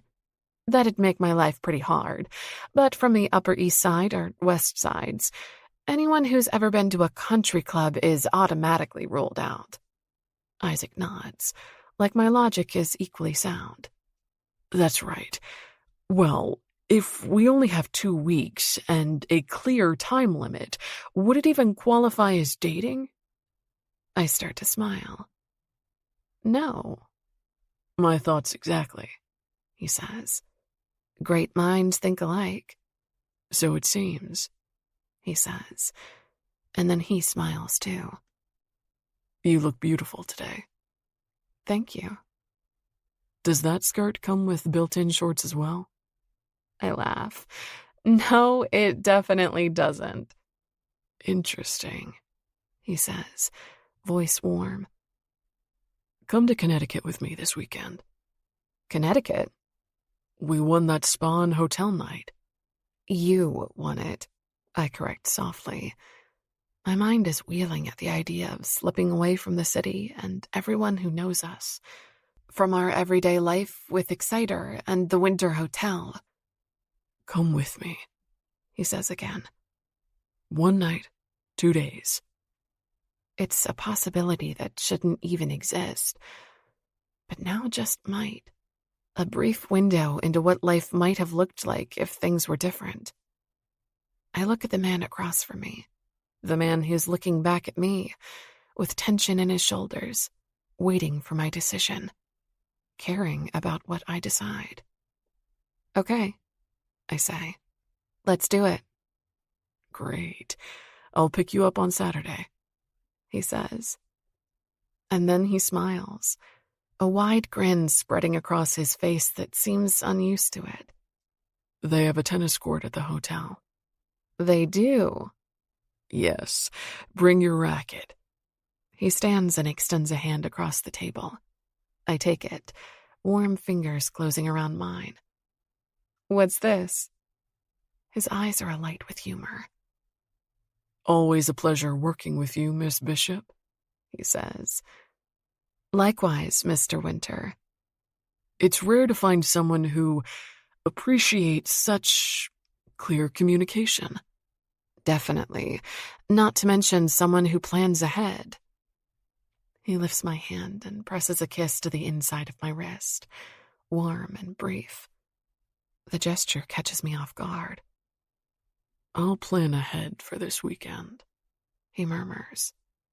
A shiver sends goosebumps along my arms. Good, I whisper. Would hate for you to end up unsatisfied again. He smiles and drops my hand. Until Saturday, then. Until Saturday, I say. Chapter 17. Isaac. The drive takes us away from high-rises and industrial buildings and into dark green forests. September is upon us, and leaves have just started to hint at a shift, not yet committing to the brighter colors. But the air has lost all the intense August heat, and Sophia has rolled down her window a few inches, her face turned toward the landscape passing outside the car. It lets me glance at her as often as I'd like. Mile by mile, all the concerns I left back in the city slip away, leaving only the two of us and a weekend full of possibilities. "What are you thinking about?" I say. She'd asked me the same only a few minutes earlier. That this will be our only weekend away together. I drum my fingers against the wheel. Once. Twice. Might be, yes. Might be? She crosses her legs, clad in beige suit pants, with the matching blazer tucked into the back seat. Might be, I say. The future is unwritten. She hums. As long as that doesn't make you reject our pitch, you know, just to ensure we don't have to work together again. Oh, I say. I would never put my own desires in front of what's best for my company. Sophia chuckles at that. God forbid. We pull up on the long gravel road a few hours before sunset. The hotel is made up of a collection of cabins, surrounded by old, tall trees, and beautifully situated at the foot of a lake. Sophia sighs. God, this place is so pretty. Imagine when the leaves properly start to turn. It is pretty, built in harmony with nature. I put the car in park, and a man from the hotel comes forward immediately. Valet. Nice touch. We're escorted through the lobby, welcomed with a drink, and the check-in process is smoother than silk. Sophia stands beside me, with a small suitcase in front, her hand curved around the handle. She gives me a smile. "Mr. Winter," the receptionist says, pulling my gaze back across the desk. "I'd just like to say that it's an honor to have you stay here. Please let us know if you need anything at all." "Thanks," I say, and bend to take Sophia's bag from her. We head down a corridor and her smile widens, turns conspiratorial. "What are you smiling about?" I mutter. "Nothing," she says. "There's definitely something." She glances at the attendant before leaning her head toward mine. "You must be used to this when you travel, right? Impeccable service and overly nice staff?" I frown. Impeccable is a high standard, but good, yes. "Most hotels must be scared shitless of having you stay with them," she says, her smile smug. "You probably get the best treatment everywhere." "Absolutely not." Her smile widens. "Totally. The receptionist out there? Did you notice that she called for the hotel owner to join us?" "No." "Well, she motioned for him to come out of the office. Anyway, all I'm saying is, when we check out, if you gave them a compliment on their suites or their service, I think they might faint with happiness." I roll my eyes at her exaggerated teasing. "Right. Do you want me to write them a glowing review online, too?" "They'd frame it if you did." "You know, the vast majority of people have absolutely no idea who I am," I say. "I've never sought fame or notoriety, and I could promise that no one staying at this hotel will recognize me." "Yeah, but they're not in hospitality. They're—" "Here we are," the attendant says, and pushes open the door to a suite. It's dressed in wood paneling but understated in furniture. The real showpieces are the windows, opening up on the silvered expanse of the lake and illuminating the king-size bed in the center of the room. "Everything to your satisfaction?" the attendant asks. "Yes," I murmur, and reach into my pocket for a tip. "Thank you." "Dinner and breakfast are served in the restaurant downstairs. But we also have room service. You'll find everything you need for the spa experience in the bathroom. Give us a call if you need anything." The door shuts behind him, and then we're alone. Sophia runs a hand over the elaborate bedding, her form gilded by the golden sun setting outside the windows. Just us again. Alone. "Nice room," I say. She nods. Her hair had been in a bun when I picked her up, but somewhere along the ride, she'd unraveled it, and now it hangs in glossy brown waves down her back. "It's lovely here." "You're lovely," I think. She looks at me over her shoulder. "So what do we do now? Have dinner?" "I could eat," I say. "I've been hungry for days." Her eyes heat. "Me too." We make it down to the restaurant, with candlelit tables and bouquets on every table. We drink wine and order pasta and filet mignon, and then more wine, and I spend my time trying to make her laugh. A flush colors her cheeks, and the blue of her eyes glitters with every chuckle. Beautiful, I think, and it hurts to look at her. "Anyway," she says, halfway through a story, "that's how I got the internship." "You didn't." She nods and sets down her wine glass. "Oh, yes, and I can't believe they hired me. I called the CEO's landline. Her 14-year-old son picked up." I chuckle. To be fair, they had to hire you at that point. You were basically threatening to stalk the CEO until they did. "Yes." Sophia covers her face with her hands. "I can't believe she gave me a solid recommendation letter afterwards, too." "Well, I can. You did a great job, didn't you?" "I don't know about that," she says, and shrugs. "I hope I did, but I was young." I shake my head. "Don't do that with me." "Don't do what?" "Downplay your accomplishments," I say, "or feign humility. You were the best damn intern they ever had, weren't you?" She taps her fingers against the table. "Yes," she admits. "I created a new system for their internal filing. The CEO called it genius." I'm not the least bit surprised. "You know me that well?" "Yes," I say, "and you don't ever have to pretend you're anything but the best around me. Don't make yourself smaller." It takes her a long few seconds to answer. "Thank you," she murmurs. "That's a rare thing." My chest tightens at the thought of her dimming her shine for anyone, let alone Percy, with his dislike for her career. "It shouldn't be," I say. "Fuck anyone who makes you feel like you need to make light of your accomplishments." She gives a rueful smile. "You've never apologized for being ambitious." "Of course not." "It was probably expected of you. Maybe even encouraged, right? By your grandfather?"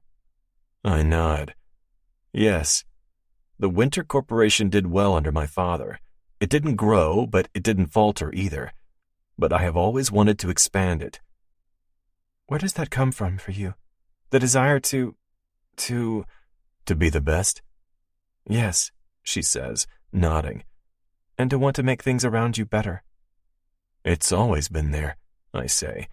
But then I frown and consider it. There's also an aspect of supporting the family, I suppose. "Supporting?" I look at her across the table, interested, intelligent, and eyes like crystals. And I say things I know I shouldn't. The entire family draws an income from the company. "Oh," she says. "I see." It's minuscule in comparison to the overall profits, of course. Basically just dividends on the shares. But it's substantial for the family. My great-uncle, my cousins, the extended family. I sigh. They're all invested in the future of the company. If it were to fail, if we had to close shop, every single one of them would see it as a failure. "But none of them want to help keep it running." I nod, my hand tight around my wine glass. "No, they've all made that very clear. At this point, I don't know if I'd even trust anyone else with it. It's my family's legacy, and it was my grandfather's wish that it stays in the family." I shake my head. I just can't see it fail. "I see," she murmurs, and it's clear in her eyes that she does. It's your cross to carry. For life, I think, and feel the familiar weight of that responsibility, the knowledge I've lived with since I was a teenager. It's been a long time since I resented it, but I resent it now, sitting across from a woman who has sworn off Upper East Side men and the superficiality of the world we come from. It's a world I can disdain, but never leave. I clear my throat. Anyway, I say, don't feel any pressure for the pitch. She laughs. Oh, of course not. After hearing how you'd give your life rather than seeing it fail? I grin. Yes, I'll be honest but fair. Oh, I know you well enough to know that, too, she says, and stretches her legs out beneath the table. Her ankle brushes mine. Can I ask you a really intrusive question? I'm intrigued now. I think it's finally time for you to tell me about your previous relationship. I close my eyes. So disappointed. She laughs again and nudges my leg beneath the table. That was an easy one. Get me another drink, and I can switch to proper intrusive ones. Oh? Now that's a game I can play. Later, she says. Now tell me. What do you want to know about it? How long had you been dating before it ended? 3 years, I say. Engaged for 1. She nods and tilts her head. Why did your brother invite her parents? I've been trying to understand that, but it just seems so rude to me. Against you, I mean. I shift my thumb so it rests against her palm. Of course she's curious. There's no pain talking about Cordelia, no regrets, so I give her what she wants. I told you that her parents build golf courses. Sophia's eyebrows rise. Oh, that's right. They build and manage them all across the world. I'm technically in business with Cordelia's parents in the Caribbean for the new resort. She blinks a few times. Seriously? They aren't involved with the day-to-day, and the CEO isn't a member of the family, I say, and shrug. But yes, there was a fair bit of speculation at the time, if you two were getting married for the companies. Yes, I say. Wasn't true. Her smile softens. Not even a little bit? I narrow my eyes at her, but she narrows them right back. No, I say again. Although, you're not wrong either. I did consider it a perk. She shakes her head. You're ruthlessly ambitious. Ruthless? It's not a description I've strived for. With yourself, I mean. You're ruthless with your own happiness. I have nothing to say to that. My mind blank. That's not a perspective I've ever applied to my own life before. Her gaze is warm on mine, and beautifully honest. I'm sorry about the way it ended, she says. No one deserves to be cheated on. No. I'm sorry about the way your marriage ended, too. Her mouth tips up. This got more serious than I suspected. You're the one who asked the question. I did, didn't I? She sighs and rests her head in her hand. You know, I can't believe I'm here with you. My hand moves on its own, finding the curve of her elbow. I smooth my thumb over the soft skin beneath the short sleeve of her dress. Just last weekend, you were in my apartment, she murmurs, eating at my table and taking a shower with me. My smile widens. Yes? Is this when the more intrusive questions start? It might be. Brace yourself. I'll consider myself warned. Last Sunday, she says, you were very controlled. I raise an eyebrow. Was I? Yes. Didn't feel that way, I say. The need for her had been a second pulse beneath my skin, my shorts painfully tight around my erection. Is this because I left? Might be, she says. It was pretty abrupt. I chuckle. Trust me, it needed to be, or I wouldn't have left at all. Oh.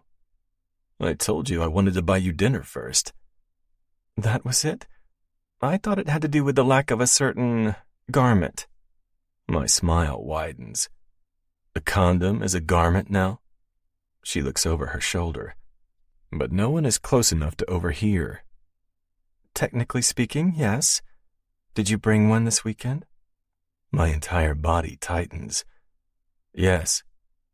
Good, she murmurs, blue eyes glittering. I motion to the waiter. Across the table from me, Sophia laughs. The sound is breathless. What are you doing? Wrapping this up, I say. You can keep asking intrusive questions up in the room. 18. Sophia. The door to our hotel room closes behind us, falling shut with a sound of finality. Isaac turns on the lights.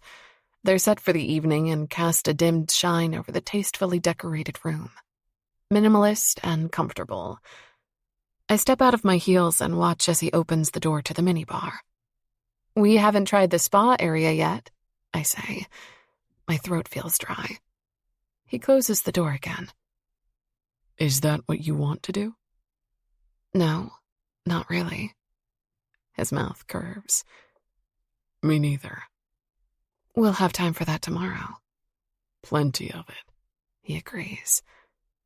Are you making a drink? Looking at the options, he says. But I'm not sure if more alcohol is the best route for us now. Well, it's been known to ease the way. Do you think we need it? He says. The last thing I want to be tonight is too buzzed to savor you properly. My stomach tightens. Oh. His mouth tips up again into that smile. The one so unlike the professional ones I've seen him exploit in meetings, at conferences. It makes it hard to breathe.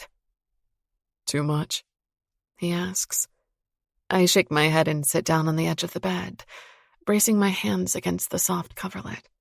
It takes me a few breaths to speak. Isaac, I say. Yes. He's watching me, like he's been from the very beginning, sometimes casually, sometimes intensely, across his hotel lobby and conference rooms and suites. And now I finally understand what that gaze meant, and the weight of it is delicious. Do you feel like having a shower? I say. You know what? I wouldn't mind one, if you were in it. Me neither. I get up from the bed, nerves and adrenaline pounding through me. The world feels slightly off balance. It's best to be thorough, in evaluating the hotel. He reaches out, curving a hand around my waist. Sophia, he murmurs. I rest my hands on the lapels of his suit jacket. The solidity of him is reassuring, anchoring, bringing me back to earth. Yes? Are you okay? He says. We don't have to do this. I shake my head. It's not that. Then what is it? Talk to me. I shake my head again. The words flashing through my mind aren't ones I want to share. But it has been a year that the last person was Percy, and only Percy. That I know he was never faithful, but I always was, and this feels like I'm leaving him behind, finally. And that I want that so badly. But I'm also scared of it. But I don't say that, because I don't want Percy anywhere close to this hotel room.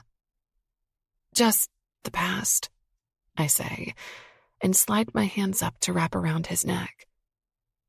But it belongs right where I left it. His eyes are hard to read, thoughtful and intent on mine. He runs a hand along my jaw and slowly tips my head back. You don't need to pretend around me. I know, I say, because I do. That goes both ways. He kisses me. It's slow, a brush of lips against mine. Another step in the conversation we're having. I know, he murmurs. It always has with you and me. I tug at his lapels, and Isaac shrugs out of the suit jacket, letting it drop to the ground. Then his hand is back, cupping the side of my face, and he kisses me again. This time his mouth slants over mine, and I sigh into the warmth, my lips parting. He's there with a sweep of his tongue, and heat spreads from the touch. It's heady and liquid, softening my muscles, and I sink into the embrace. Isaac's fingers find the zipper of my dress. Slowly, inch by inch, he pulls it down my side. The touch of his skin follows, his hand slipping into the hole to touch the bare skin of my back. You have no idea, he says, how long I've been thinking about this. You have? Yes. His hand fits itself under the strap of my bra. The shower was just an appetizer. I chuckle, feeling drunk on the scent of him, his cologne and clean, warm man. I was offering you the main course on Sunday, you know.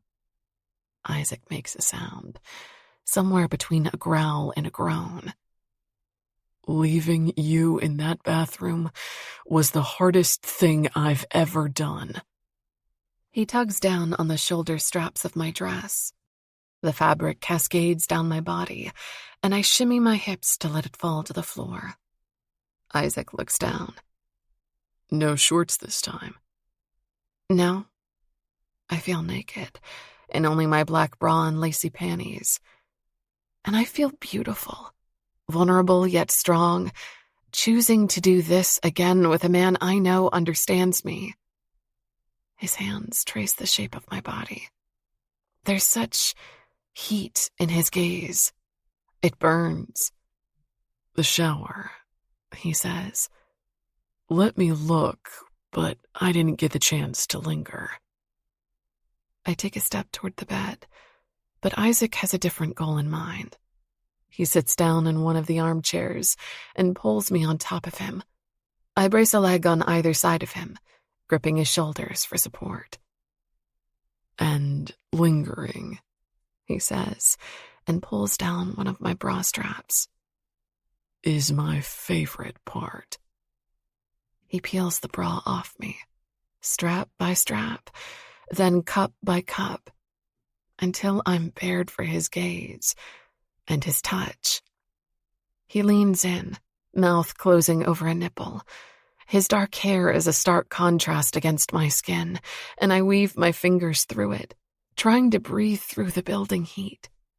His body is beneath mine, separated only by fabric, a few insubstantial layers. He bites down on one of my nipples. "Oh," I say. "Oh." He chuckles softly, his hands gripping my hips. I start rolling them into his hands, pushing my lower body against him in a slow grind, until I feel the hard outline beneath me. "Sophia," he mutters. His thumbs dig in sharply at my hip bones, as if torn between slowing down my movements and egging me on. I find the buttons of his shirt and open them one by one, until I can rest my palms against the warm skin of his chest. "You're so gorgeous," he says, dark eyes nearly black. "Tell me," I say, "tell me how long you've wanted this." A smile cuts through the tension on his face. "You like praise, sweetheart?" My cheeks flare with embarrassment. The sentence had just slipped out of me, and now I can't take it back. But Isaac doesn't miss a beat. "When you walked into that conference room," he says, and tweaks one of my nipples, "the first thing I imagined was how good your body would feel against mine." My breath is coming fast. "Oh." I knew it was inappropriate, of course, but that's where my mind went on its own. And when I saw you on the tennis court in that skirt and ponytail... He trails a hand over my hip and rests it between my legs, his hand cupping me over the lace. My first thought was what you looked like beneath it. Not winning? I ask. The words sound breathless. He curls his fingers, brushing them against sensitive flesh. You know I love to win. Mm-hmm, I say. So do I. But I wanted you more, he says, and tugs the lace of my panties aside. His fingers brush against my bare skin, and he gives a hoarse groan. This still feels like victory, though. He's touching me like he had been in the shower. Only now he's watching me as he does it, his eyes roaming between mine and the movements of his fingers. It's intimate in a way the shower hadn't been.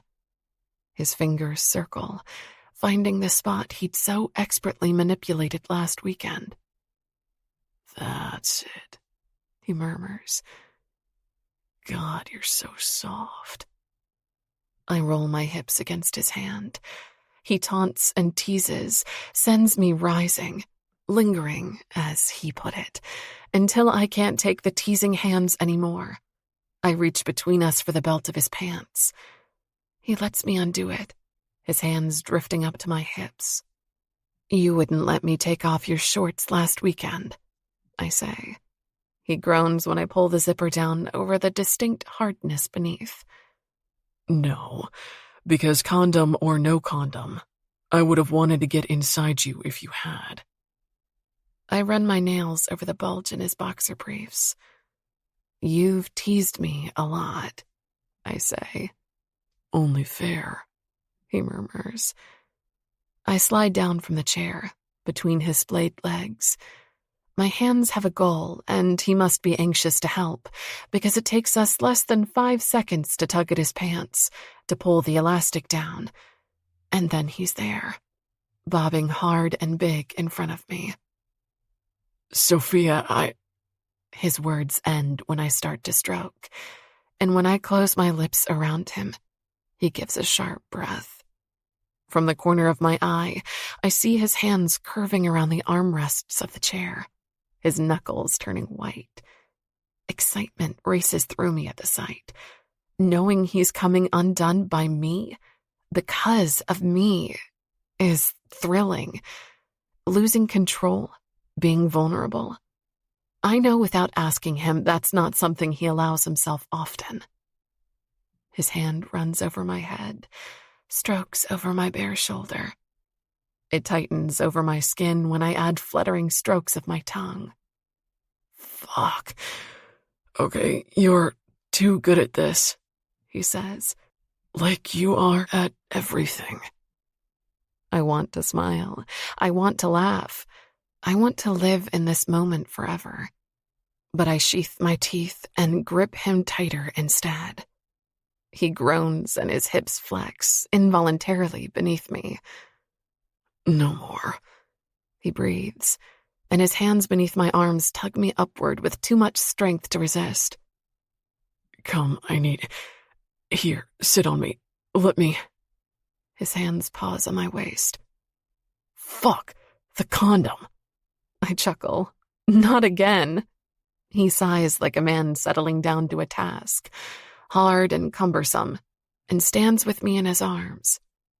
Waiting, he mutters. For a good thing is getting old. I brush his hair back as he carries me to the bed. Where is it? My wallet, he says. I stretch out on the bed and luxuriate in the heat of his eyes. He barely looks away from me as he fishes the wallet out of his back pocket and shucks his pants off entirely. His eyes trace every part of me. The modest size of my breasts, the stomach I can never quite get flat, and my long legs. While he takes me in, I watch as he rolls on the condom. There's not a single trace of hesitation in his movements. Isaac gives himself 2 slow strokes before he climbs onto the bed. Finally, I say.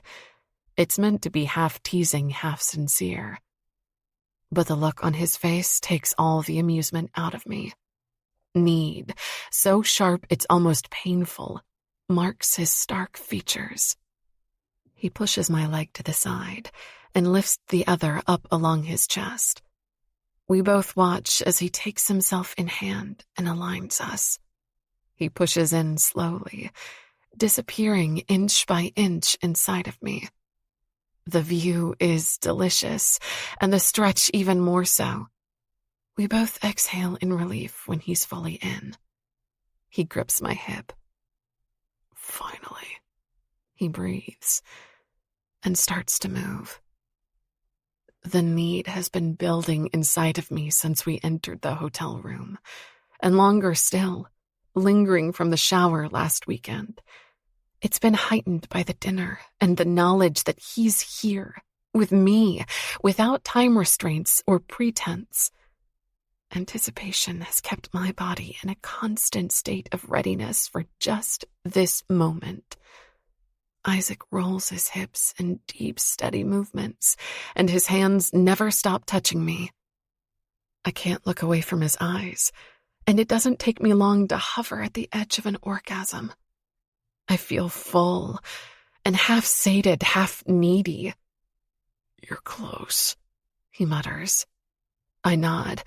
My breath is coming fast, and I'm holding on to the sheet, to him, to anything I can grab. His eyes glint, and then he sits up, spreading me wider, and his hand speeds up its tight, small circles between my legs. It takes me 4 more seconds to explode. My back arches up from the bed, and I stare unseeing at the ceiling while pleasure flares out from the spot where we connect. Isaac groans at the feeling of my body convulsing around his. He lowers himself down, arms resting on either side of my head. It takes him a few more thrusts, and then he's there too, his hips sharp against my inner thighs when he explodes. I close my eyes and luxuriate beneath the delicious weight of him. Only one weekend, I think, and tighten my legs around him. I have to remember every detail. He lifts himself onto an elbow. Dark hair falls mussed over his forehead, now unlined, his brows unfurrowed. "Hello," I whisper. Isaac smiles. "Hi." 19. Sophia. I wake up in a bed much larger than my own. Cotton is soft against my skin, and I stretch my legs, finding that my muscles ache. There's a heavy arm around my waist, beneath the cover. A warm body is lying behind mine. Isaac. I blink my eyes open and look at our surroundings. The hotel room, the sparse decor, the scent of citrus from their diffusers. We must have forgotten to draw the blinds, and soft light filters in through the giant windows. The sun is rising over the lake. It sets the rippling water ablaze in soft morning colors, and the dense foliage around hints at fall. It's beautiful. I hadn't realized how much I needed an escape from New York, an escape from the ingrained routine that's become my lifeline over the past year. Possibility feels thick in the air here. A different life, a different outlook. And I hadn't realized how much I'd needed last night. My eyes fill with moisture. I blink to clear them away, but they don't stop, my emotions rising through my chest. It's been a few intense weeks, and an intense weekend, on top of the most intense year of my life. And now this beautiful sunrise outside the window, setting off the fall colors. Another season changing, and I'm here to witness it. And maybe I haven't noticed the seasons changing. Not really. Not for an entire year. Maybe I can find something good again. Not like how it was with Percy, and not like how it was after him. But maybe I can create my own future. And it won't be what I'd imagined, but it can still be a beautiful thing. I'm grateful that I get to see it all, and for the first time in months, the thought of the future fills me with excitement. The warm arm around mine flexes. Morning. He mumbles into my neck. His voice is rough and hoarse, and my silent tears flow faster at the sound. He's so unguarded here with me, and I'm grateful for that too. You're so silly, I think, and blink rapidly to clear the tears before he notices. They've always come at the most inconvenient times, when I'm furious or humiliated or overwhelmed with emotion. Always and forever in situations where I feel the least comfortable crying. It's an aspect of my body I've never been able to control. Good morning, I murmur. His body shifts behind mine. Have we slept in? No clue. The only alarm clock this wellness retreat has is the sun, apparently. I can't remember the last time I did that. Me neither. My voice isn't wavering, but I'm not speaking above a whisper either. The emotions inside have started to ebb. He clears his throat, but it's still hoarse with sleep. You know what I just realized? No. You didn't ask me any intrusive questions last night. Not a single one. I turn my face to the pillow, hoping it soaks up some of my tears. I'm proud, I think, that I dared to do this again. There's still time, I say. I'll admit, I'm very curious what they might be. His hand on my waist slides up, caressing my body. I might have some of my own. Oh. He brushes his lips over my neck. Yes. To evaluate last night. I nudge him with my hip and he groans, pulling me tighter into the cradle of his body. Evaluate? Yes, he says. I want to know everything you like. His hand cups my breast softly. We both want to be the best, Clear communication, I murmur. Exactly. Hard to imagine, though, he says, face in my neck. How I could possibly enjoy sex with you more than I did last night. The compliment makes me smile. My tears have stopped, the only remnants the tracks on my cheeks. He's still here, and he's still unguarded. The magic spell hasn't broken yet. I hope it never will.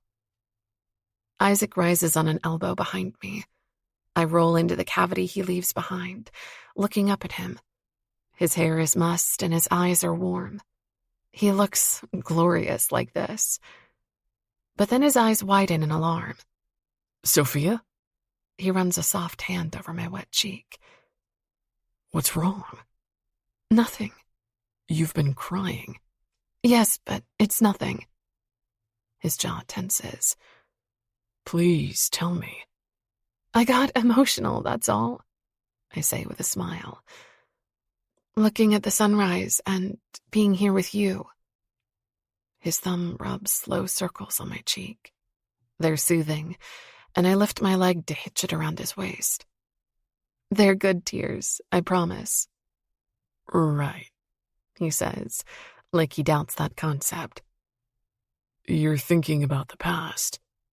No, I'm not, I say, shaking my head. I lock my hands around his neck.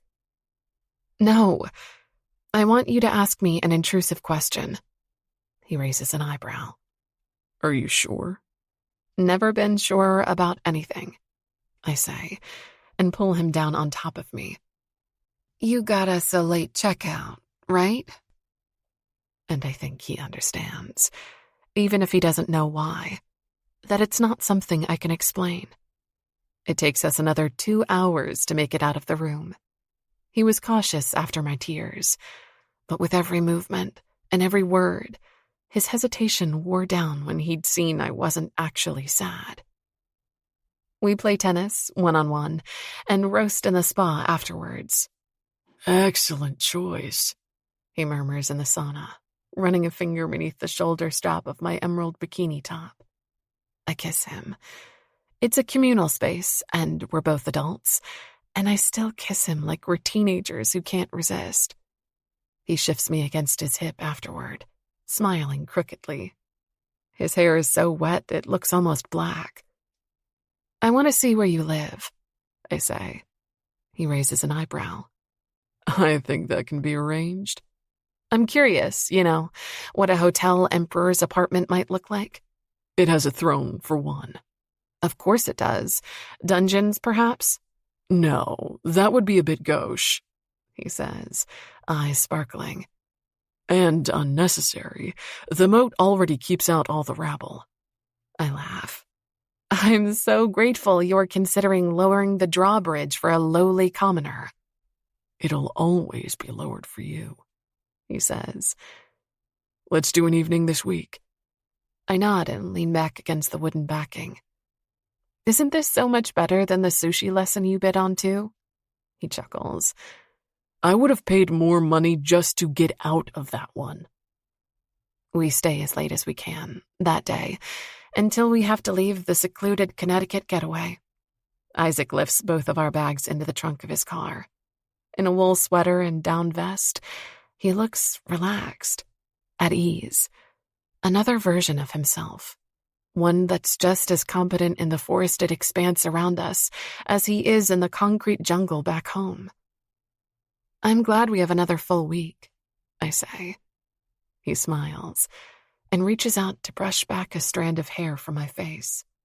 It's still damp from our shower. Yes, he murmurs. So am I.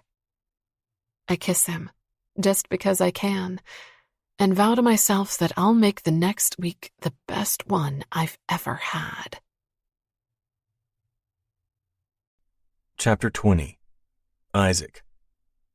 I lean against the closed door of my apartment and watch Sophia walk down the hall, one foot carefully placed in front of the other, like she's intruding. You can snoop, I say with a grin. Go ahead. This place is your home? Like your actual home? Yes. It looks like a museum. The first couple of rooms definitely do. She peers into the study, off the main hallway. It's a massive space, with 3 of the 4 walls clad in built-in bookcases. Wow, she breathes, and runs a hand over leather-encased books. Have you read these? No. Most were printed half a century ago. I look at the giant desk in the middle of the room, with the dark wood and the leather inlay. My grandfather was the first to live in this apartment. This was his study? Yes. She pauses at 3 framed portraits. They are ostentatious, commissioned for vanity, and yet I've never been able to take them down, to change anything in these rooms. My father had felt the same. Sophia walks past the one of my great-grandfather, coming to a stop at my grandfather's, with the giant mustache and the pronounced frown lines. Anthony Winters Sr., she says. Right? Yes. Everything I've read about him says that he was a demanding man. I snort. Well, that's certainly true. Complicated and brilliant. Is it true that he had 5 mistresses? I wrap an arm around her waist and meet the gruff eyes of my grandfather over her heat. Possibly. I don't know the exact number. I feel bad for your grandmother. Don't, I say. She was a viper. They were a well-suited pair, in many ways. You don't think they loved each other? I know they didn't, I say. Their marriage had been forged out of convenience and ambition. My grandmother's just of a different sort than my grandfather's. They'd succeeded, too. Together, they'd made the Winter Corporation what it is today. I turn us toward the door. Come on, there are more rooms to explore. If every room is like this, we'll be here all night, she says. Well, were you planning on going back to yours later? Her smile widens. I might have packed a toothbrush. Good, I say, because I have no intention of letting you go. Watching her in my space, in the family's space, is a peculiar thing, like seeing a part of your new self meet with the old, the past with the future. Sophia wanders into the dining room and pauses by the 12-seater table. The walls are spectacular, with wainscoting and custom wallpaper, and from the ceiling hangs a century-old chandelier. "Oh," she breathes. "This is... wow." I eat in here most nights. "You do?" Absolutely not. She gives me a playful smile. "I could almost imagine you doing that, sitting dignified at one end and wishing you could ask someone to pass the salt." "That's what you think of me?" "Yes," she says, and wraps her arms around my neck. Her body is a sinuous line, lithe beneath the dress and graceful even in stillness. "How often do you entertain in here?" "Entertain what?" I say. "Indecent thoughts? All the time lately." She rolls her eyes. "No, you flatterer. Guests." "Oh, guests." "Yes." I fit my hands to the soft swell of her hips. "Almost never." "Not even business associates?" "Sometimes," I say. "These rooms have a certain..." "Gravitas," she says. "Pomposity? Legacy?" "Yes, Miss Thesaurus, I suppose they do." "But where are the rooms where you actually live?" "They're all here." She shakes her head. "No.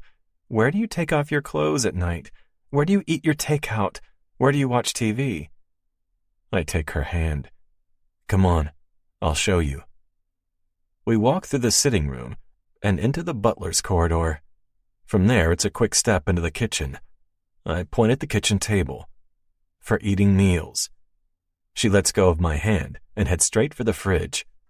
"Hungry?" I ask. She opens it and then gives a wide smile. "No, just curious." I lean against the kitchen counter. "Found anything interesting?"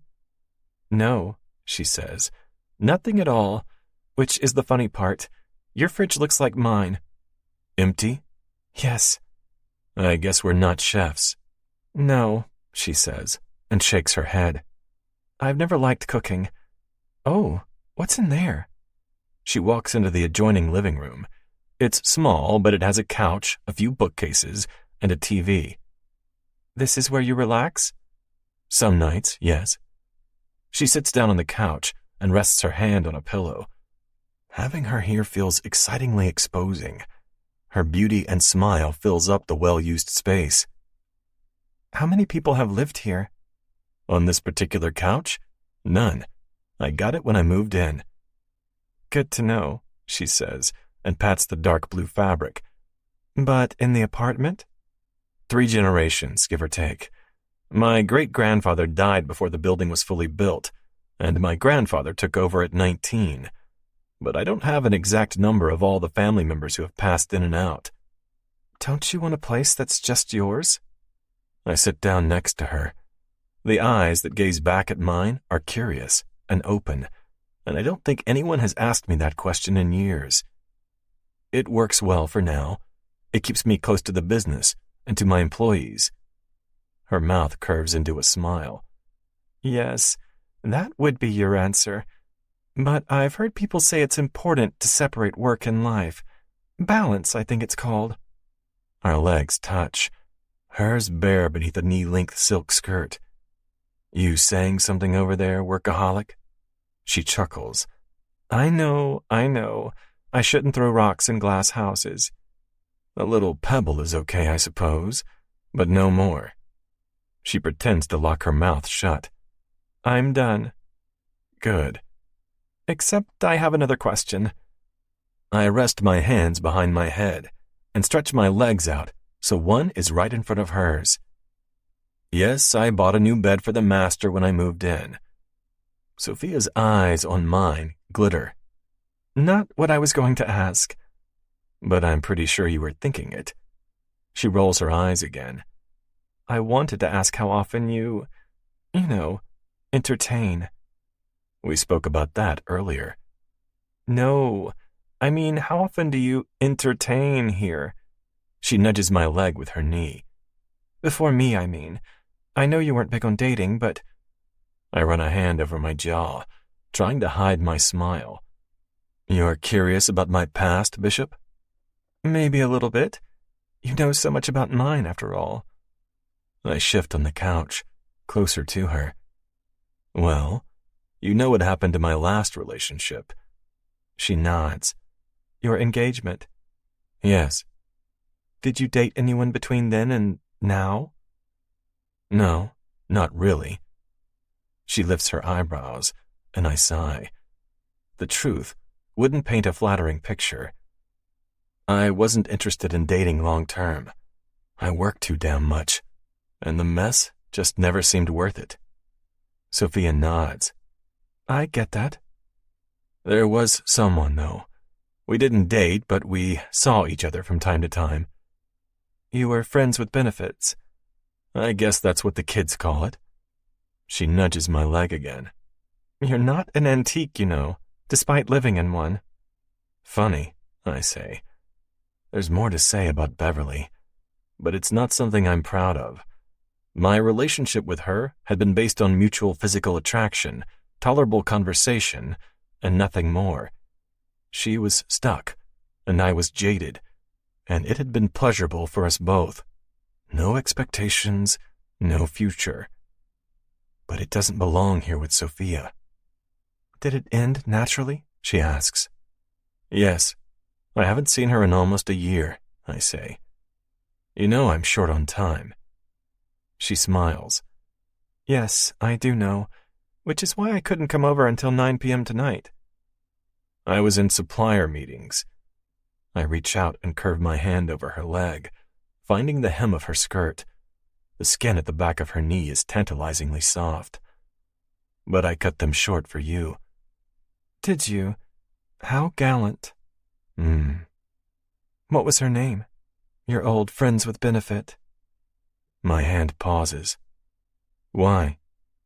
She shrugs. In case we go to any more events together and we need to perform for another ex. You know mine, and I know your ex-fiancé. Also, I'm just curious when it comes to you. I let my thumb sweep higher. Touching her feels like an intoxicating privilege. Beverly doesn't go to many benefits. Sophia sighs.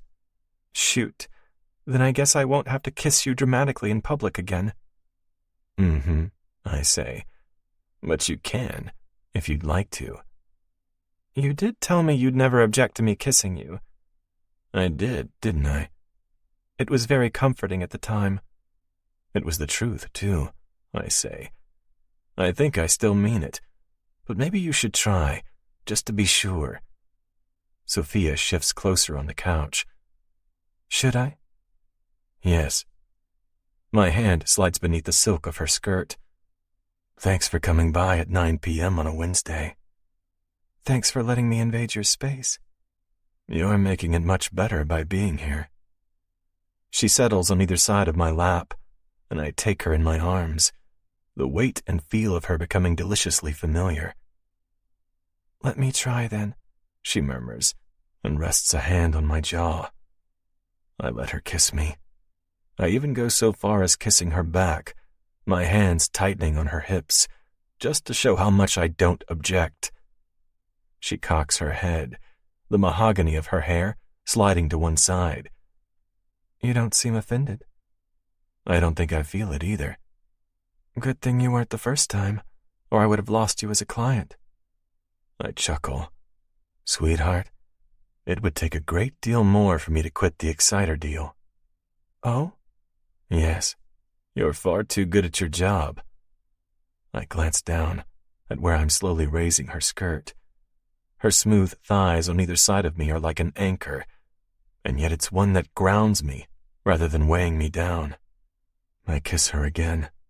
The rhythm of it is becoming familiar, and the familiarity itself is arousing. The knowledge of what she likes, how she moans when I deepen the kiss, how she grips my hair tight at the back of my head. Intimacy grows with repetition, not lessons, and I'm learning the shape of ours. I shift us, spreading her out beneath me on the couch. A lonely throw pillow tumbles to the ground. Time fades and slips away, reality disappearing around me. She notches a leg at my hip. I look down, watching my own hand push her skirt up past her hips. Oh, Sophia says, I forget to mention, I have to show you something. I just received prototypes for the winter coffee table book I mentioned. I rest my head against the pillow next to hers. Jesus. She laughs. Sorry, but I really think you'll like it. I'm sure I will, I say. But if you're thinking about work right now, I'm definitely doing something wrong. Her laughter is warmer this time, 2 arms wrapping around my back. Maybe I just want to impress you. You already do, I say. And besides, there are other ways. You actually requested a prototype for the book? She nods, her cheeks flushed. I couldn't resist. It was supposed to be a surprise at the pitch, something we'd throw in as a gesture of goodwill. It'll only have 10 sample pages, of course, but it's a great prototype. You're such an overachiever. That's why they pay me the big bucks, she says. A tendril of her hair has fallen over her eyebrow, curling at her cheek. I brush it away. Sophia? Yes? Have dinner with me the night before the pitch. Her eyes widen. In the fancy dining room? At a restaurant, I say. Let me take you out on a proper date before it's too late, she says, a rueful smile on her lips. Yes. Her hand rests on the side of my neck, and she traces the edge of my jaw with her thumb. It would help me take my mind off this really important work pitch I have the next day. I raise an eyebrow. Oh, a terrible client? The worst, she says. He's so demanding, and he never seems satisfied. Sounds like an asshole. Yeah, he demands perfection. Even describes himself as someone who won't give less than 110%, and probably expects it from everyone else. Pretentious bastard, I say, and move down her body. The silk of her skirt is now ruched around her waist. He can be hard to please, she says, and runs her fingers through my hair. But I think I'm learning how to. I kiss the inside of her thigh. Warm skin, soft skin, smelling like her. Well, if he's displeased with you, he's an idiot. I'll have to remind him of that, she says, voice breathless. After the pitch meeting. You should. I push my arm beneath one of her thighs, grabbing a hold of it, and open her up for me. Her black panties are edged with lace. Maybe you should focus on teaching him how to please you instead. Sophia's breathing picks up, and in my peripheral view, I see her arm curving over the back of the couch. I think I could do that. I savor the moment I pull her panties to the side, revealing her to me, to the room, a view I'll never tire of. Only way to stop you from thinking about work, I murmur, and lower my mouth. Sophia gives a shaky laugh and threads her fingers through my hair. Give it 110%, she says, and I promise I'll forget I'm even employed. I give it 120. 21. Sophia. Isaac's standing by my door. The navy suit looks casual on him tonight, unbuttoned and no tie. It's made more domestic by the cat streaking against his leg. Is he always this friendly? He asks. I glance over from my spot in front of the mirror. I have an earring in hand, the other already fastened on my left lobe. I wouldn't really know, I say, since I don't have guests over a lot. Maybe he was just shy the last time you came over. Isaac runs a large hand over Milo's back. I hear him murmur words, his voice deep and soft, but they're too quiet for me to make out, meant for Milo's soft ears and no one else's. I watch them for longer than I need to. That cat might not know it, obsessed as he is with long naps on the couch and watching birds from the windowsill. But he had saved my life the past year. All right, I finally say. I'm ready. Isaac straightens and receives a disgruntled meow from Milo in return, who dramatically flops down by his feet. You look stunning, he says. Thank you, I say. I feel nervous around him again. The formality of this date, the restaurant reservation, we're not going as pretend dates. This isn't an act or a twisted sort of revenge or a facade. This is just us. One final time before we potentially go into business together. One final time before tomorrow's pitch. Isaac has a car waiting for us at the door of my building.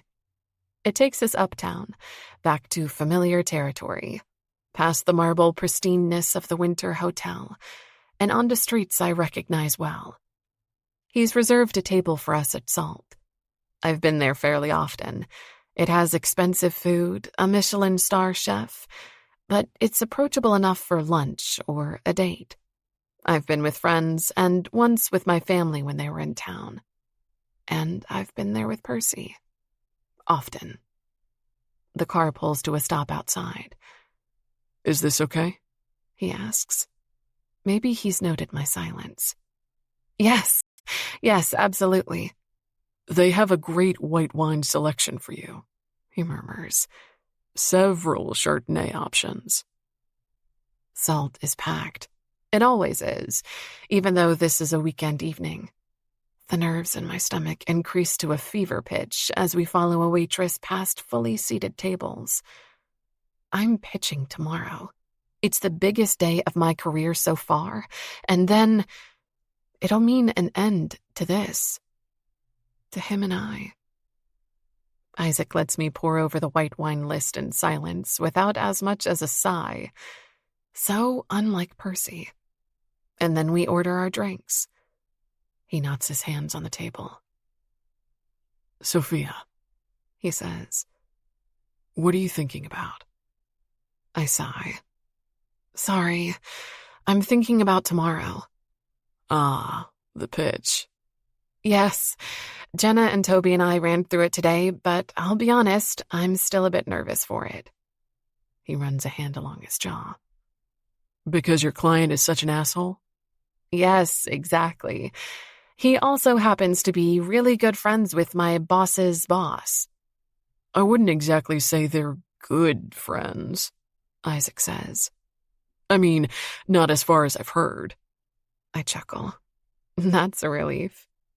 Still, though, I know you've worked incredibly hard on this pitch.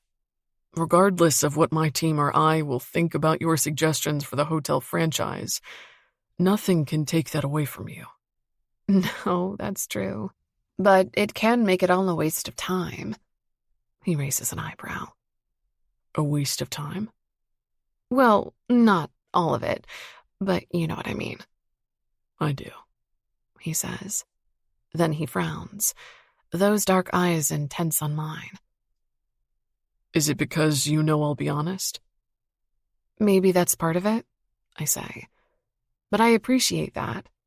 I know you'll be fair, too, and I wouldn't want you to lie to protect my feelings. He nods. I didn't think you would. But I know it's not just me, either. Jenna and Toby have worked really hard on this, and all of us want to blow you and your team away tomorrow. Of course you do. All projects are important to me, and I love my job.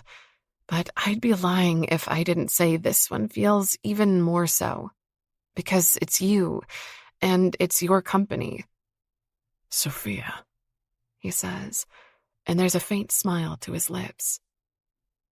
You've already impressed me. Yes, but that's on a personal level. He shakes his head.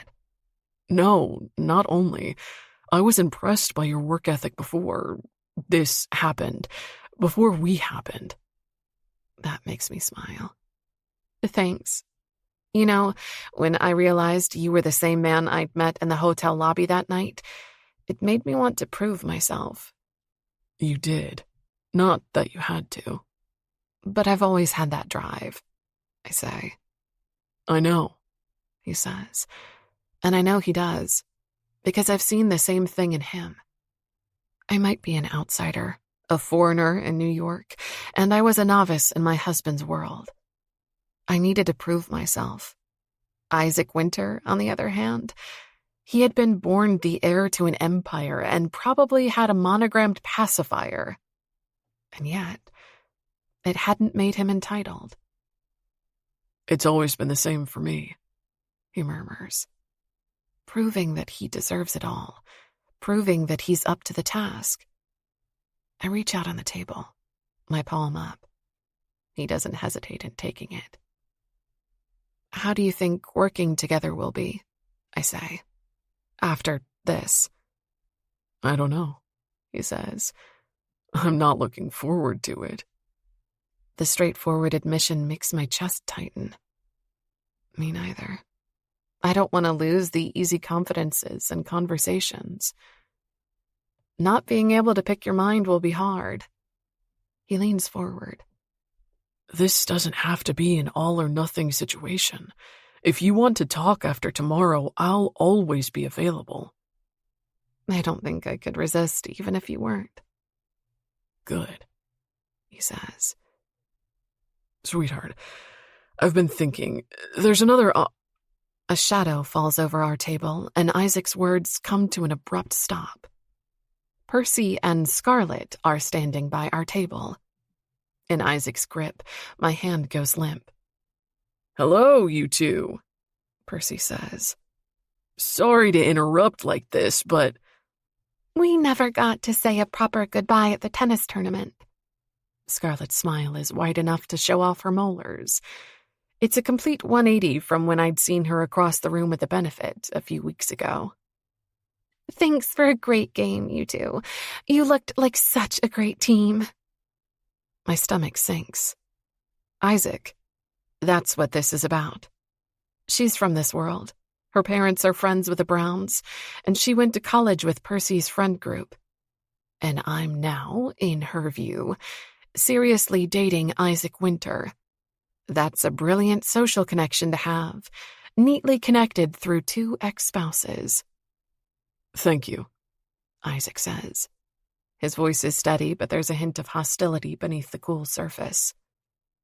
Are you here for dinner? Yes, we're just heading to our table now, but we had to stop and say hello. Percy's eyes shift to mine. There's an emotion in them I can't read. That surprises me. I used to be able to so easily. Now I just want them to leave. My last night with Isaac, and here they are. Why had we gone to Salt in the first place? The entirety of New York City is available to us. We could be at a diner in Brooklyn or at a little ramen place having the time of our lives. Soph, Percy says. I clear my throat. Tonight's tasting menu looks stellar, I say. Especially the chicken. Yes, I think that's what I'll have, Scarlett says. Her strawberry blonde hair is soft around her face, and I suddenly see it spread out on a pillow, like it had been when I walked in to see her beneath him. We actually have some fun news to share, don't we, Perce? Percy looks at me with his sheepish smile. It's the one I used to find endearing. Now it looks like an act, an attempt at playing Peter Pan. He's the boy who never wanted to grow up. We're having a baby, he says. My mind goes blank. The sound of the restaurant fades away, turns to white noise. Isaac's hand tightens around mine, and I feel it from somewhere far away. Congratulations, someone says. Him. He says it. Percy's watching my reaction, and he sees it when the blow lands. The final insult, the perfectly crafted blade. He knows exactly where it'll slide in between my ribs. He'd wanted kids. I did too, but not yet. Not while my career was doing so well. He'd never been okay with that. And my mother-in-law had commented on it all the time, making it clear I was the one in the wrong. Failure, I think. This is just one more arena I failed in, and they never let me forget it. Sophia? Scarlett asks. There's a note of sympathy in her voice, but I can't tell if it's real or fake. I'm sorry if that's hard to hear. We're really happy for you two. You know, both of us. And we hope that going forward there's a way for— Sorry, will you excuse me? I say, getting up from my seat. Of course, Isaac says. He starts to stand as well, and maybe we could leave. Maybe there's a better way out of this, but I can't see it. I turn on my heel and flee both the past and the present, heading toward the safety of the restroom. I barely make it before the first tear falls. Chapter 22. Isaac. Sophia weaves through the tables, her steps a beat too fast to be casual. All three of us watch her flee toward the back of the restaurant. Oh, Scarlett says. I really hope we— It's okay, Percy says. His eyes are on Sophia, and he takes a step forward. I'll go see if she's okay. I stop him with a hand on his shoulder. No, you won't. His eyes narrow. I was her husband. Yes, I say. Was. Now you're just the ex, and I'd suggest you remember that. I leave the two of them there, standing next to the table that had been ours. What a small man, I think. His motives are hidden behind a wafer-thin facade. He still cares for her, in whatever twisted, sick way that might be, and he wants to make her jealous, wants to test her, again and again, to see if she still cares. He'd seen us here, and unlike his social climbing girlfriend, he hadn't wanted to mend relationships. He wanted to set them on fire. The bartender gives me a dirty look when I crack open the door to the women's bathroom, but I ignore him. Sophia's standing by the sinks. Her hands are braced against the marble, back hunched, and she's crying so hard, her body is shaking. I close the door behind me. Sweetheart, I'm sorry. She shakes her head. The beautiful face is marked with tears, and all because of the asshole out there. I'm sorry, she says. Sorry, I just— Don't apologize. I wrap my arms around her. She resists for a second, but then her chin comes to rest on my shoulders. That was a shitty thing to tell you like that. It makes her cry harder, with sobs so strong they rack her body in my arms. I tug us closer to the door and fit my foot against it, keeping it shut for everyone else. Sorry, I murmur again. Her hair smells good, and I breathe it in, staring at the lime-washed wall across from us. How could a man behave like he had, committing the crime, not owning up to it, and then continuing to torture the person you'd already hurt? He'd acted entitled back in school, if I remember correctly. Anthony had been in the same grade as him, even if I hadn't, and the few things that filtered back to me over the years had never been positive. I run my hand over Sophia's back, up and down, feeling the curve of her spine and the shaking of her body. Cordelia cheating on me had stung. It had disillusioned me. It had been embarrassing, and it had wounded my pride, but it had never hurt quite like this. The betrayal had been one of trust and not of the heart, because I'd never truly given her mine. I thought I had, but I realized now, in more ways than one, that I'd confused an errant ray of sunshine for the whole sun. Sophia won't stop shaking. It's half sobbing and half panic attack, and her hands at my neck are holding on tightly. Here, I murmur, and shift us to the chair in the corner. She sits down on my lap. We don't have to go out there again. I run my hand over her back, listen to the muffled sounds of her sadness. She'd cried that morning, too, after we'd spent the night together for the first time. Someone pulls at the restroom door. Occupied, I bark. The pulling stops. The crying doesn't, but it turns softer, quieter, and all the tears are for Percy. Our dinner date, she whispers. Fuck the dinner, I say. I'll take you back home and we can order takeout. Or we cancel the evening entirely, if you'd rather be alone, I say, even if the idea of leaving her on her own in this state feels impossible. Do you think they're still out there? We'll leave out the back, I say. We have to pay our check. I'll handle all of it. Her hands slide down the front of my chest. She leans back, cheeks flushed, and eyes glazed with moisture. But she's not sobbing anymore. I'm sorry, she whispers. I don't know why that affected me so much. I smile. It's not a happy one. Don't you? I think I'm ready to leave, if we can. We can. Let me leave the restrooms first, all right? I'll pay the drinks and make sure we can use the back exit. Okay, she murmurs and runs her palms over her cheeks, wiping away the tears. Thanks. The waiter doesn't miss a beat when I hand her a $100 bill for our 2 glasses of wine. Change of plans, I tell her. We'll be using the delivery exit. She only nods. Good old Salt, I think, and the fancy clientele with their odd requests. This isn't the weirdest one she's had today, I'm sure of it. Sophia and I walk through a kitchen busy with activity. 1 or 2 chefs shoot us curious looks, but the seasoned pros don't look up from their work. Yeah, this happens all the time. We walk for a solid block before either of us speaks. Wow, she murmurs. Her voice is still a bit hoarse. I don't even know what to say about that. Want to walk? I ask. The hotel is close by. Walking is nice, actually, but I think I need to go home. I have that pitch tomorrow, you know? Right. Of course.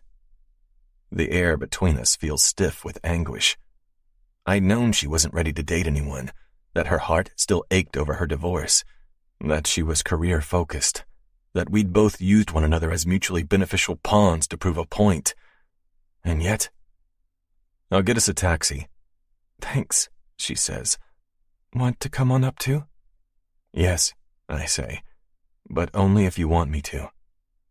She exhales softly and leans her shoulder against mine. Yes, please.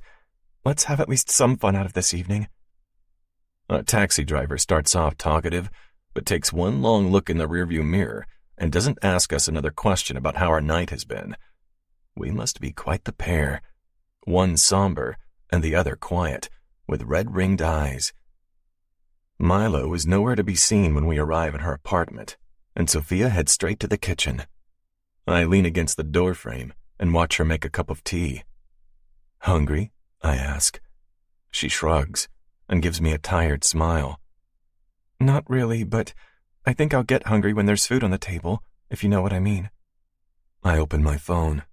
Yeah, I do. Anything in particular you're craving? Pasta or pizza? No, actually I want a burger, a proper one, with fries. Is that okay? Yes, absolutely. Seems like there's a place around the corner that makes truffle burgers. That sounds delicious. I place the order, and then I stand in her kitchen and watch her put the pieces of her injured heart together. She does it gracefully. Minute by minute, the tension starts to leak out of her shoulders. We sit on her couch, and she props her head up with a hand. How do you feel? I ask. All right, she says. I won't fall apart again, I promise. It's okay if you do. She smiles, a little ruefully. Thanks, but I know that was a lot back there. I'm sorry about it. I sigh. Please don't apologize. God, I have to. She puts a hand over her face, eyes closing. I'm so embarrassed about all of it. Don't be. I wasn't supposed to react like that. I didn't want to react like that. That was outside of your control, I say, and feel the sour taste of truth in those words. It's not her fault, not in the least. And I had always known, deep down, that she was still in love with Percy, hadn't I? She sighs. I guess I ruined our final date, huh? You didn't ruin it, I say. Your asshole of an ex-husband did. Yes, I suppose that's true. Why is New York the smallest town in the world when it's actually one of the biggest? I shouldn't have taken us to Salt, I say. Anywhere else, and this night would have ended differently. Anywhere else, and she wouldn't have broken apart, sobbing in a public restroom. Sophia shrugs. They have great food. I understand why you booked it. Yeah. So what happens now? She glances at the clock on her windowsill. At midnight, when our weeks are officially up, will I turn back into a pumpkin and you into the untouchable prince? In the analogy you crafted, I say, I think I was the princess. A true smile lights her face. Oh, that's right. How could I forget? Don't worry. I'm not too offended. What a relief, she says, and pulls her legs up beneath her on the couch. Tomorrow, I can't do this with you anymore. Eating truffle burgers on your couch. Exactly, she says. I'll have to do it alone, and that's just sad. I run a hand along my jaw. Still in love with her ex, I think. The words I'd prepared for tonight don't feel appropriate right now. We'll see how we feel, I say. It's not like we've signed a contract. No, just a professional one, she says, and smiles. It's a soft one, a private one, different than the sharply tinged professional one she'll wear tomorrow, hair likely swept back, a pencil skirt on, and delivering the pitch of a lifetime. I can't wait to see it. And I can't believe I get to see this side of her now, too. The fierce and the soft. That's a question for tomorrow, I say. First, you have a terrifying client to pitch to. She pretends to shudder. Yes, God help me. I doubt he's that scary. I rise from the couch. Stay any longer, and I won't be able to leave. And I should. She has work, and she's sad. It's there in her eyes, even if she tries to hide it. Sophia rises too. She's standing close to me, body against body, heat against heat. He's scary sometimes, she murmurs. But tonight, he was nicer than I could ever have imagined. For you, I murmur. Any time. She takes my hand and threads her own fingers through it. Stay the night, she says. This isn't technically off limits until after the pitch tomorrow. It's late when we finally stretch out in her bed to sleep. It's a queen, smaller than mine, and it smells like her. I pull her close, and she nestles against me, her breathing heavy. I look up at the ceiling and think about Percy's smug face and Sophia's tears. It's been years since I'd stopped believing that relationships can work, and years since I stopped thinking they were a worthwhile investment in my life. But here I am, starting to believe again, and all thanks to a woman who isn't ready to love someone new. 23. Sophia. I wake up alone the next morning to my alarm. It's early. The rising sun shining in through my windows. We'd forgotten the drapes again. I turn over in bed and find the other side, his side, still faintly warm. In my living room, I find a folded note resting next to my tea mug from last night. The takeout boxes are gone. I unfold the little note. Good luck today, sweetheart. Short and to the point, like most of Isaac's communication. And then that endearment again. I don't even think my boyfriends before Percy called me anything like that. Perhaps they used the occasional baby, casually, like an afterthought. But it was never spoken with warmth or deliberation. Not a word offered like a caress. I set the opened note on my dresser. Thanks, I say, and open the doors to my closet. I'm going to blow you away today. Toby is already at the office when I arrive. His hair is styled to perfection. And when Jenna walks in a few minutes later, she's in a canary yellow shirt, tucked into her cigarette-style pants. They're both dressed to kill. Game day, Jenna says, looking between us both. Feel like running it through one more time? Let's do it twice, I say, just to be sure. I hit all the points as we rehearse. The technology works flawlessly. I don't let myself focus on what happened yesterday. Not on the incident at Salt.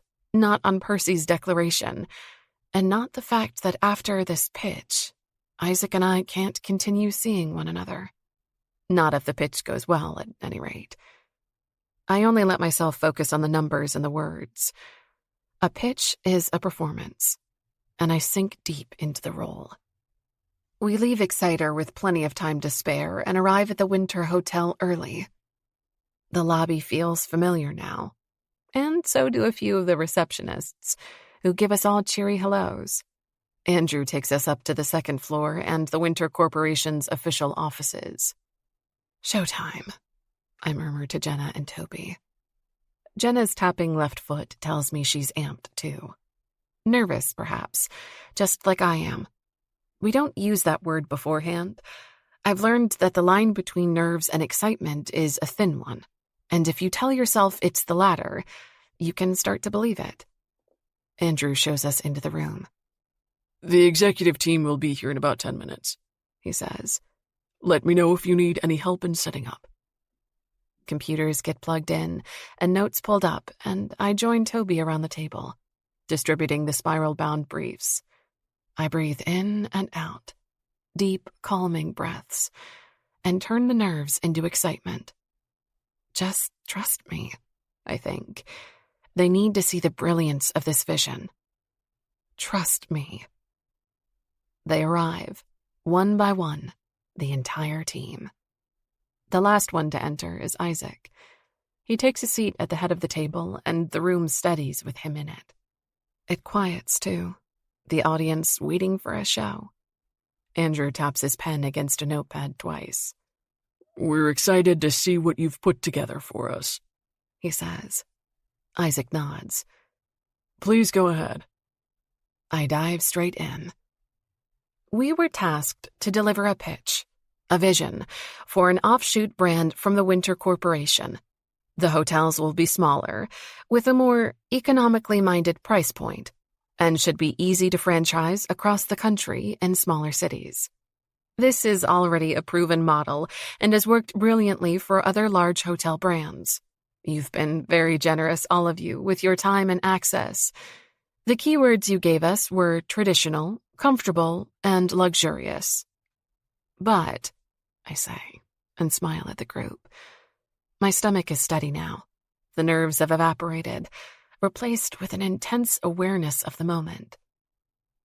As you may remember, my team and I have also suggested a different direction, something more modern to set this brand apart from Winter. So, we've decided to do something a bit unorthodox. We'll deliver 2 pitches. Isaac's eyebrows rise. "You could do that?" he says. "Without skimping on the quality of either one?" "Yes," Jenna says. "We took the help of in-house talent at Exciter to get it done for you in time." "I see," he says. "Well, this will be interesting." We start with a traditional pitch. Toby leads it, with Jenna and I assisting. Across the screen, graphic projections and calculations flash. The traditional version looks like a less luxurious version of the Winter's core locations in New York and Washington.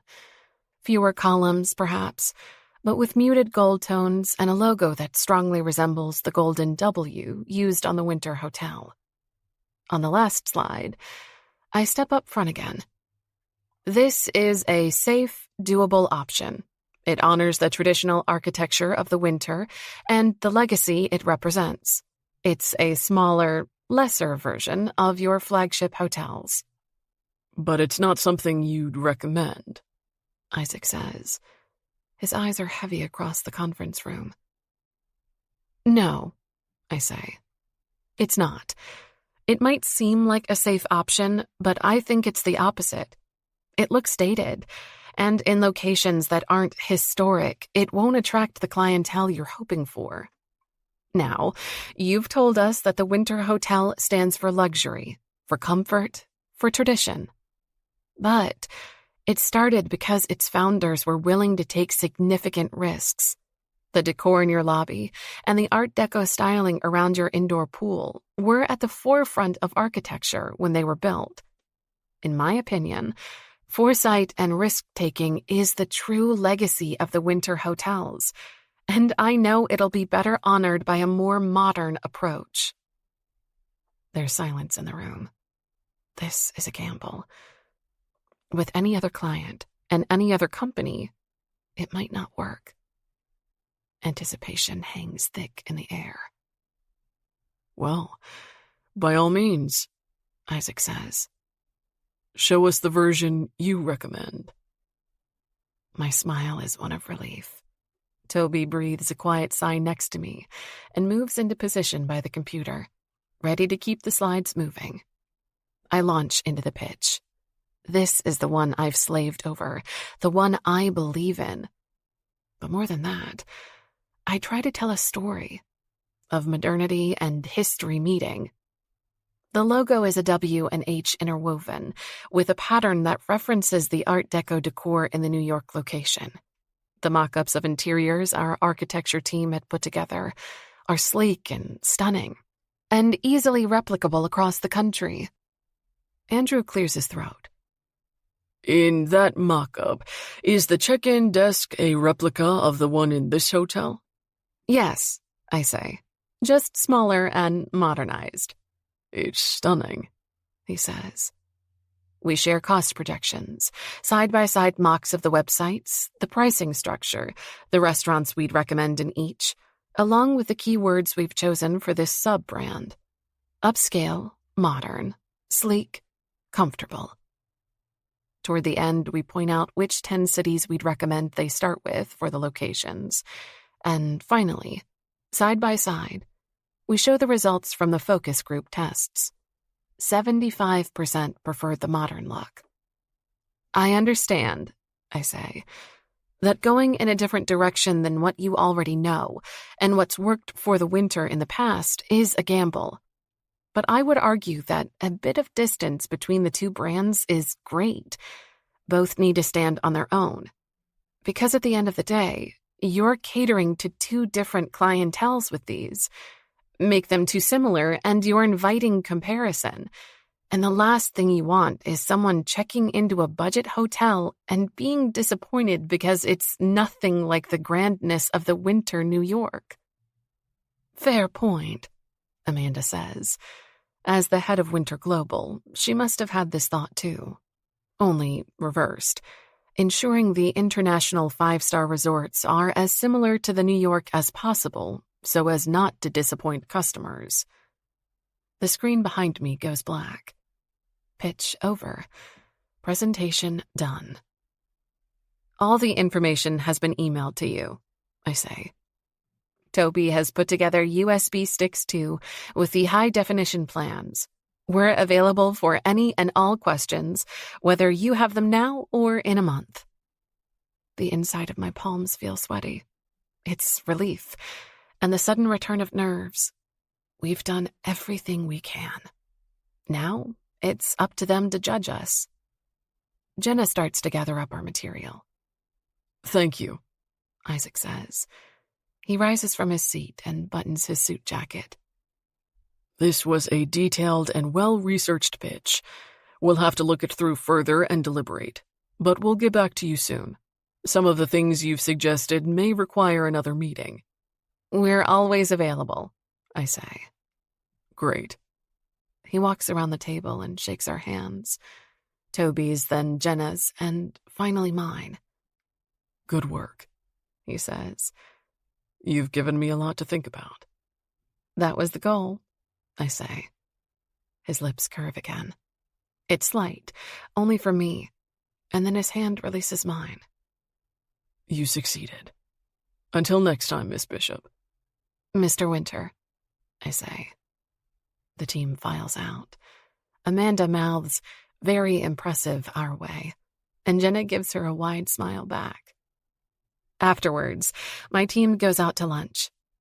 Let's get a glass of wine to celebrate, Toby says. We're sitting at a popular lunch spot, the soft sound of others around us eating and talking. What are we celebrating exactly? Jenna asks. Winter Corp hasn't decided if they're going to buy either concept yet, Or if they're even going to hire Exciter to oversee and plan the whole thing. No, but we delivered one hell of a pitch, he says. And whether or not they like it, they can't take that away from us. True, I agree. I'm so proud of what we did in there. What we put together in just a few weeks. They could hate it, and I still know that we over-delivered. Hell yeah, Toby says. Jenna rolls her eyes, but she's smiling. Fine, let's get wine. Excitement and exhaustion and far too many emotions course through my body. It's the familiar feeling that comes after a nerve-wracking event is done and dusted. I make it all the way through lunch before I excuse myself from the table to make a call. I step outside and find his name in my recents. Isaac answers on the second signal. Sophia? Hello, I say. Are you in a meeting? No, I'm in my office. Great. So, what did you think? He sounds amused. I told you what I thought. No, you gave us a few diplomatic sentences. Tell me what you really thought. You gave me modern, he says. Even though I've told you at every single turn that I don't want it. Yes, but I did give you 2 options, just in case. I know, and I appreciate the nominal effort you put into the first pitch. It was more than nominal. Okay, he says and chuckles. I believe you, but you still believe most in the second one, don't you? Yes, we have to move with the times, Especially if this is a chance for an entirely new sub-franchise. It won't have the benefit of legacy, not like the Winter's luxury locations. And trying to artificially cram the same aesthetic into newly built hotels just won't work. Mm-hmm, he says. You're pitching again. Force of habit. So, did you hate it? He sighs. I think you're a genius, and that both you and your team are worth every costly cent we're paying you. Oh. I'll have to look it over more thoroughly, but I see the point you're making. I didn't before, not truly. Now, I'll have to think about it. Take your time, I say. Run it through your own focus groups. Yeah, we might do that, he says, and then he chuckles again. It's funny. The first thing I wanted to do after that pitch meeting was discuss it with you. I lean against the building. The New York air is colder now, the chill of fall here to stay, and it's refreshing against my flushed cheeks. Funny, I say. I wanted to talk to you too. Oh, is that why you called me? Funny, I say. You're just such a comedian. It's my true calling. So, I say. Yes, he says. I clear my throat. Technically, you haven't made a decision yet, so we're not really in business together. He laughs. It's warm on the other end. Familiar and a bit private. Not something he shares with just anyone. That's true, he says. Technically speaking. And I know how much you love technicalities. They're my favorite. I ran a hand over the crease in my dress, trying to smooth it out. I'd steamed it just this morning. Think we can make this 2-week thing last a little longer? There's silence on the other end. I wish I could see his face, hear the way the words sounded when he received them. We could, he says. I'd like that. But yesterday... I'm sorry about yesterday. That wasn't my best moment. Please don't apologize. Let's just avoid places where we know a ton of people. Okay, he says. I have a family dinner tonight, but would you let me take you out tomorrow? I have a better idea, I say. Come to mine. I want to try cooking. He chuckles. I'll be absolutely no help. I know, I say. And we might have to order takeout again, but it'll be an adventure. An adventure, He repeats, voice warm. All right. I'll be there. Chapter 24. Isaac. For two busy people, Sophia says, we're surprisingly adept at rearranging our schedules. I run my hand over her naked back, up and down, fingers tracing the smooth skin. Yeah, I'm impressed.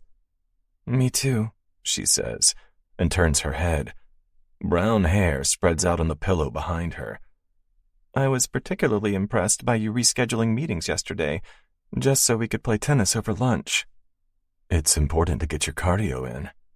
Oh, it's vital, she says, her eyes glittering. Even if I think we're pretty good at prioritizing cardio already. She's glorious, stretched out beside me on her bed, clad only in the sunshine streaming in through the window and a sheet twisted around her legs. I smile. You certainly did earlier. The image of her on top of me, her body moving, is one I'll carry with me to my dying day. She chuckles. I had to work off some steam. Well, I'm always available, I say. My hand switches direction, changing the patterns I paint across her bare skin. It's been 2 weeks since the pitch meeting, and over a week since my executive team unanimously recommended we go ahead with the modern pitch. They're all in favor of hiring Exciter to execute that vision, too. It'll be a long project, at least a year long, most likely, before our in-house team can take over. Outsourcing the time-consuming startup phase is a better call for the business. My team knows it. I know it. And still, I'm the only person left who hasn't officially signed off on the plan yet.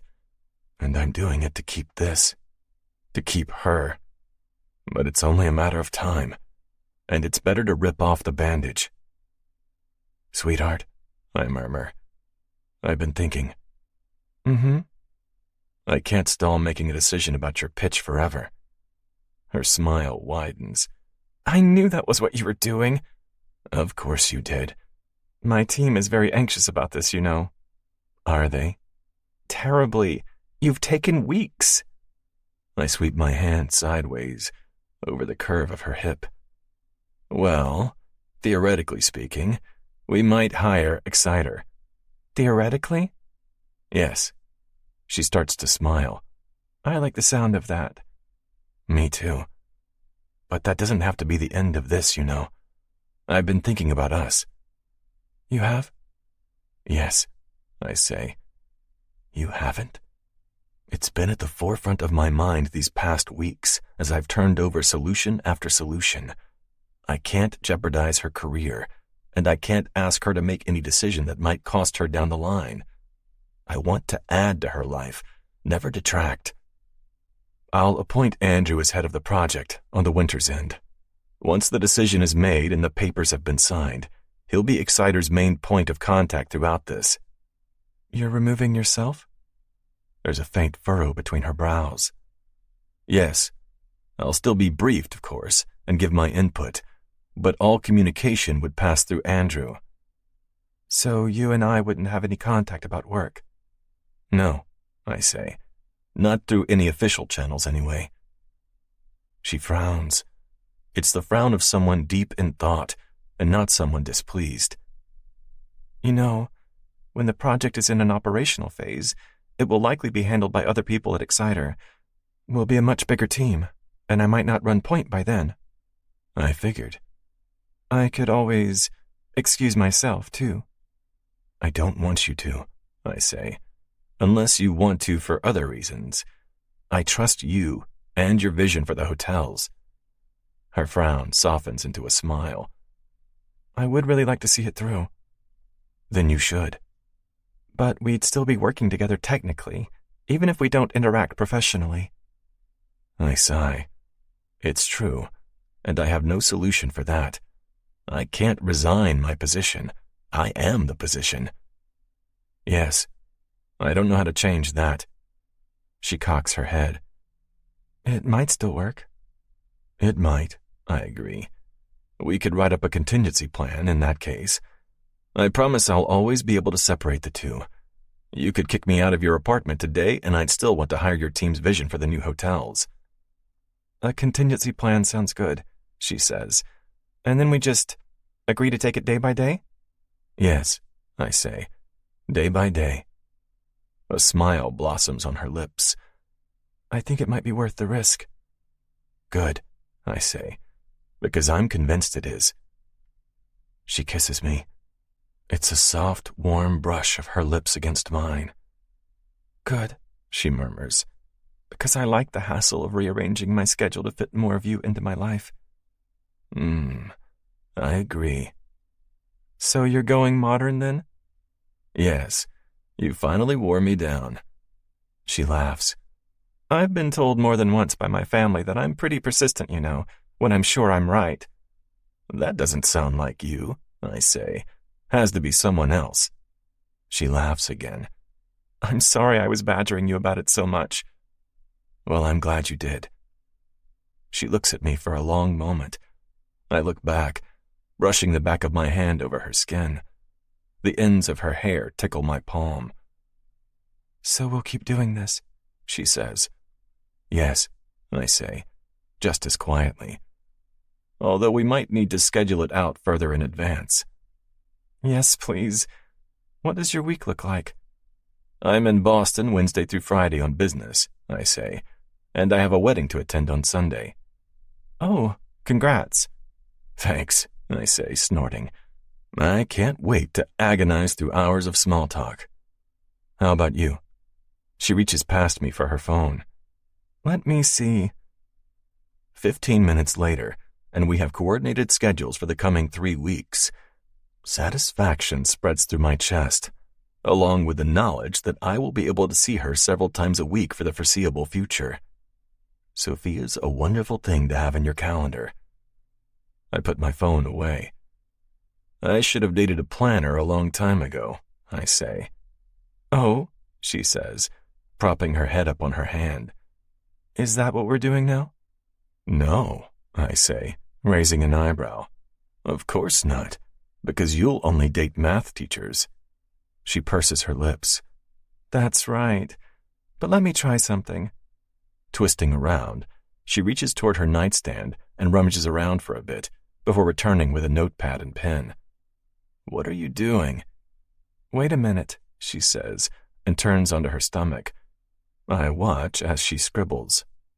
Finally, I'm handed the notepad with a number of mathematical equations on it. Try to solve those, she says. 2 plus 2? Really? There are harder ones. Keep going. I work my way down the list of equations. 85 divided by 5 and the square root of 4. The last equation takes me almost a minute. She's used non-divisible numbers, and when I write the answer, it includes a decimal point. There, I say, and hand it back to her. She eyes it over. A+. Congratulations. You could probably work as a math teacher. That counts? It counts, she says, and gives me a brilliant smile. They're my rules, so I'm allowed to bend them. Well, I say, and don't know what to say after that. So she's okay with dating me. Victory pulses through me, the feeling heady. I have to remind myself that she'd specified we take it day by day. Her tears in the bathroom after Percy's announcement are hard to forget. They'd been gut-wrenching sobs, the sound of a woman heartbroken. Day by day. Sophia rolls closer and rests her head next to mine on the pillow. We should get takeout again. I have nothing in the fridge. That's probably just as well. I brush away a tendril of hair that's fallen over her cheek. It's silky smooth from her frequent blow-dries. I'd seen her hair air-dry last weekend, the sleek curls turning into a beautiful wavy mess. It had been just as stunning, a softening feature to her fierceness. My parents are having a party next week. Another one? I smile wryly. The one in August was my brother's. Oh, that's right. They do this once a year, always in late September. I have to be there. Come with me, I say. Her eyes shift from mine down to my jaw. Her fingers trace along it. They won't be there, I say. Asshole 1 and asshole 2. Her lips tilt upward. Can you make sure of that? Absolutely. Okay, she says. I'll go with you. Thanks. It might be boring, but being somewhere with you is always better than somewhere without. Her eyes soften, and then she kisses me. I deepen it in return. It's impossible not to, with her this close. Maybe, I think, all she needs is time for her heart to heal. If I wait it out long enough, she'll be ready. 25. Sophia. The car moves slowly through the New York traffic. To the left is the darkness of Central Park, and to the right, we pass building after building. I know which one is coming. Isaac is silent beside me, the car soft with the absence of sound. It's not a heavy silence. Ah, there it is. Gray stone, silver sign, and the familiar green carpet. I turn my head as we pass to watch the building recede behind us. My old home. And on the 13th floor is the apartment I'd moved into, so terribly in love years ago. Our place. Except, of course, that it had been owned by Percy's parents. It was never ours, and certainly not mine. Never was. I take a deep breath. Isaac has assured me that Percy and Scarlett won't be at his parents' tonight, and I'm not worried. But it will be a similar environment, and with some of the same people as the parties Percy and I had often attended together. You're quiet tonight? Isaac says. His voice is steady. It's an observation and a question, not an admonishment. He's wearing a navy suit tonight, and beneath his dark hair, his eyes meet mine. I focus on them instead of the city passing us by outside. I'm just thinking. About anything in particular? Well, I told Jenna and Toby today. He raises an eyebrow. About us? Yes, I say. Us. The word makes me want to smile. I thought it might be too early, but with the work we'll be doing, I'd hate for them to accidentally find out. Of course, he says. Better to control the narrative. What did you tell them? That we're attracted to one another and have decided to date, but that the business deal is our main priority. His lips tip up in a half smile. Good. Honestly, they were much less surprised than I expected, I say. To be honest, they'd been stoked. They know about my divorce and that the circumstances around it hadn't been ideal. Get back out there, Jenna had said. Apparently, Toby's fiancé, Quentin, was once his superior at Exciter. I had no idea. Workplace romances, Isaac says, are much more common than you'd think. This is my first one. His eyes warm. Yeah, I've never been in one either. Really? No, he says. Unless you count one summer when I worked at the hotel reception after graduating high school. My eyes widen. Did you have a torrid affair with your boss? I did not, he says. But I did have a summer flirt with a receptionist a few years older than me. Oh, so you're into older women. He shakes his head, but he's smiling. Sophia. Too bad I'm not much of a cougar. Maybe not, he says. But you have the attitude of one. I do? Definitely. It's what attracted me from the get-go. I chuckle. Right, when I was running and crying, my fiercest moment for sure. You were beautiful, he says, even if it didn't feel right to think that at the time, given your emotions. I roll my eyes. Now you're just flattering me. I did think it. He reaches over and takes my hand, resting against my dress. It's patterned chiffon in burgundy hues, perfect for fall. It's not every day stunning women run into me head first. With tears streaming down their face, I say. No, that happens even less. His hand tightens around mine. Once is enough. The car finally pulls to a stop outside a townhouse on the Upper East Side, on a tree-lined street. The house in question is larger than most on the street. It must have been two originally, now converted and integrated. And from the half-open door, I can hear music. The winter's annual fall party, apparently, is not so much an intimate gathering as an exclusive catered event. They do this every fall. Every last week of September, like clockwork, he murmurs. It's the end of summer and back to the city party. The fireplaces will probably be lit. That sounds cozy. It is. He agrees, and rests a hand on my lower back. He presses a kiss to my forehead. Thank you for coming with me. Anytime, I murmur, and find that I mean it. An attendant, equipped with an earpiece and a clipboard, opens the door to us with a smile. No names needed. The inside is a study in old money luxury. The foyer is beautifully decorated and minimalist, from the wooden double staircases to the antique brass chandelier, and infused with understated elegance. It wouldn't surprise me if the stone tiles were sourced from France, the chandelier from Italy, the staircase railings from a crumbling castle in Spain. This house, I say, is stunning. It's my mother's pride and joy, Isaac says. Come, let me introduce you to some people. I thought your networking philosophy was to let people come to you. He chuckles. Yes, but I won't be networking so much as socializing. There's a difference. You're on home turf tonight? Exactly.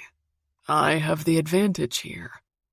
He leads us through a large sitting room, past people who nod and watch us politely.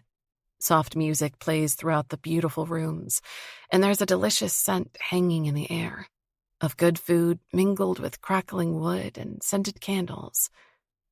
Isaac and I end up in the ivy-covered backyard.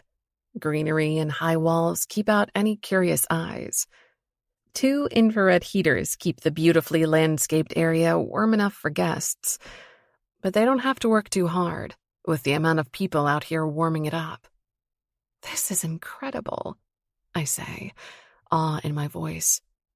I can't believe places like this exist in the city. Say that to my mom later, and she'll love you forever. I chuckle. Did you grow up in this house? Yes, mostly. We stayed at the hotel sometimes, but it was rare. Summers were... Oh. A couple approaches us. My smile freezes in place, switches from genuine to professional. St. Clair, Isaac says with a nod. And Cecilia, it's always a pleasure to see you. But not me, Victor says.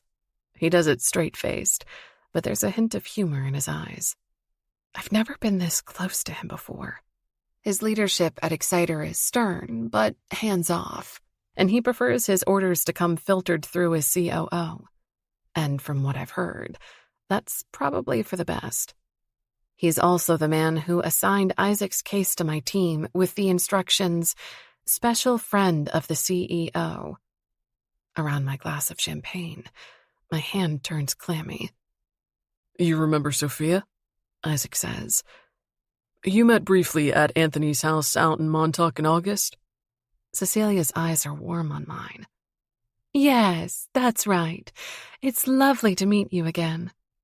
Victor extends a hand. There's no spark of recognition in his eyes. They're guarded, intelligent, unreadable. A pleasure to meet you again, he says.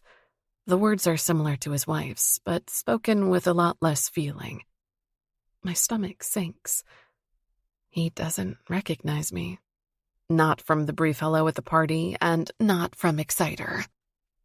Thank you, I say, It's Sophia Bishop. Maybe he knows the name. But he just nods, takes a sip of his drink, and glances at the rest of the guests.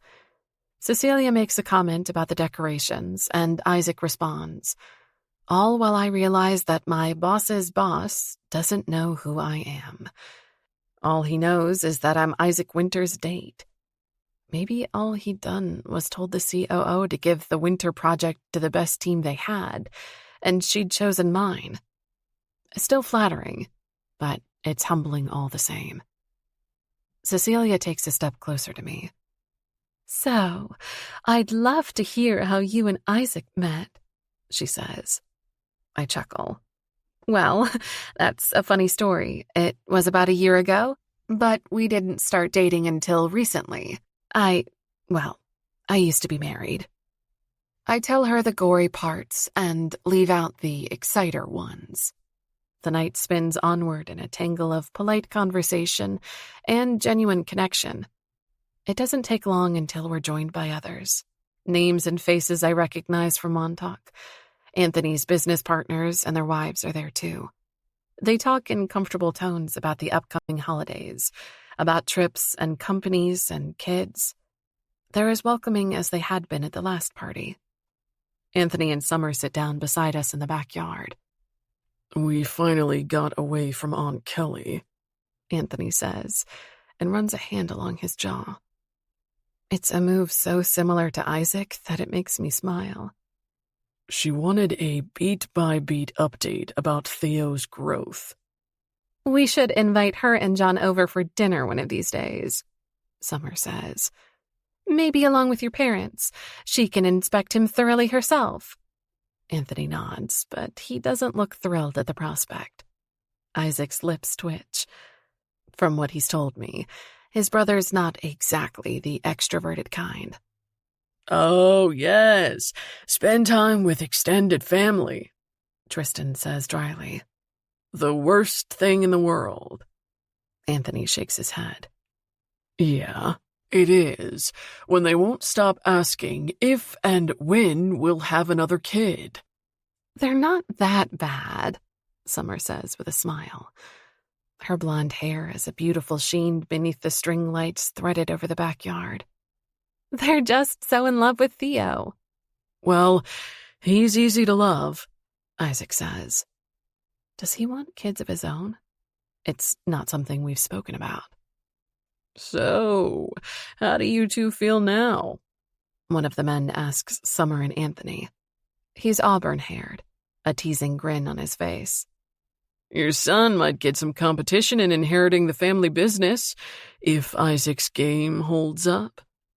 Chuckles erupt around us, some heartier than others. I smile too. It's expected of me. After all, they're implying that Isaac and I might have kids, if his game holds up. If it does, Anthony says. Theo will just have to battle it out the old way with a potential cousin. Duel to the death, Victor says. A high-stakes staring contest? Freddie suggests. That makes me chuckle. I can see them, Isaac and Anthony, having an argument that involves very few words but a lot of angry looks. I think, Audrey says, it would be better for the two of you to have it out with one another, rather than the kids. Oh, Anthony and I never argue, Isaac says. His brother nods sagely. We never have. Not a single time. Never. I don't believe that for a second, I say, smiling. But isn't the traditional way to pitch the current head of the company, like Isaac did? Anthony's eyebrows rise. Yes, that's true. Our aunt started the tradition. Which means you'll have to decide one day, I say to Isaac. He nods, eyes warm on mine. You remembered, they say. The conversation sends a shiver down my spine. The others think we're likely to have kids together. Audrey sits down beside me, a friendly smile on her face. It's so nice to see you again, she says, and the conversation draws me away from my thoughts and into topics of print media and working with your partner. It's something she's done too, apparently. Maybe Isaac had been right, and office romances are much more common than I think. It doesn't take long for the group to disperse. There are others to talk to, and homes to return to, and kids to look after. Isaac and I walk back into the house. He really doesn't recognize me, I say. St. Clair? I nod. No. Isaac says softly. Do you want him to? Well, I'll admit that it's somewhat of a blow to my ego. You know, I thought he assigned your project to me and my team specifically. Oh. But it's good that he doesn't, in a way. Postpones the whole you're dating your client conversation. Isaac laughs. Sophia, Victor married his personal assistant. I pause. Right there in the hallway, surrounded by beautifully framed black and white portraits. He did what? Cecilia was his assistant at Exciter. She was a damn good one, too, from what I heard. Now she runs her own virtual assistant firm. Wow, I say. That's... Yes, Isaac says, voice quiet. I know. I think things were rocky in the beginning, but they're a solid couple now. If two people are genuinely meant to be together, those logistical problems fall to the wayside. Yes, I think. But there might be a lot of carnage along the way. We stop to talk to his parents, Amelia and John Winter. Isaac's mother looks dignified, her hair swept up in a French twist with a dark red lip. Her eyes crease with a wide smile. Hello, you two.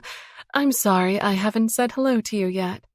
That's all right, Mother, Isaac says and leans in to kiss her on the cheek. You've been busy. Well, that's certainly true. Hosting is never quite as fun as going to a party, is it? Sophia, it's so lovely to see you again. You're always welcome in this house. I squeeze the hand holding mine. Thank you, I tell her honestly. That's very kind of you. That's what family does, she says, and her eyes burn a little brighter. I swallow. Thank you. Amelia and her husband are higher on the ladder than the Browns.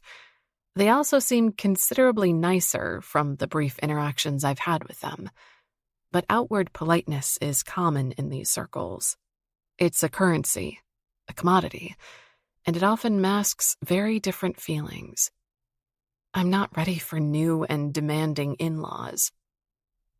Sophia has put together a brilliant prototype for a coffee table book about the Winter Hotel, Isaac says, and puts a hand on my lower back. It was her idea, too. We could fill it with iconic pictures and stories about guests or parties. Amelia puts her hands together. That is a wonderful idea. Oh, I'd love to lend a hand, dear. I don't know if my son has told you, but I've written a little something about the family. There are a ton of stories about how the hotel was founded. He has, I say. She reaches out and puts a hand on my forearm. Would you like to come over one day? We can have a drink and talk things over. I can give you material for it. My smile turns strained. Thank you for the generous offer, but I'm actually working on it as a project for the Winter Corporation. Yes, she says. I gathered that. What she means, Isaac says dryly, is that it's a job. She's paid for it through Exciter Consulting. Amelia drops her hand. Oh, she says. Silly of me, of course. That's such a modern way to do it. I give a dutiful chuckle. Yes, but I would be happy to meet with you, of course, if Exciter is hired to put together the official coffee table book. I imagine you have a ton of great stories. Yes, I dare say I do. So, tell me more about your job. What do you do? There's patient politeness on her face, and smile that looks genuine. I don't know if I trust it quite yet, but I do what she asks, telling her about what Isaac and I are working on together. It's almost an hour later when Isaac and I are back on our own, walking through the main sitting room. It's a beautifully thrown party on all counts. Music, decor, food, ambiance.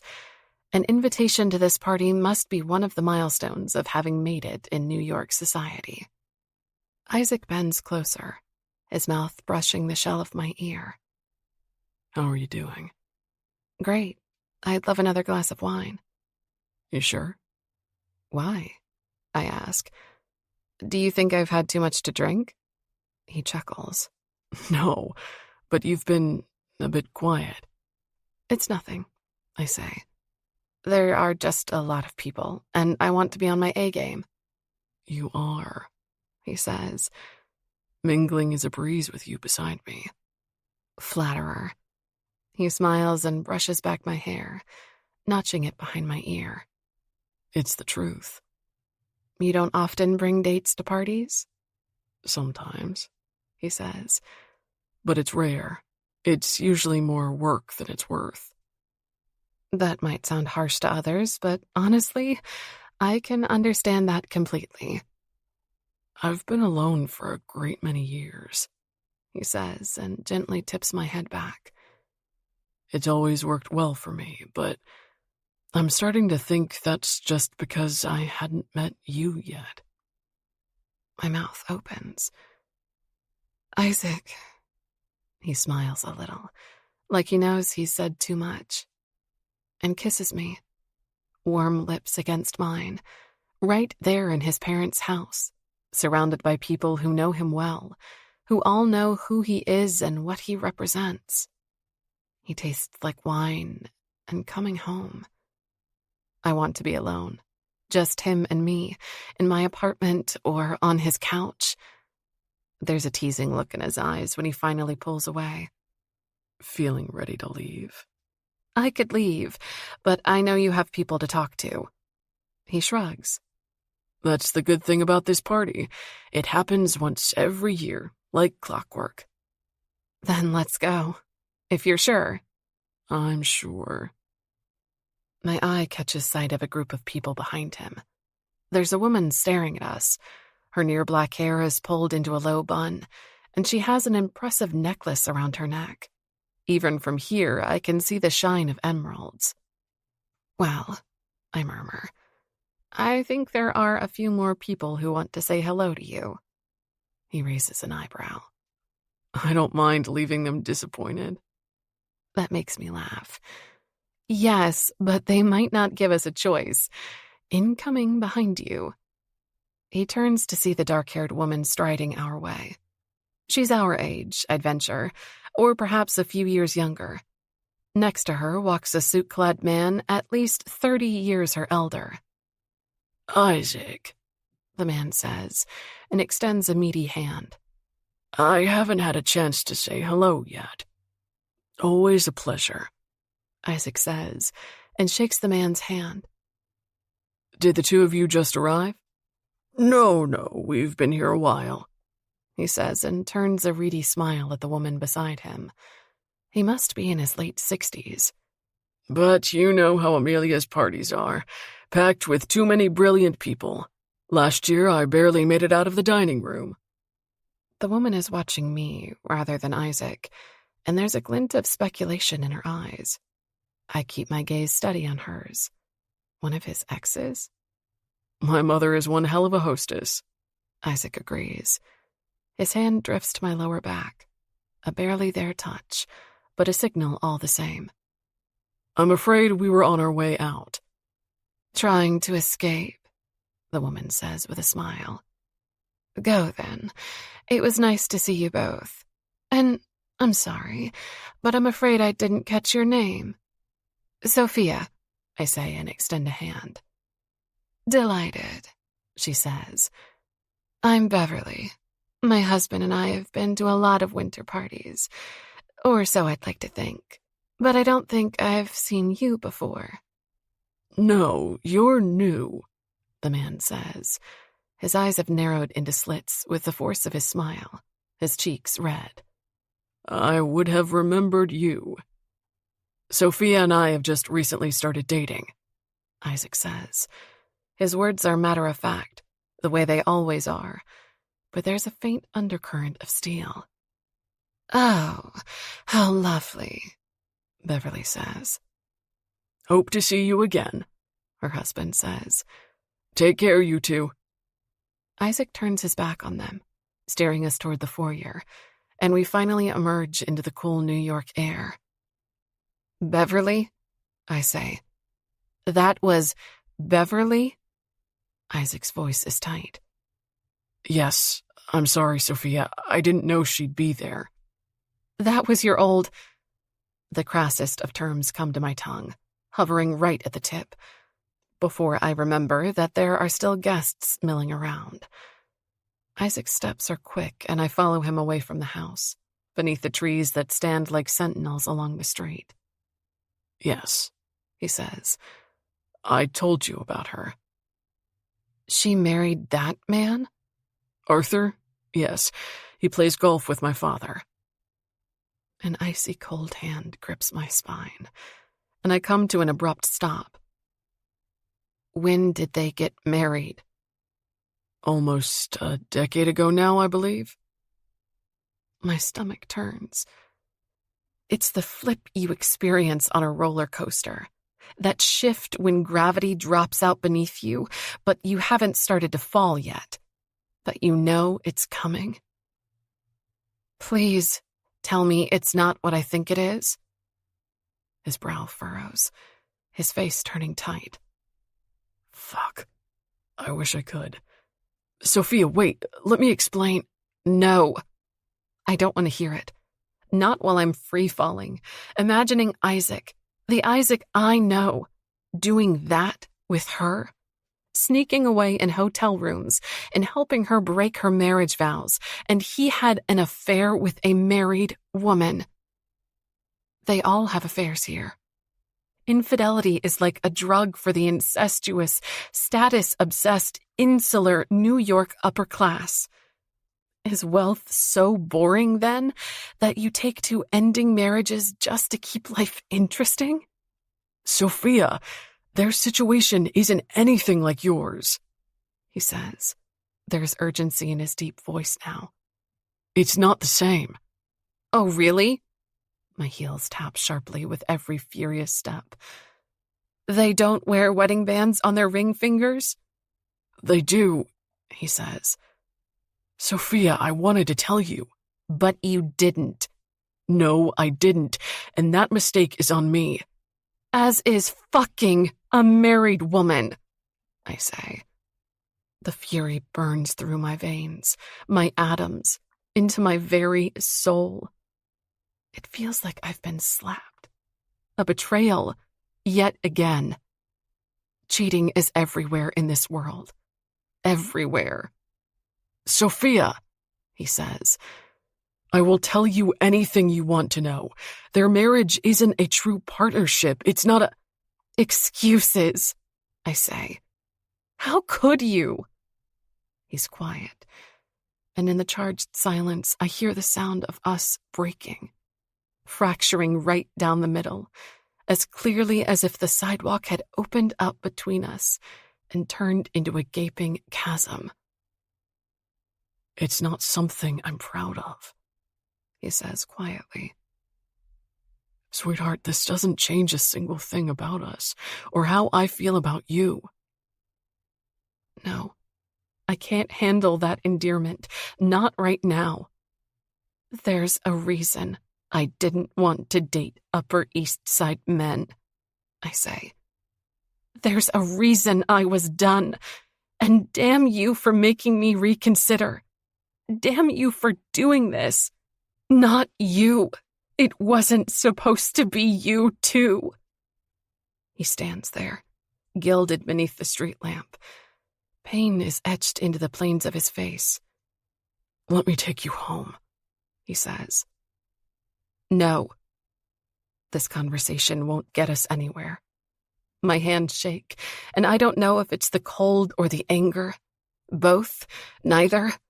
Maybe I'm just that close to exploding, to fleeing New York, to never return. Sophia, let me drop you back off at home. I can take a cab. It's not as safe. It is safe, I tell him, and yank my arm away. My words feel like they're laced with venom, and I know I need to get away, right now, or I'm going to start crying. Thousands of people take cabs every damn day. I know how to take care of myself. Okay, he says. Then at least let me know when you're home. I shake my head. Everything inside me is vibrating, like I'm a bell that's been struck. He slept with a married woman. He goes to parties with her and her husband. He acts like nothing's out of the ordinary. I don't think I will, I say. He drops his hand. Please let me call you in a few days. I step off the curb. There's a taxi approaching. They must have been tipped off about the large party here, or they're just constantly in motion, having dropped off guests. I flag it down. Sophia, he says. Please. I thought you were nothing like Percy, I say. For a long moment, we look at each other. His eyes reflect the way I feel inside. But I'm the one who's furious. I'm the one who's hurt. And damn him, I think, for looking like I'm breaking his heart when he's the one breaking mine. I'm so sorry, he says. I should have told you. I slam the cab door behind me. 26. Sophia. Milo watches me accusingly from the couch. He's been trying to nap, with his head on a pillow next to me, but I keep jostling him. Sorry, I tell him, when I get up from the couch for the 10th time in an hour. I'm too jittery to stay still. For what? My sister says. Her voice through my headphones makes me feel painfully homesick. Sorry, I was talking to the cat. She laughs. That's where we're at now? It's your fault, I say. You're the one who forced him on me. There's no forcing a kitten on anyone. Yes, there is. You forced me to look at the absolute pinnacle of cuteness, and then I was lost. He was the sweetest of the litter. Perfect for me, then, I say. Famously the sweetest of women. She chuckles. You are when you want to be, you know. The people who know you know that. I pour myself a cup of tea. It's my 4th, and I'm not really in the mood for one. But I need to do something, anything to quell this maelstrom inside me. Soph, she says. I'm sorry. I sigh. Yeah, so am I. Do you know the circumstances around it? Maybe they had an open marriage, you know, the trophy wife and her husband? Maybe, I say, but I sound unconvinced even to my own ears. But I think he would have told me that right off the bat if it was. At least he wasn't the cheater, she says. I know, but that's something. I shrug. Maybe it is, but right now I can't think around it. All of it. Beverly, Isaac, and Percy, the world they all belong to. The world that comes with its own set of twisted rules. I shouldn't have gotten involved again, I say. That's the real mistake, and that's on me. Nope, I told you to get out of there a month ago, remember? So it's my fault. I take full responsibility. Rose, absolutely not. Yes, mea culpa. Now stop feeling like you messed up because you didn't. You were brave. You trusted again. You had a relationship with a man and you opened yourself up, and that's fantastic. I twirl my spoon round and round in my cup of chamomile. Feels like a pretty hollow victory. Right now, maybe, but not in a few weeks, I promise you that. You know, maybe I need to leave New York. There's a brief pause. Like, leave it? Yes. Okay, I'm getting worried now. Should I get in the car and start driving? No, I'm clear-headed. maybe for the first time in over a year. I lean my head against the kitchen cabinet and look up at the ceiling. I've tried for a year to make it work, to fit into the Sophia Bishop-shaped hole left behind in the blast zone of my marriage, but I just can't seem to find my place. Where would you go? I don't know. Exciter has a big office in Chicago. I take a sip of my too-hot tea. It burns. New York is the biggest city in the country, but it doesn't seem big enough for both me and my past. I keep running into it. Sophia, my sister says. Do you want to run from him? I sigh. Maybe. I was so sure I'd manage it before, but now I can't imagine working together with him. I can't even imagine living in the same city as him. It seems painfully cruel. The idea of living in the same city as him, as working on the same projects as him, just a few blocks away. Maybe it's time I stop trying to become a New Yorker. Everyone reaches a point when it's just better to give up, you know? I think mine's come. My eyes burn, and I blink to try to clear them. It doesn't help. I see his face, the way he'd looked beneath the street lamp. Like I'd hurt him by getting into that cab. Like he was breaking too. Sophia, my sister says, you have always loved New York. You had a poster of the city skyline in your bedroom, remember? The one Dad got you when you turned 10? It's where you always dreamed of living. After school, you and I used to lie on the couch and rewatch New York TV shows and talk about whether we're a Miranda or a Samantha, or laugh at Joey and Chandler. Every day, I murmur. That was just entertainment for me, but you saw it as a manual. You've wanted to become a New Yorker your whole darn life. Maybe that was the wrong dream, I say. Maybe New York doesn't want me. She snorts. Bullshit. You're constantly getting promoted. You earned the big bucks and you walk really fast now. Look, there's no shame in deciding a dream's no longer for you. But I refuse to let you run away from it because you're scared or hurt. You have every right to own the city, just like Percy or this new guy. Isaac, I whisper. Yes, Isaac. So you had a setback in the last year. That doesn't mean this isn't your home. Would it be easier in Chicago, knowing no one nor your way around? No, probably not. I'm not saying don't do it. Just know why you're doing it. I sigh. Damn it. When did you become the voice of reason? She chuckles. You were that voice when we were teens, so I have to pay back the favor. But it was so much easier when it was underage drinking or bleaching your hair. It was, wasn't it? There's faint wailing in the background. Shoot, Mia's woken up. Give her a kiss for me. Will do, she says. And don't forget what I think about the whole thing. And what's that? That you're my badass big sister, Rose says. And you can do anything you put your mind to, man or no man, New York or no New York. A tear runs down my cheek.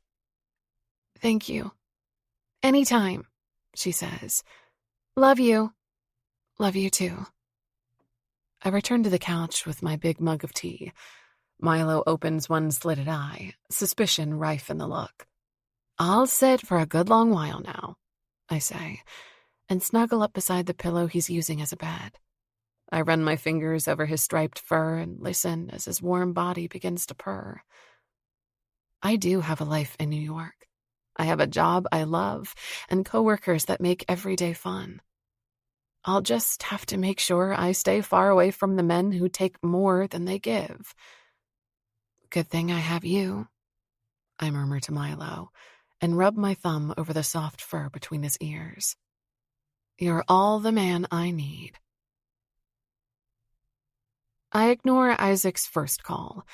It comes 2 days after the fateful party, and I wasn't interested in talking or hearing another excuse. The next call came 2 days later, accompanied by a text. Let's clear the air. Please, Sophia? That's something I see a begrudging amount of common sense in doing. We will be working together, even if I'll talk to his second-in-command and not him. Let's go for a walk, I text back. My hands shake as I type the words. In my mind, I see her. I see Beverly. I see her standing next to her husband, and I hear the words Isaac had spoken. Sophia, I'm sorry. Because he'd known just how much damage that realization would do. Maybe that's why he'd kept quiet about it. A chilling suspicion races down my spine. Isaac had been single for a long time. Before that, he had been engaged to a woman who he, admittedly, had dated partly for strategic reasons, to further the hotel and to further the family. So he's already proven he's in the market for a wife. Maybe he wants someone like his mother or his grandmother, who served as the social limb of their husbands, someone who can help further their place in the social circle and produce the next generation. Isaac had seen me at work first, challenged me on my thoughts about the hotel. He'd introduced me to his family and seen how I acted in society under the guise of our fake dates. And all before anything genuinely happened between us. The man is a brilliant strategist. He deftly course corrects, evaluates things 5 steps ahead, and has used that skill to grow the company to unprecedented heights. And he's never hidden his single-minded goal of expanding the company. The strength of his family and that of the company are one and the same in his mind.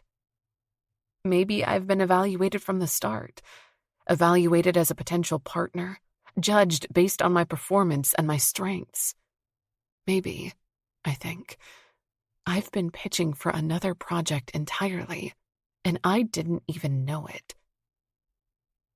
In the end, we meet by the river. There's a great length of sidewalk to pace, and I don't want to walk in Central Park. I don't want to be close to the hotel, or the Upper East Side, or the familiar paths I once walked every day. Isaac is already there when I arrive. He's standing with his back to the water, his dark hair tousled by the wind. I wrap my own coat tighter around my body. Seeing him is a relief, like a balm to an open wound. And then it hurts, because there's no more relief to be had with him. Sophia, he says, voice cautious. You came. I put my hands in my pockets. Yes. Thank you. I nod again. We start walking north, falling into comfortable step with one another. I saw that your company signed the contract, I say. Winter Corp and Exciter are officially in business together now. Yes, he says. What I said earlier stands. Andrew will run point on the project from our end, and will be your only source of contact. Thanks, I say. Funny how that was meant as a backup plan, but we'd needed it immediately. Sophia, he says. I'm sorry about last weekend. Sorry she was there, or sorry it happened at all? It wasn't something I planned on keeping from you forever, he says. But I need you to know that I've never been unfaithful to anyone, not once. Congratulations, I say. My tone sounds acidic, and I hate it. I hate this, and I hate the painfully tight knot in my stomach. It's not something I'm proud of, and I wasn't even when it was happening. Then why did you do it? Isaac is quiet for a long time. It was after Cordelia. She'd cheated, and I was nihilistic when it came to relationships. It seemed like they didn't work. Not for anyone, but least of all me. Doing something that confirmed my own belief was comforting, I think. It was still wrong. Of course it was, he says. She's unhappy with her husband, despite the crass agreement they have, He got a younger wife and she got security and stability, but it's not a good marriage. Beverly and I, we were just amusing one another. At the time, I suppose I thought it was companionship, too. I cross my arms over my chest. The reasonable words falter against the bulwark of my defenses. Not again. Never again. Does her husband know? I don't know, he says. I never asked. But Sophia, it's in the past. I haven't been with her for almost a year. It's over, and that part of my life is over. I shake my head. Just like Percy, I think. They all are. Nothing's ever truly in the past. No, I suppose not, he says, and there's a rough note in his voice. What does that mean? He shakes his head. Nothing. I'll answer any questions you want about it, about myself, about my past relationships. No, I say. There's no need. There isn't? This isn't a good idea anyway. You and me, this. And why not? Because you want a wife, a proper wife, and I can't be that. His voice turns monotone. What do you mean, a wife? Yes, you want a marriage like your parents, I say. Like your friends and your family and your entire social group. A marriage just like the one Percy wanted us to have. But I couldn't do it. I've tried that and I can't do it again. I won't do it again. I won't give up my job and Isaac stares at me. When have we spoken about marriage? I shake my head. There's a manic quality to my words, to the unloading of emotions. I really love my job. I know that, he says. Fuck, don't you think that's... You'd say that, but how would I know if you really mean it? I won't come work for the Winter Corporation. I won't be a trophy wife. I can't. And I won't deal with the pressures of in-laws again and you slowly resenting me because I can't cook you warm meals and then finding you with her again. Or someone else, because you think marriage is just a contract and not a... Sophia, he says. His voice is harsh. What the hell is all this? It's our future, I say. And I don't want it. This is for the best. That wouldn't be our future. Yes, it would. I know it would, I say. But I can see that he doesn't believe me. Why can't he see what I can so clearly? His mouth tightens. So you would just give up then? On us? We were never an us, I tell him, my steps speeding up. We'd started by faking it, and then it had been a day-to-day thing, a go-slow thing, and a test-the-waters thing. Well, the waters have been tested, and they're shark-infested. Then what were we? He demands. Something fun on the side while we worked together. That's not how I saw us, he says. Not once. I think of his mother's party, and the comment about the two of us having kids. I see myself trying to appease his mother, and around me, the sound of a cage rattles. This just isn't a good idea, I say.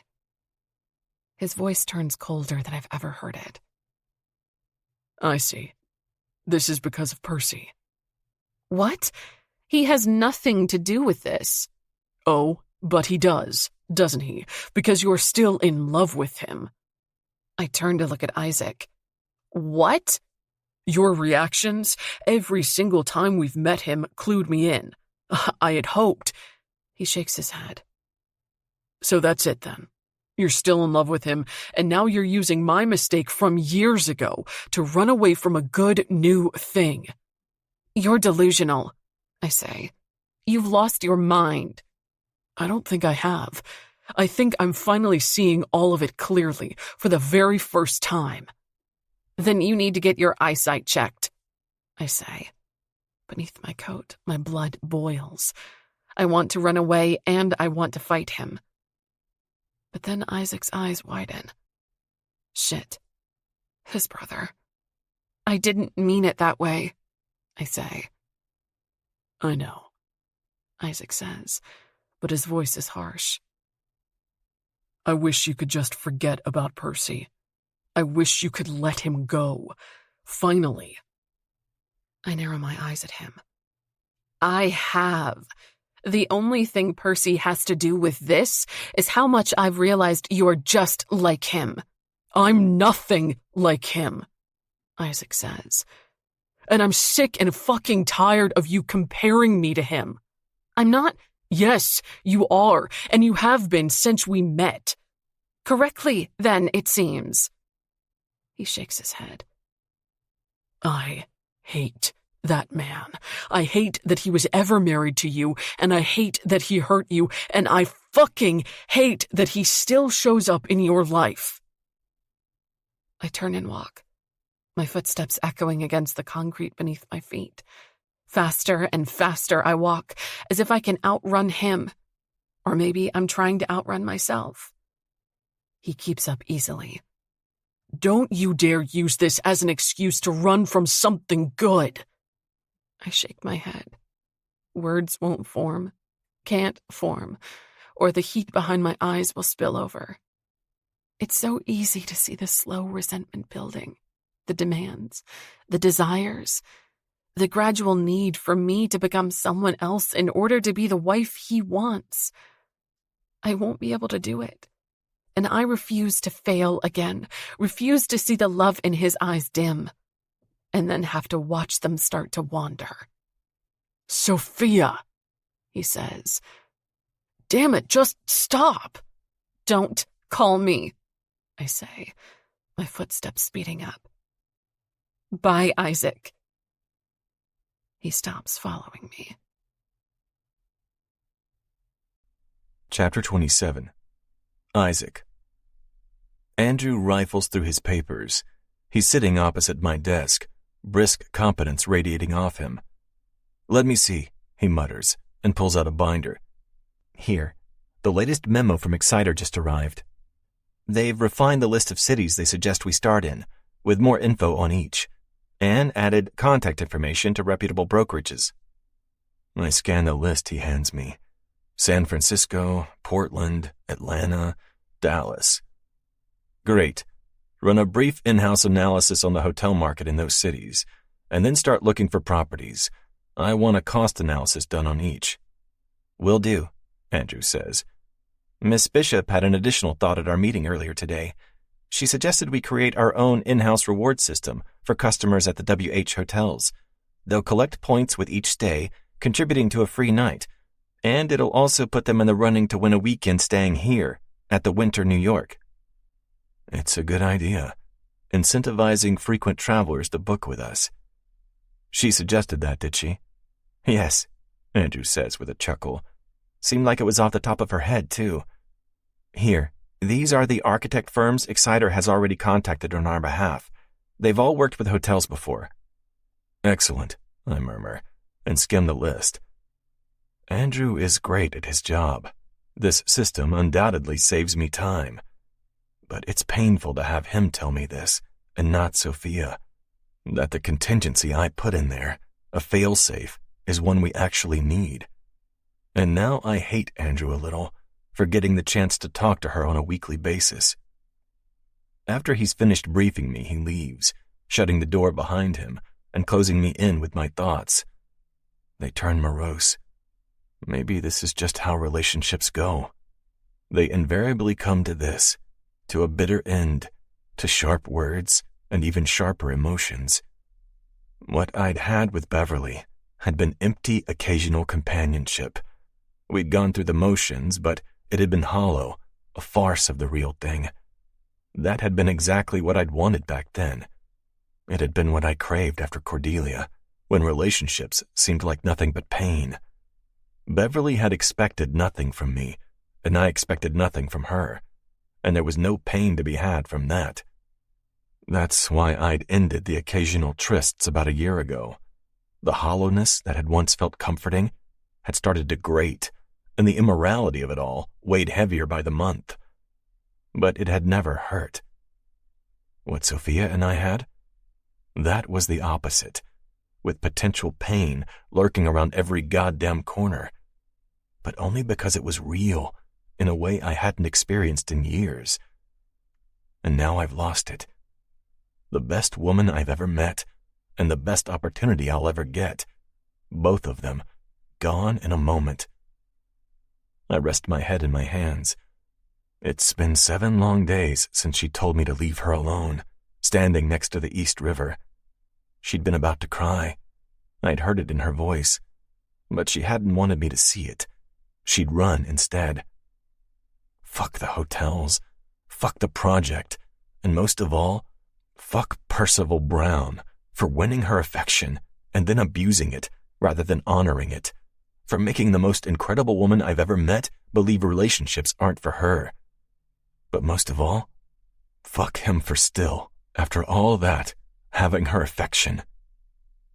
I stared down at the papers spread out on my desk. The plans and names and contracts for the franchise, all drawn up by her and her team. It has her stamp all over it. "You want a wife, and I can't be that," she'd said. Those words had haunted me over the past week. I should have been clearer about what I truly wanted and why. That I care for her because of who she is, and not because of what she can give me down the line. There's a knock on my door. "Enter." It's Anthony. Walking close by his side is Abel, his guide dog. "Hi," he says. "I'm a few minutes early." "That's all right. Have a seat," I say. If anything, talking business with my little brother will help take my mind off things. He narrows his eyes. "Even I can see that you look shot. Have you been sleeping?" "Not very well." "No, I can see that." He sinks down into the chair Andrew just left, stretching out his long legs. Abel, seeing that her master is safe and sound, comes around the table to greet me. I run my hand over her soft head. "Hi, you." Abel wags her tail softly and then lies down next to Anthony, ever loyal, ever faithful. "What's wrong?" "Sophia and I have called it quits." He frowns. "Damn. Sorry to hear that." "Yeah, thanks." "How come?" "Lots of things." I shake my head and push back from my desk, giving my own legs room to stretch. It's over, and I'd rather it wasn't, but it wasn't my call. She found out about the relationship I had with Beverly and reacted badly. "Oh," he says. "You know, I heard she's moved on to Paul's younger brother. Can't remember his name right now, but you know, the banker who just moved back from London." "Logan," I say dryly. "It wouldn't surprise me. Sleeping with Beverly meant nothing at the time, but Sophia doesn't see it that way. And I'm pretty sure she's still in love with her ex-husband." "Well, shit," Anthony says. "That one's hard to overcome." "Yeah. Did she tell you that?" "No, but I've picked up on the signals." He says. "Look, I'm not an expert on women." That makes me laugh. "No, I wouldn't say you are." My brother pointedly ignores that. "But I do know that, 9 times out of 10, when you assume what they're thinking or feeling, you assume wrong." "You get married once," I say, "and suddenly you're full of wisdom?" He lifts a finger. "Being married means you won the dating game, so I'd listen to me if I were you." I sigh. "Right. Okay. So I shouldn't assume." "No, you shouldn't." "What did she actually say when she found out about Beverly, and when she wanted to end things?" I rest my elbows on the table. It's not a conversation I want to relive. "Come on," Anthony says. We won't leave to get lunch until you do. You're a real menace. And you're stalling. I sigh, but give in, giving him a quick rundown of what she'd said. I even repeat those words. I can't be your wife. When I'm done, Anthony looks more thoughtful than I've seen him in months. So, I say, what do you make of that, O whisperer of the feminine? Sounds to me like she's afraid of repeating her first marriage. It can't have been a particularly great one, he says, and shakes his head. I remember Percy from school. You were in the same year, right? Yeah. I always got the feeling his parents were riding him pretty hard. Can't imagine they stopped just because he grew up. Besides, Anthony says, shrugging, he always struck me as a man with an appetite for too much fun. I sigh. So I made her feel like being with me would be like being with that fucking asshole again. Maybe, he says, but I doubt it's as clear-cut as that. She was hurt very deeply, and now she's afraid of opening herself up to being hurt again. Finding out about your little dalliance with Beverly just dialed that fear up to a 10. Hell, I could probably have figured this out even pre-summer. I raise an eyebrow, remembering the man he'd been, before he was open about his diagnosis, and before he met his wife. No, I really don't think you could have. He waves a hand. Regardless, the way forward for you is simple, my friend. Simple? Yes. You just have to make it crystal clear to her that you're not expecting anything like her old marriage, that you understand her fears, and promise to listen to them and take them seriously, and that you're not going to give up just because it gets hard. Fuck, I say. You actually are an expert. He grins, brief and wide. Yeah. So how do I let her know that? I don't know. What do men usually do when they fuck things up? Pen a heartfelt letter? Or write her name in the sky with a plane? Two very similar options, I say dryly. When I screwed up with Summer, I just went and talked to her. No writing required. I've tried that, I say. So try again, he says. You have the look of a man who's pining. I'm not pining. Yes, you are, because I've seen the same look on my own face in the mirror. I take a deep breath. He's right, on all counts, and maybe a few more that he's too tactful to mention. I think I'm going to move out of the hotel, I say. What? Seriously? Yes. Showing the place to Sophia made me think. It's not really a home, is it? It's a memorial, a museum. And it's important, but the rooms here are the family's, not mine. For a long time, that didn't matter. But I think it does now. I think I want it to matter. Anthony's mouth widens into a slow smile. Yeah, that's why I've always wanted to have a life outside of the hotel, too. I know, I say. It's something I've resented you for sometimes, for going down your own path and leaving me alone on the one we were expected to walk. Anthony's quiet. His hand rests on Abel's fur, moving back and forth in a slow motion. I knew you did, he says. Sometimes. But I also know you, and you would have taken my head off if I'd ever tried to challenge you for your position. I chuckle. Yeah, probably. If there's one thing you are, he says, it's painfully, obnoxiously, single-mindedly persistent. Don't stop being that now, when you need it the most. I look down at my hand, resting atop one of the documents from Exciter. From her. You're right. 28. Sophia. I turn over in my bed and fluff up the pillow. I fold it over once, and then in the opposite direction, trying to get comfortable.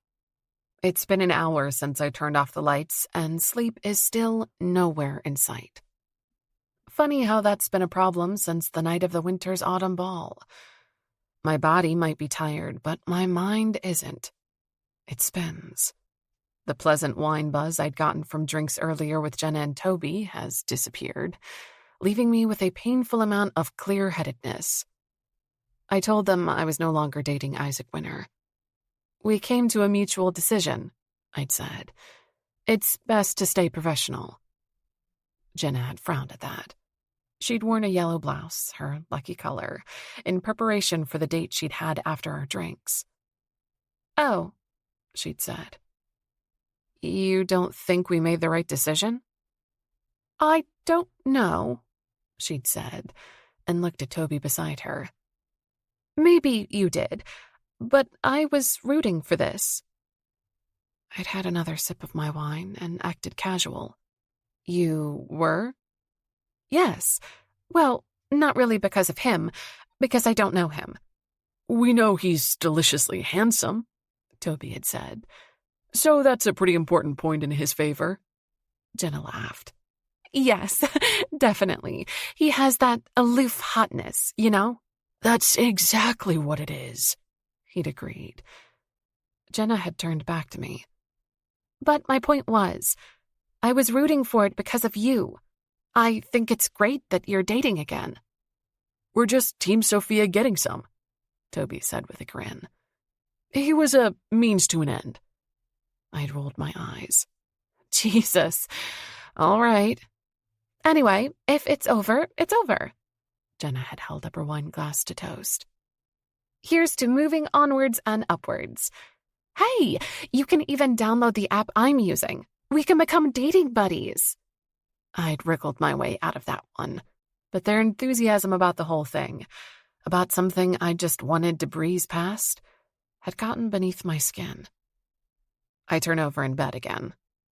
Maybe it would be easier to forget if I didn't have to see his name every day. Winter, it says in my documents and on my project folders. Winter, winter, winter. It's not even my favorite season. Damn him. Damn me. Damn all of it for happening and leaving me alone with the memory of it, unable to enjoy its sweetness. Every day something happens that I want to talk to him about. Work, tennis, life, the city. I'd been doing okay before Isaac. Not great, maybe, but okay. Life was predictable and monotonous. But now that he's passed, like a storm that's breezed through a little town, everything feels out of place. There's an absence now, a lack, where before there was just nothingness. I turn onto my back and stare up at the ceiling. If only I'd never invited him into my apartment and never let him sleep in this bed. Maybe then I wouldn't feel his absence quite so strongly. My buzzer rings. The loud, piercing sound jolts me into sitting. Then it comes again, buzzing loudly from my living room. There's someone calling from downstairs. Milo gives an offended little meow beside me on the bed. His eyes glitter in the near darkness as he watches me get up. "Stay there," I murmur. Unnecessarily, too, because he has no intention of moving. He tucks his face between his front paws and closes his eyes. I walk to the intercom by my front door and click down on the receiver button. "Hello?" "Soph," a voice says. "Is that you?" My anticipation turns to annoyance. "What the hell are you doing here?" "Soph, please," my ex-husband says. "I just want to talk to you. I have to talk to you." "No, you don't." "Yes, please come down," he says, his voice too loud in my quiet apartment. "Meet me in the lobby." "Go away, Percy." "I won't," he says. "I'll stay here until morning, until you have to leave for work." Shit. I press down the receiver again. "Fine, but you're not coming in, and you're leaving the second you've said whatever stupid thing you've come here for." "Good, Soph. Sounds good." His words are fuzzy around the edges. I march into my bedroom and pull on a pair of sweatpants, then stick my feet in a pair of worn-out loafers and throw over a coat, hiding most of the mismatched outfit. Irritation burns like a flame in my chest.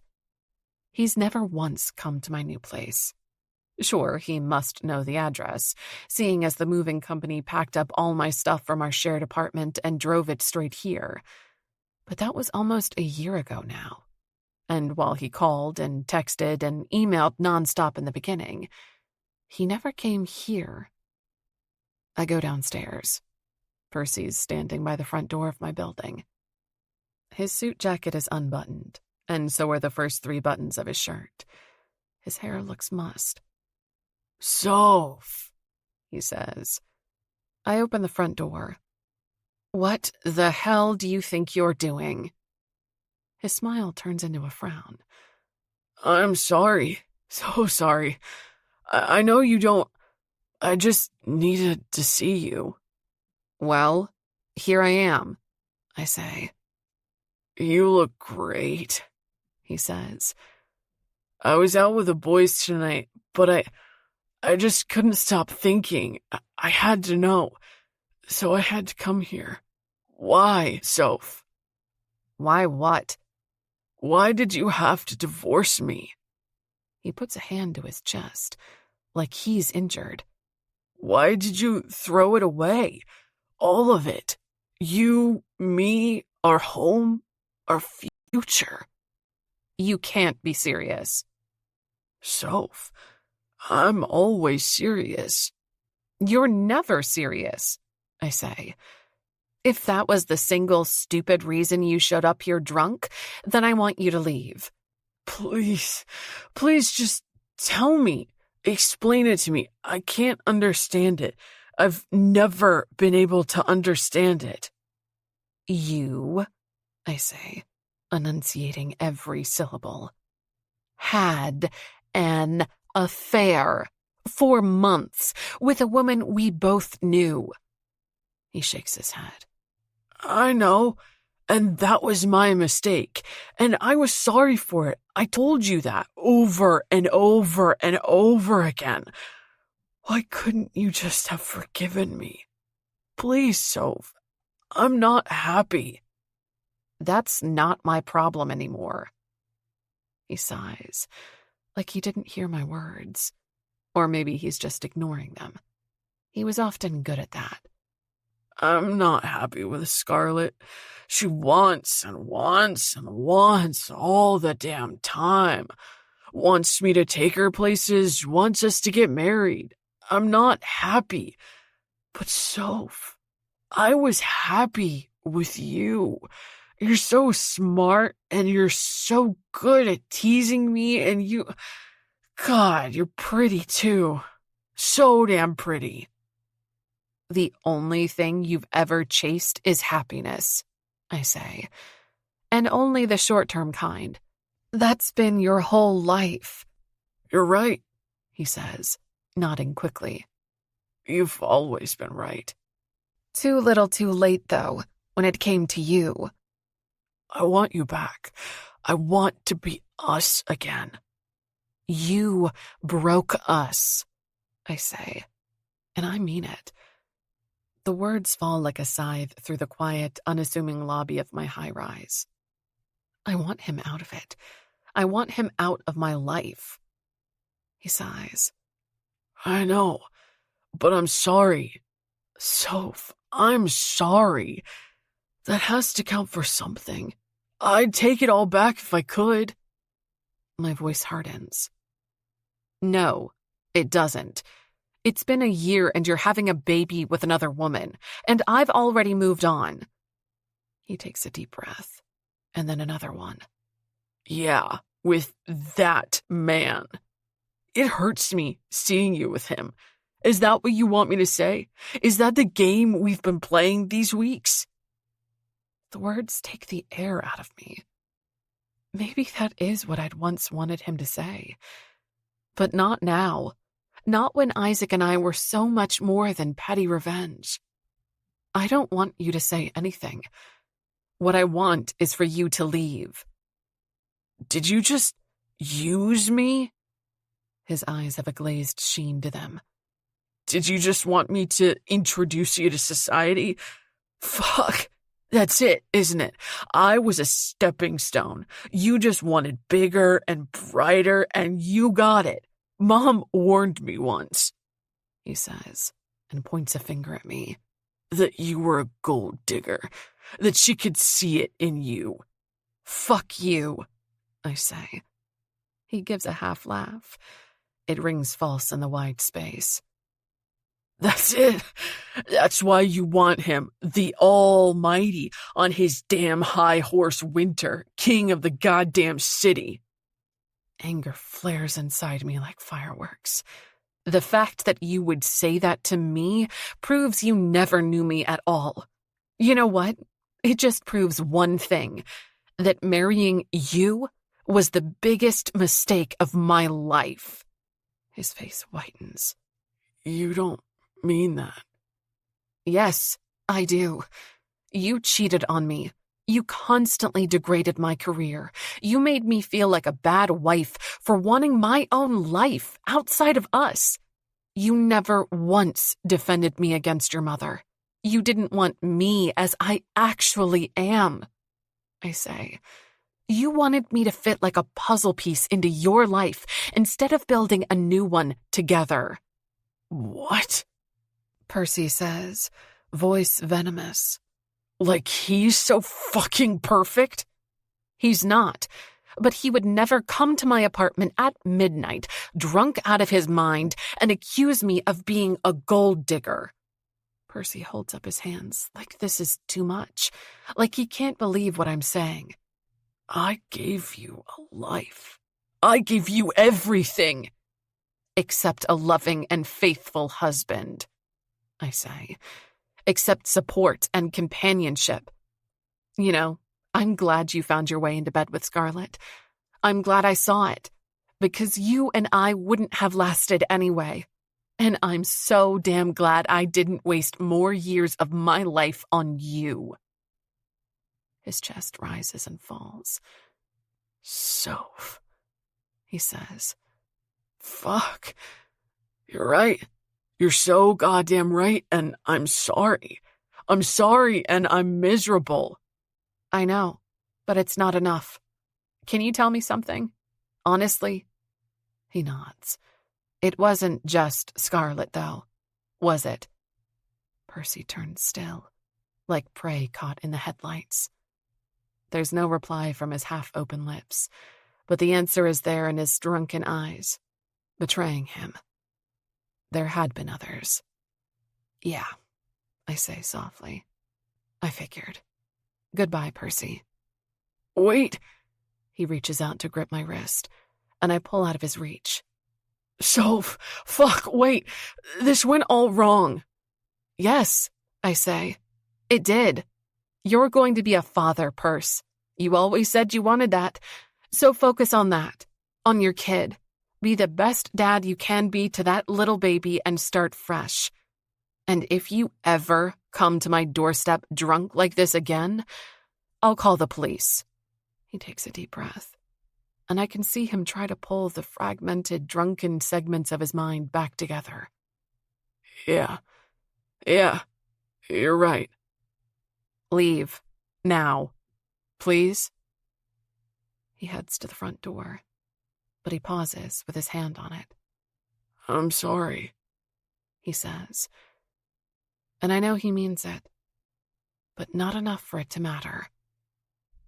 Goodbye, I say, and I mean that enough for the both of us.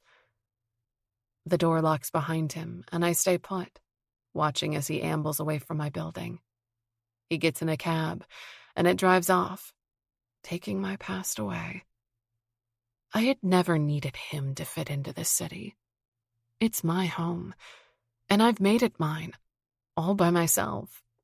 My relationship with New York is stronger than my marriage ever was.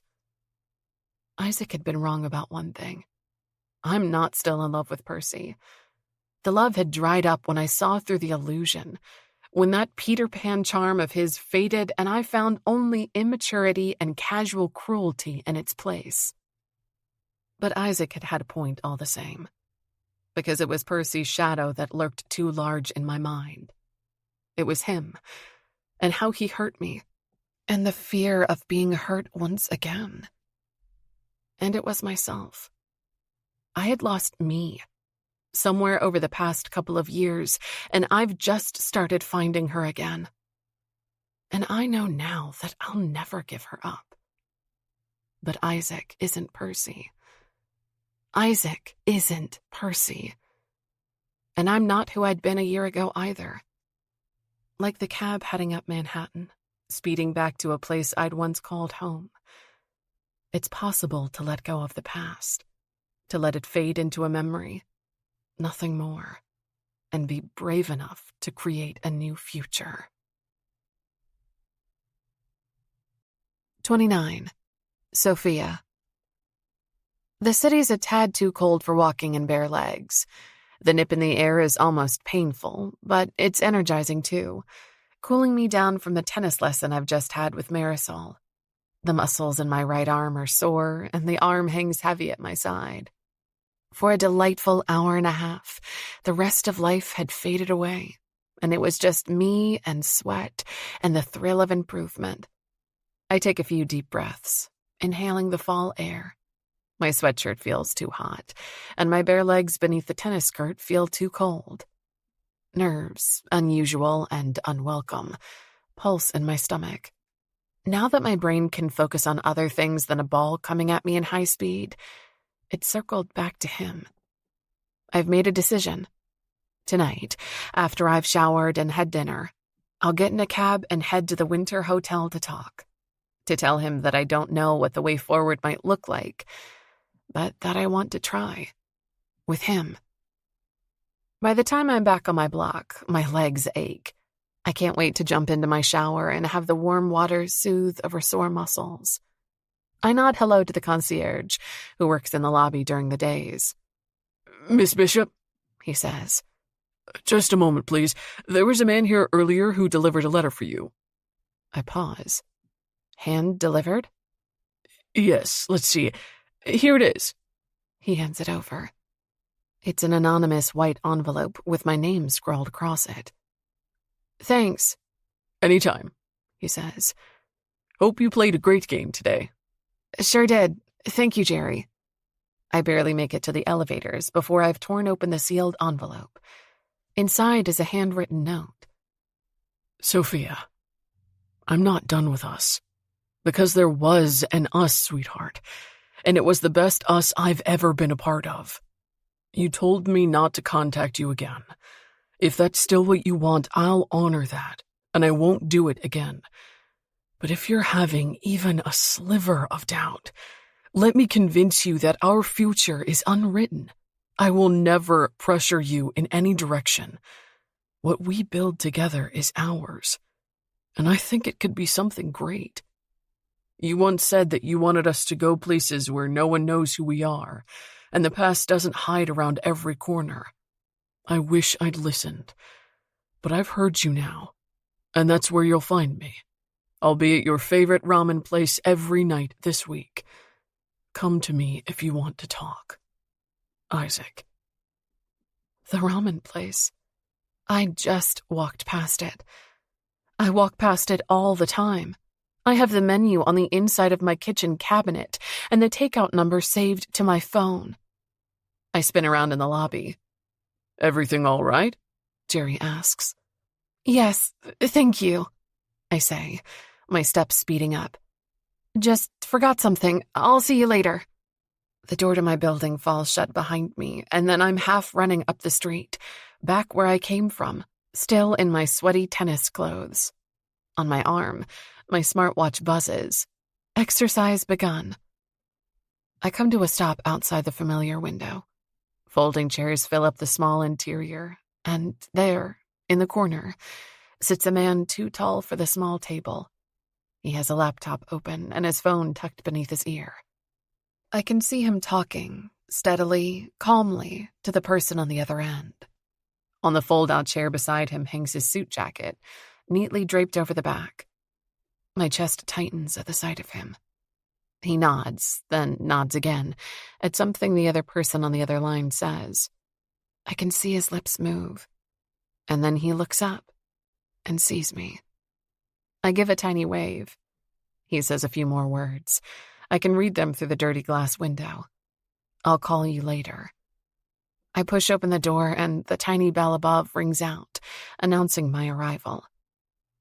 Hello, Sophia, he says. you came. I just got your note. I did some errands after work and then I played tennis. Have you been waiting long? Not particularly, he says. That's a lie, a voice chimes in. Amy stands behind the counter, wearing a huge grin. He paid me a stupid amount of money to sit here and work every night this week. He's rented my whole shop. My eyebrows rise. You did? It's only fair she be compensated. That's right, Amy says gladly. Do you want your regular order? No, thanks. Not yet, anyway. I'm just here to talk to him. Good call, she says. You've got yourself a handsome one there. I chuckle. Thanks. She nods again and grabs a rag from the side of the counter. I'll be in the back, not listening, I promise. Thanks, I say. Isaac's voice is measured and steady, but I can hear the trace of cautiousness in it. You look great. Thank you, but I've just worked out. I'm a sweaty mess. You still look great, he says. Did you really... Sorry, I can't believe you're here. His mouth twists into a rueful smile. Yeah. Sorry if I've overstepped. I just figured meeting you on neutral ground might be... Anyway, do you want to stay and talk? I pull out the chair opposite him. The air in the small restaurant feels thick with tension. Yes, thanks. I wondered how best to do this, he says. He's bracing his hands on the table, the wide backs and long fingers stretching out on the vinyl. I considered writing you a letter or sending an email through the official channels, but that would be violating our agreement. No pleasure mixed in with the business. Yes, I murmur. Winter and Exciter are separate.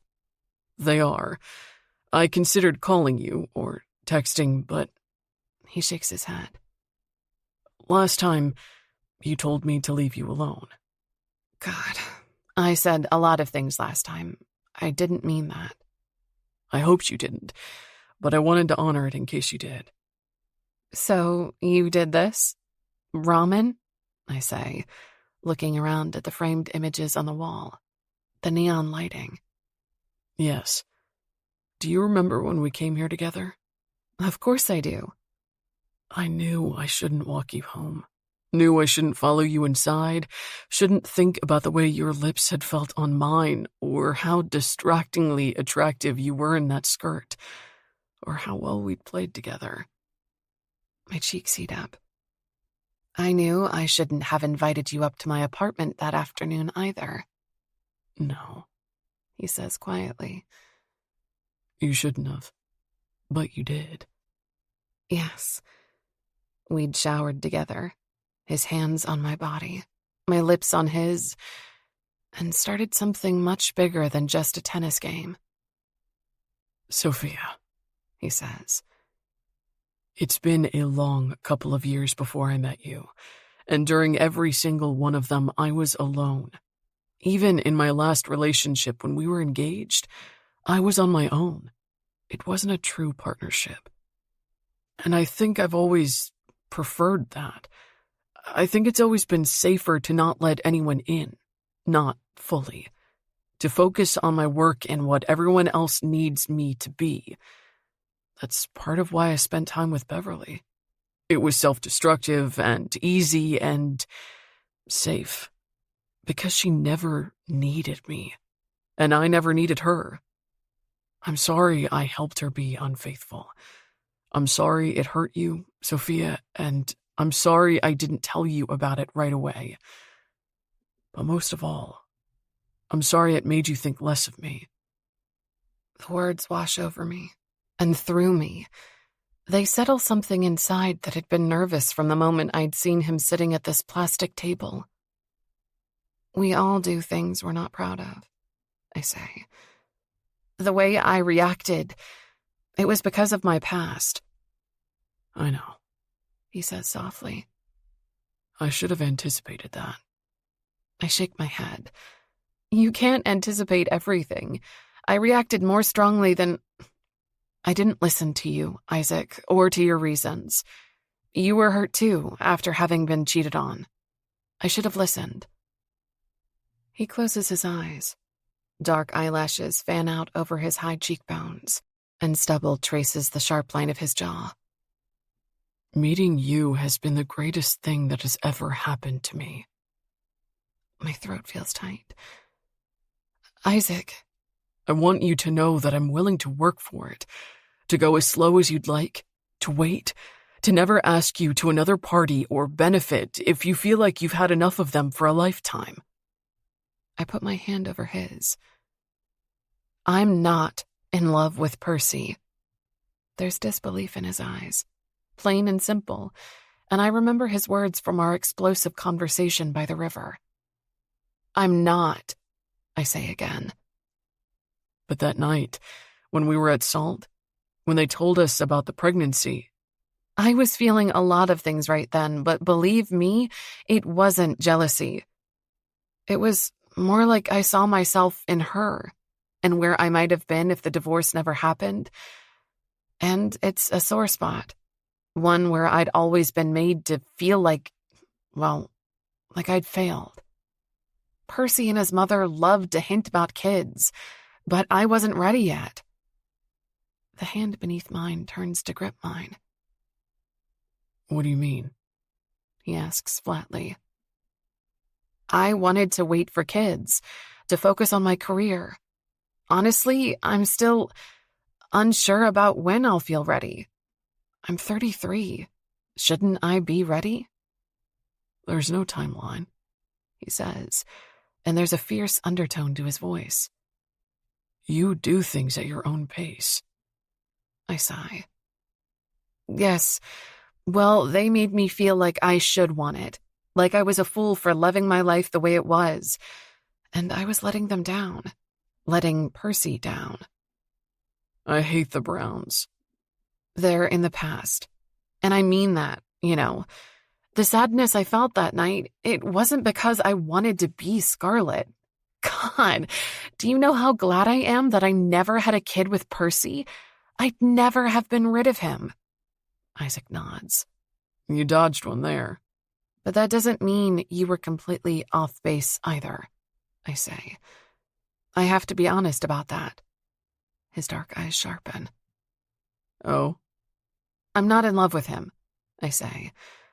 But I was haunted by him, by the memories, and I did compare you to him. I'm sorry. That wasn't fair to you. I understand it, He says. It wasn't right. But I was afraid. More afraid than I realized. More afraid than I could put into words. And my response to that has always been running away. What were you afraid of? All of it. Feeling trapped again. Feeling like I love a man who never thinks I'm enough. Feeling like I'm a failure. Most of all, though, I'm afraid of being hurt again. I never want to relive the last year. I know, He murmurs, and grips my hand with both of his. You won't. I smile, shaking my head. Tears feel perilously close. Neither of us knows that. And maybe that's okay, you know. Maybe that's just part of life. He looks down at where my hand rests in his.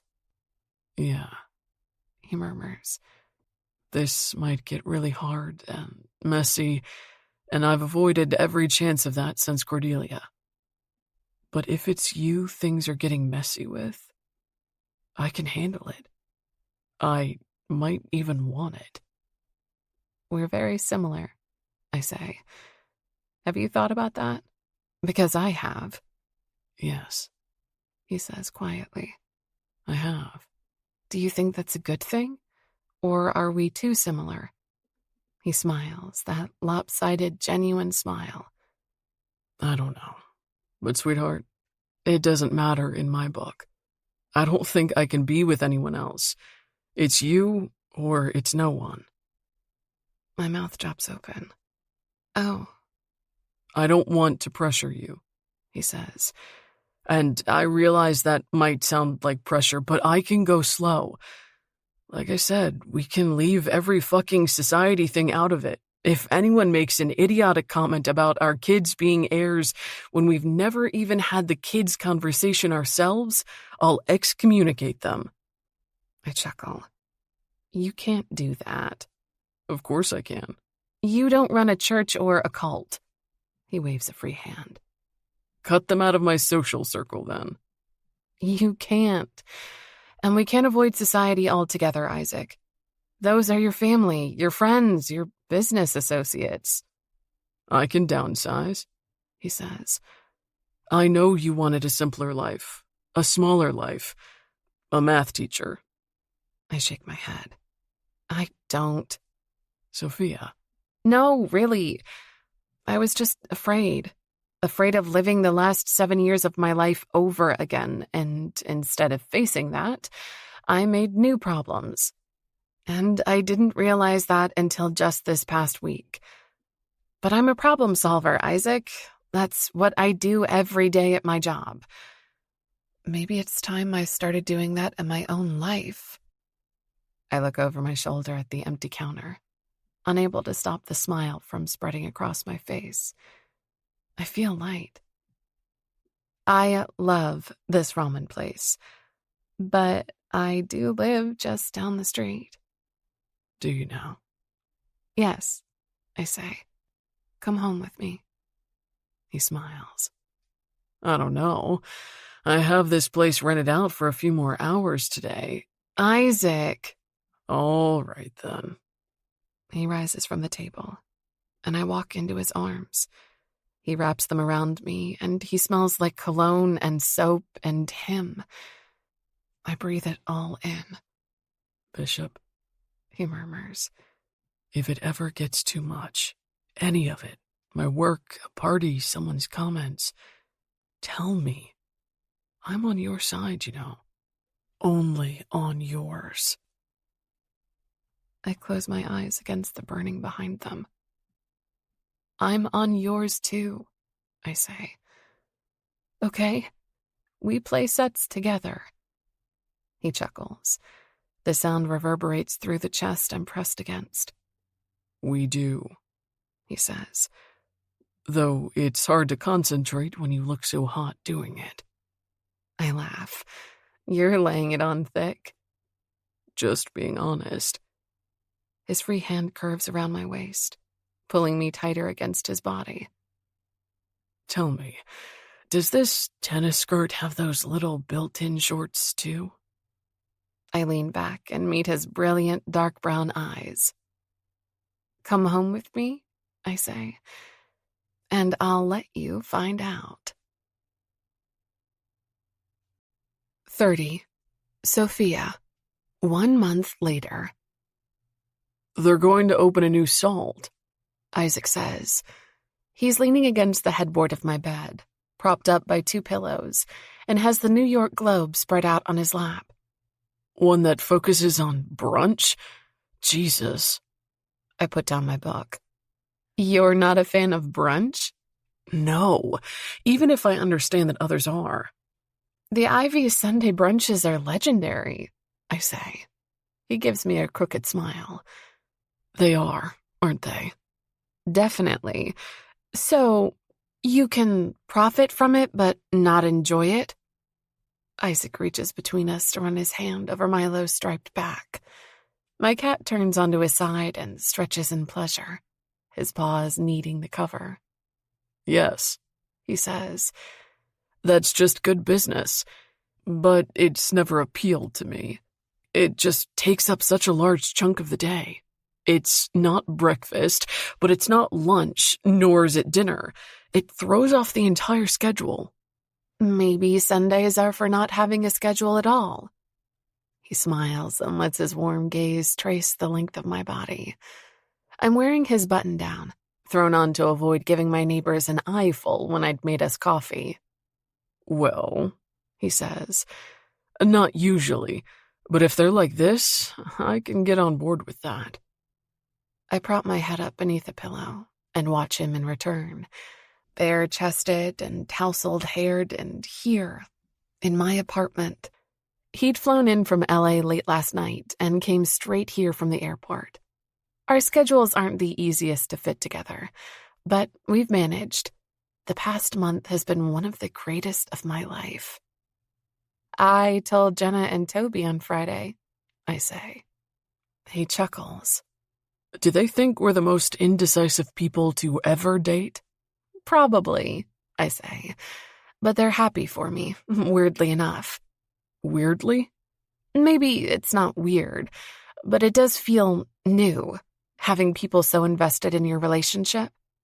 Isaac raises a dark eyebrow. I know the feeling. You're getting comments from people as well? Yes, including some of my employees. Really? He nods. Andrew said he thought I seemed happier. Oh my God. I bury my head in the pillow. Andrew had been told a few days ago, and being my contact at Winter Corp, it's weird to talk to him now, knowing that he knows about me, dating his boss. Isaac laughs and shifts on the bed.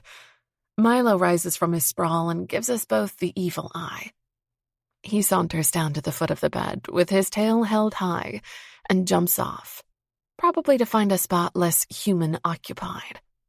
Uh-oh, Isaac says. He'll come around, I say.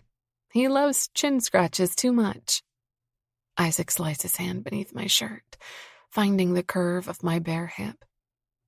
You know, when I told Andrew, did you know what he said? What?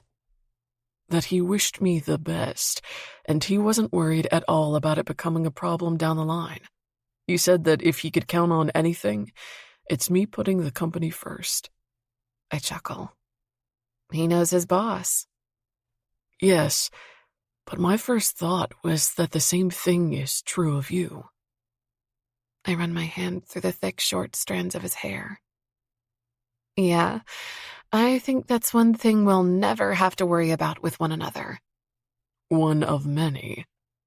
Isaac leans closer and presses his lips to mine. We kiss for a few long, sweet minutes, my hand running through his hair the whole time. He says. I love it when you do that. I tighten my fingers at his nape. This? Yes. I kiss him again, adding my other hand to the mix. His hair feels silky through my fingers. Look, he murmurs, how unprofessional we can be. I chuckle. It's one of our strengths. He pulls me on top of him. I settle with a leg on either side and let my hands run over the muscled chest and stomach. He starts undoing the buttons of my shirt, one by one, his eyes dark. Okay, I'm definitely a fan of unscheduled Sundays. I look down at his broad hands pushing the white linen of his shirt aside, bearing me to him. I thought we had an appointment at noon.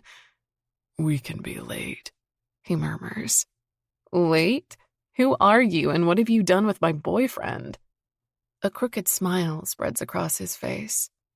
Boyfriend? Isn't that what you are now? Yes, he says and pushes the shirt off my shoulders. God, you're gorgeous. Thank you.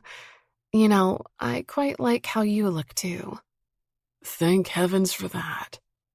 He pulls me down and I stretch out on top of him, my bare chest against his. I haven't been someone's boyfriend in a very long time. I chuckle. Well, I haven't had a boyfriend in a very long time either. It does sound a bit... High school? We could go for partner, I suppose. His hands slide down my back. Whatever you want, he says. as long as I get to call you mine. I smile against his lips. That part's a given. The car pulls to a smooth stop outside a high-rise, built in the square Art Deco style so popular a century ago. It's on a tree-lined street just a few blocks away from the Winter Hotel. There's a woman waiting outside for us. She's dressed in sharp heels, her hair in a low bun, and I recognize a fellow professional in her armor when I see one. It's Isaac's realtor. She shows us into the building, past the grand lobby and the smiling concierge.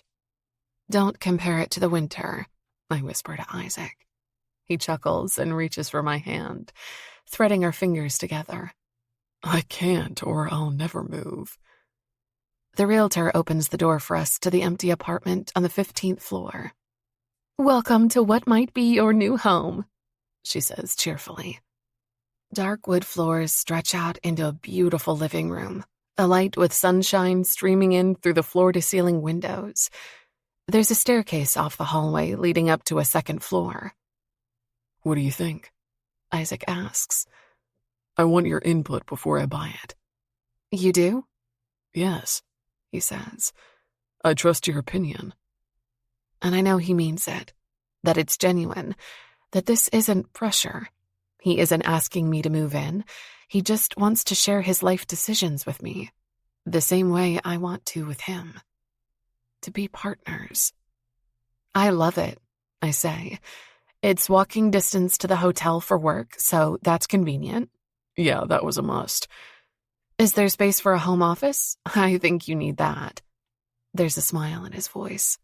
Yes, there is. How many bedrooms? 4.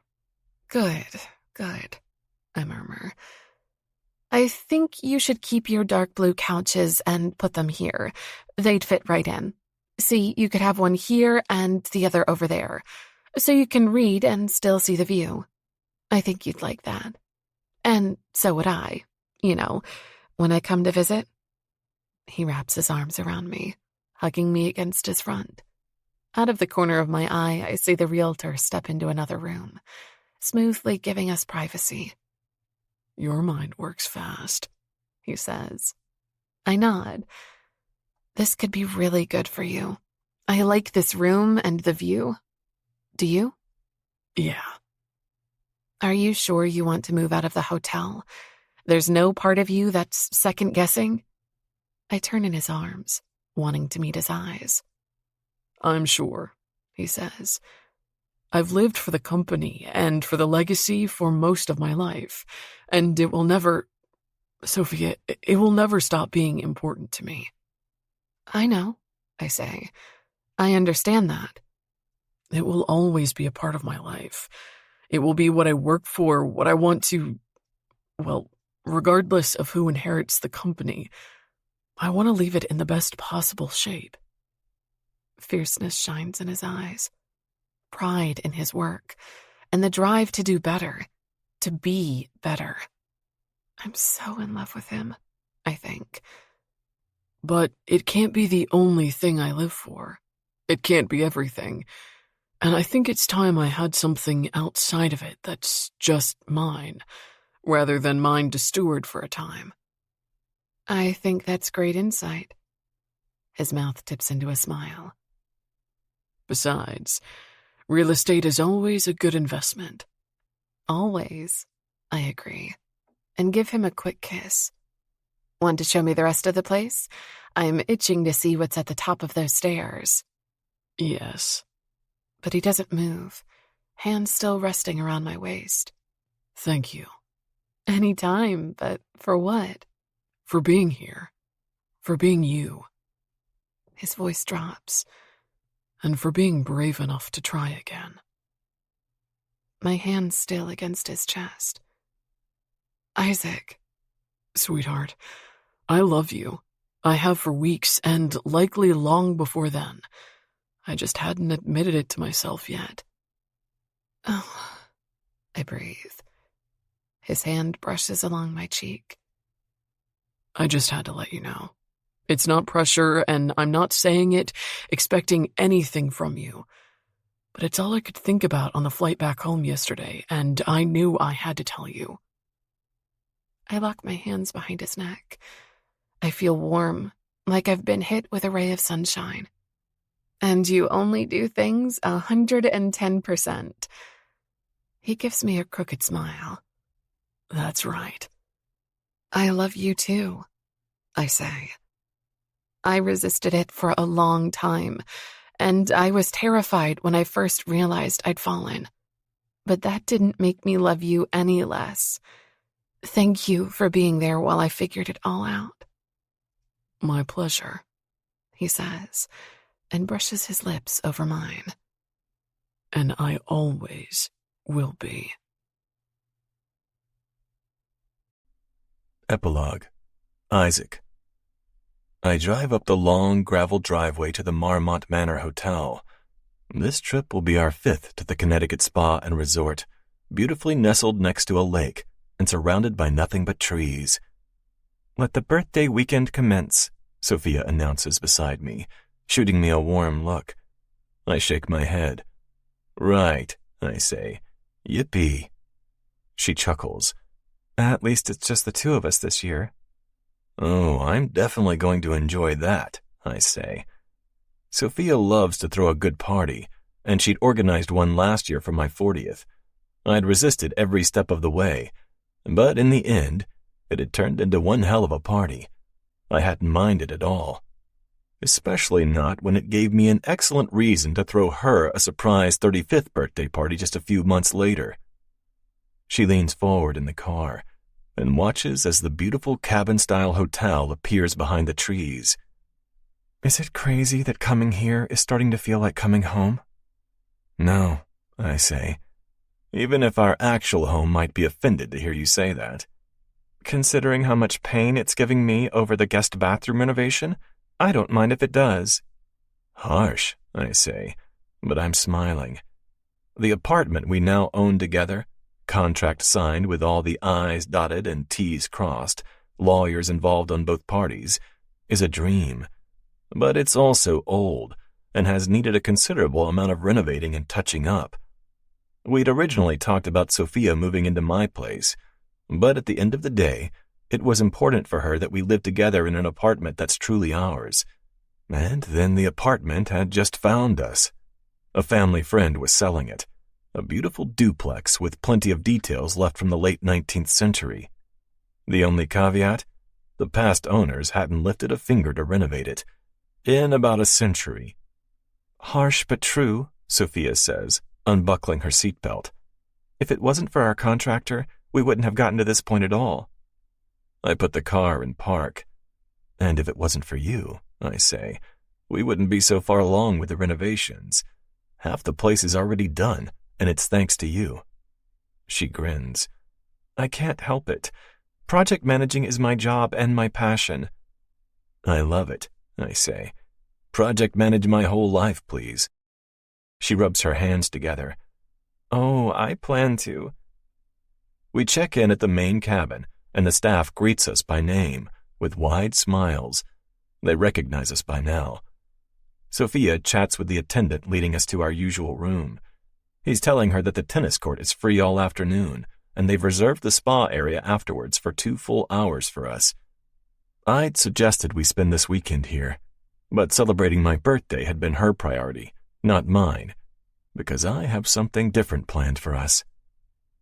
In the hotel room, Sophia shrugs out of her jacket and opens her suitcase. I watch as she digs through for her tennis dress. Are you ready? She asks, reaching for the zipper of her pants. I lean back against the closed hotel door. Watching her hasn't gotten old. 2.5 years later, it's only gotten better.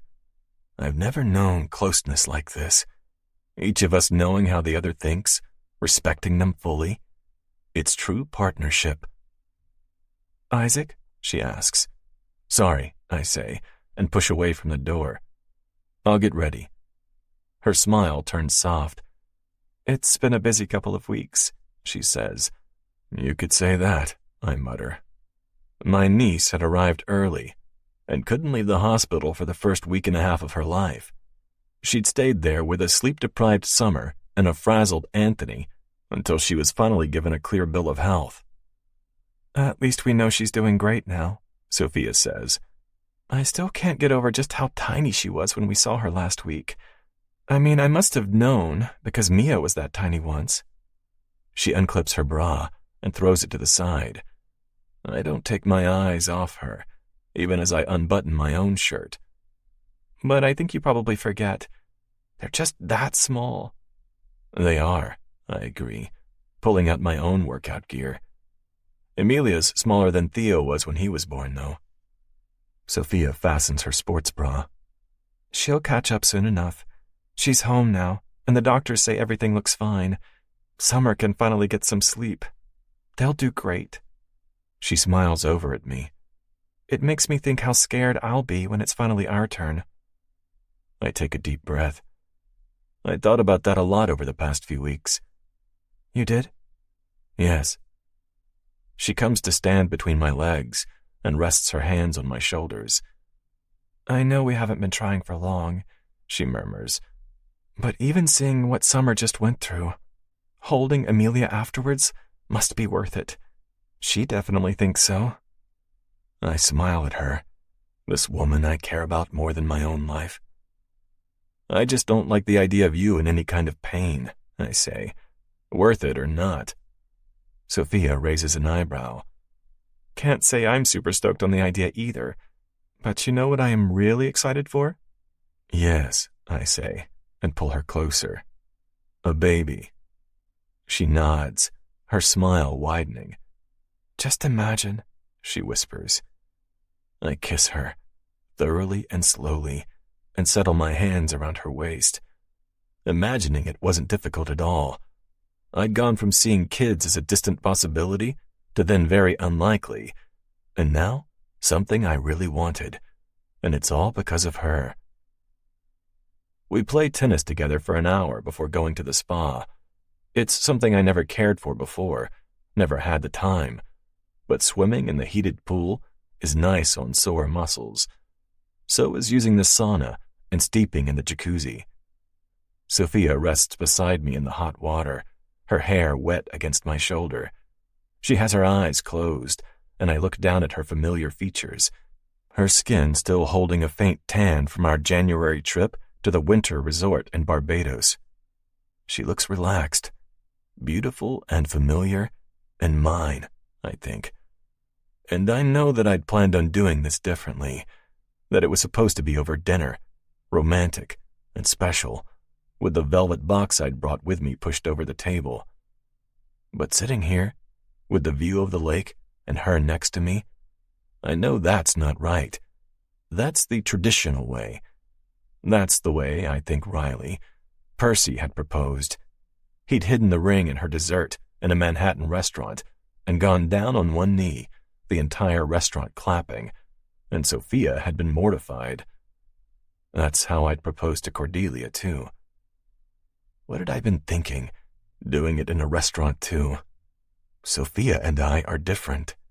She taught me right from the beginning that breaking with tradition could be a beautiful thing.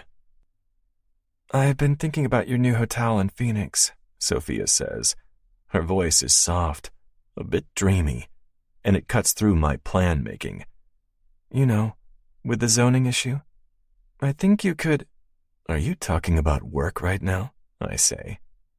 Yes, why not? She looks up at me, arching an eyebrow. Her skin is rosy from the steam, and I have to resist the urge to kiss her. Marry me, I think.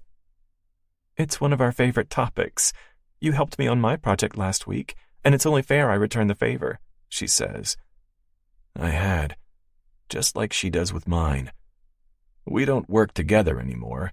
Exciter's project with a winter ran its course, and it did so beautifully. 4 of the 10 franchise hotels are now up and running, and 1 has already broken even. It is, but we have the entire spa to ourselves. Look, I murmur, pulling her closer to my side. At that view, the leaves have just come in. It's beautiful. It is, I murmur, looking at her.